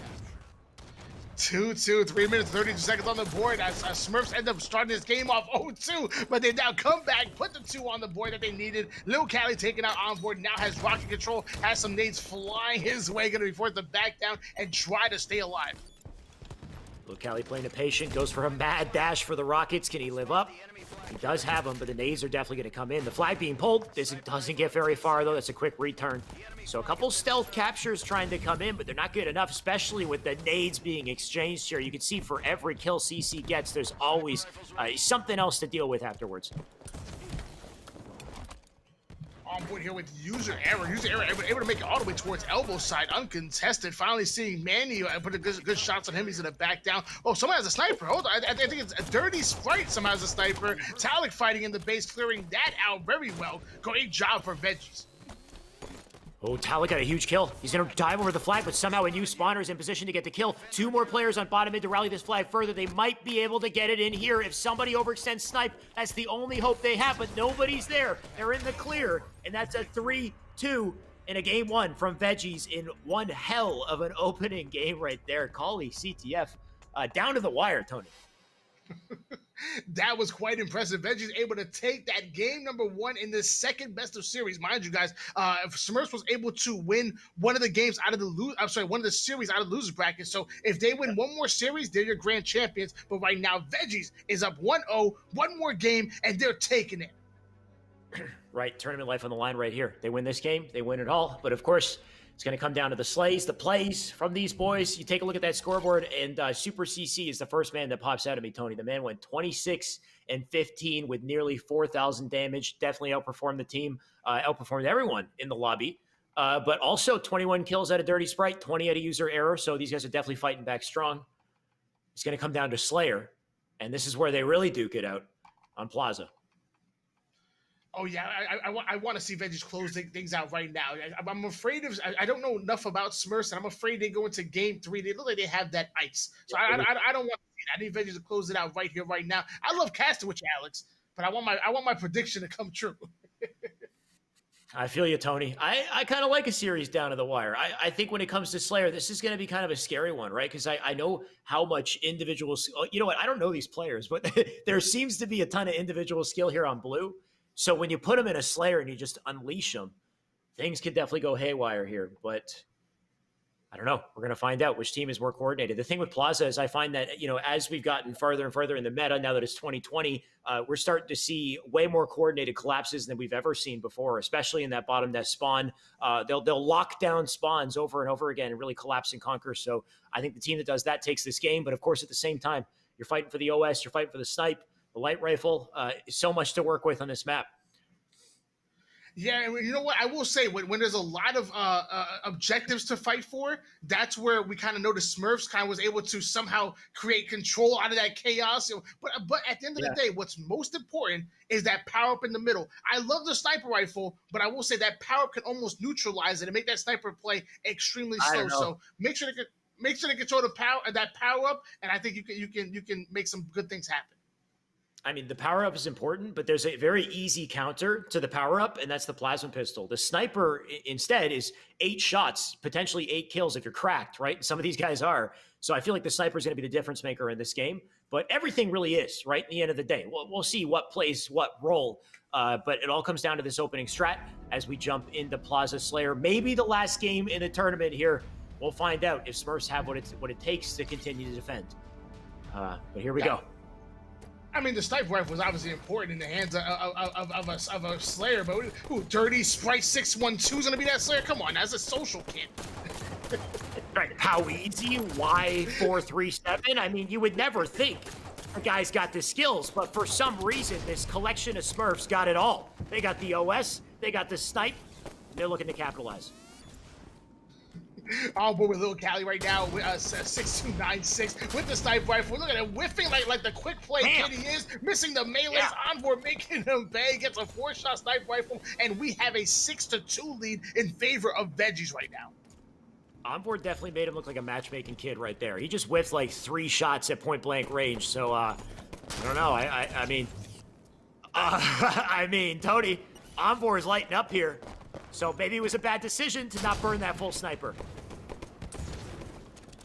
Maybe not. On board with the sniper rifle in hands, has 2 shots left in it, has a player over towards top that was trying to put some pressure, but luckily his teammates come out nowhere and gonna have his back, but Manny goes down. Oh man, the Smurfs coming right back in it, only down by 2 kills right now.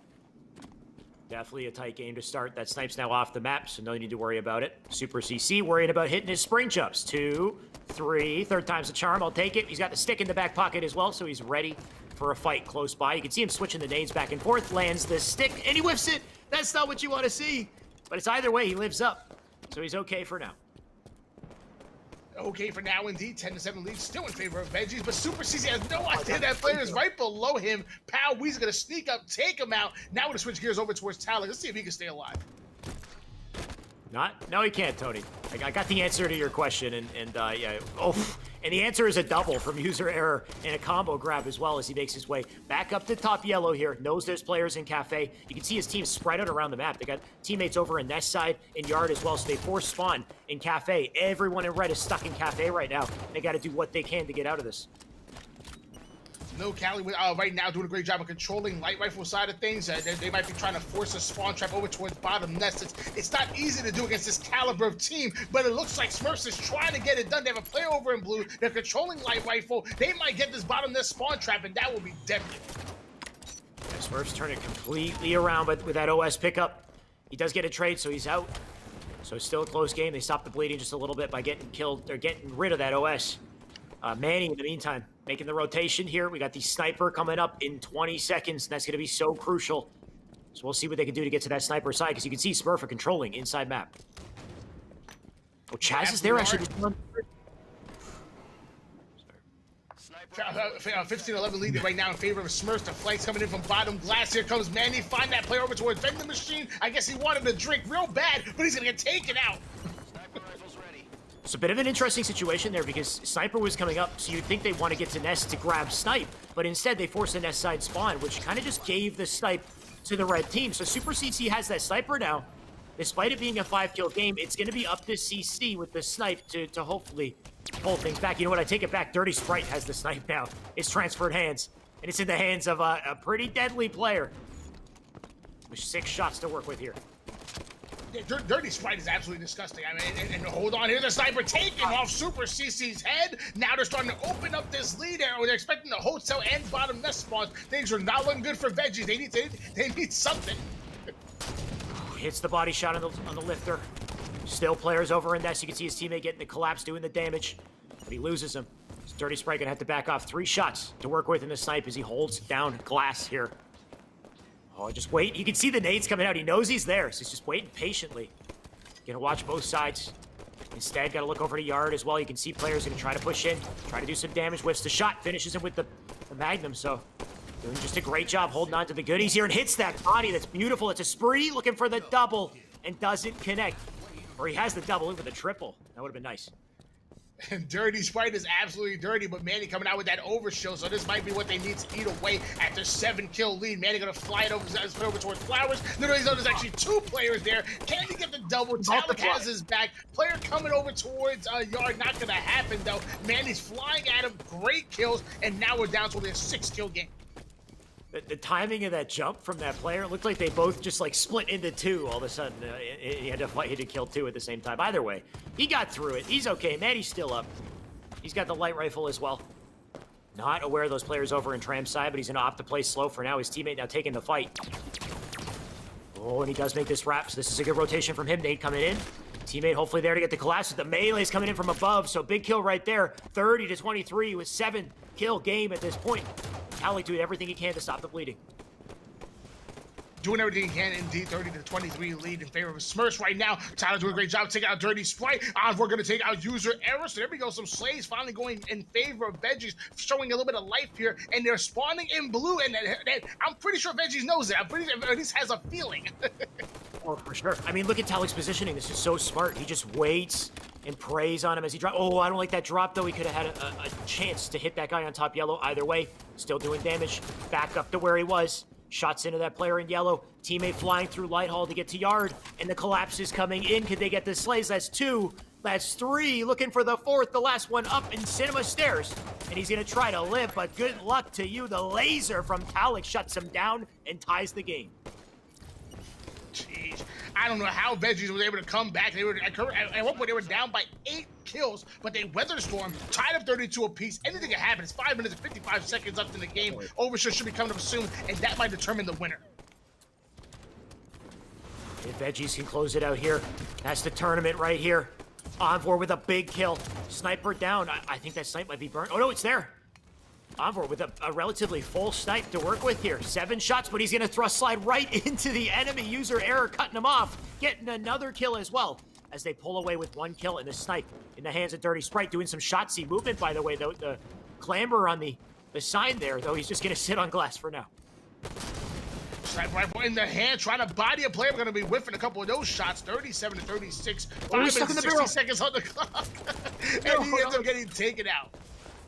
Yeah, that is such a horrible way to die. He tried to wrap around the corner, but the barrel was in his way. I think he even tried to push it out of the way with a melee, but that definitely would have killed him. Either way, that snipe's down. It's still a 3-kill game. And a 3-kill game in the favor of Veggies. As they hold on to top map, you can see them spawning up in nests, so just preying on their spawns right now. Manny in such a great position. Teammates over in Cafe as well. He can smell him below, but does he jump for it? Taking shots over from posters. The movement for Manny to try to get out here. He's missing it so far, but he's still living. And he's doing a great job of spawning towards bottom nest and getting up top as fast as possible with taking minimal damage. Sniper rifle still in the hands of Taulik right now. Has 1 bullet left. That's like 5 kills in the hands of a veteran like Taulik. Yeah, 5 kills left for the tournament, Tony. They somehow pulled it back despite being down the beginning of this game. Taulik and team, they're looking to close out the tournament here. 1 shot in the snipe, doesn't even need it. Players spawning up on nest, they're completely aware of it. Taulik whiffing the shot. At this point, 3 kills, even trades will help. You can see 1 player over in dip. He's dead as well. Now 48, 2 more to close the tournament. The barrel kills Taulik. Still at 48 here as they fight in anything they can do, doing anything they can to come back here.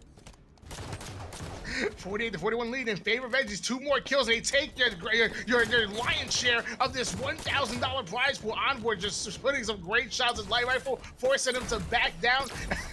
I love that light rifle. It's such a dangerous weapon.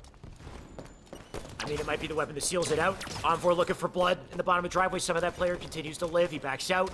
They all got center map control. They do get a kill. User error with 1 kill. It's still a 6-kill gap. A massive road to climb at this point in the game. You can see that player decides to back out, so they're playing so passively. And honestly, so is Veggies as they hold it down in Cafe.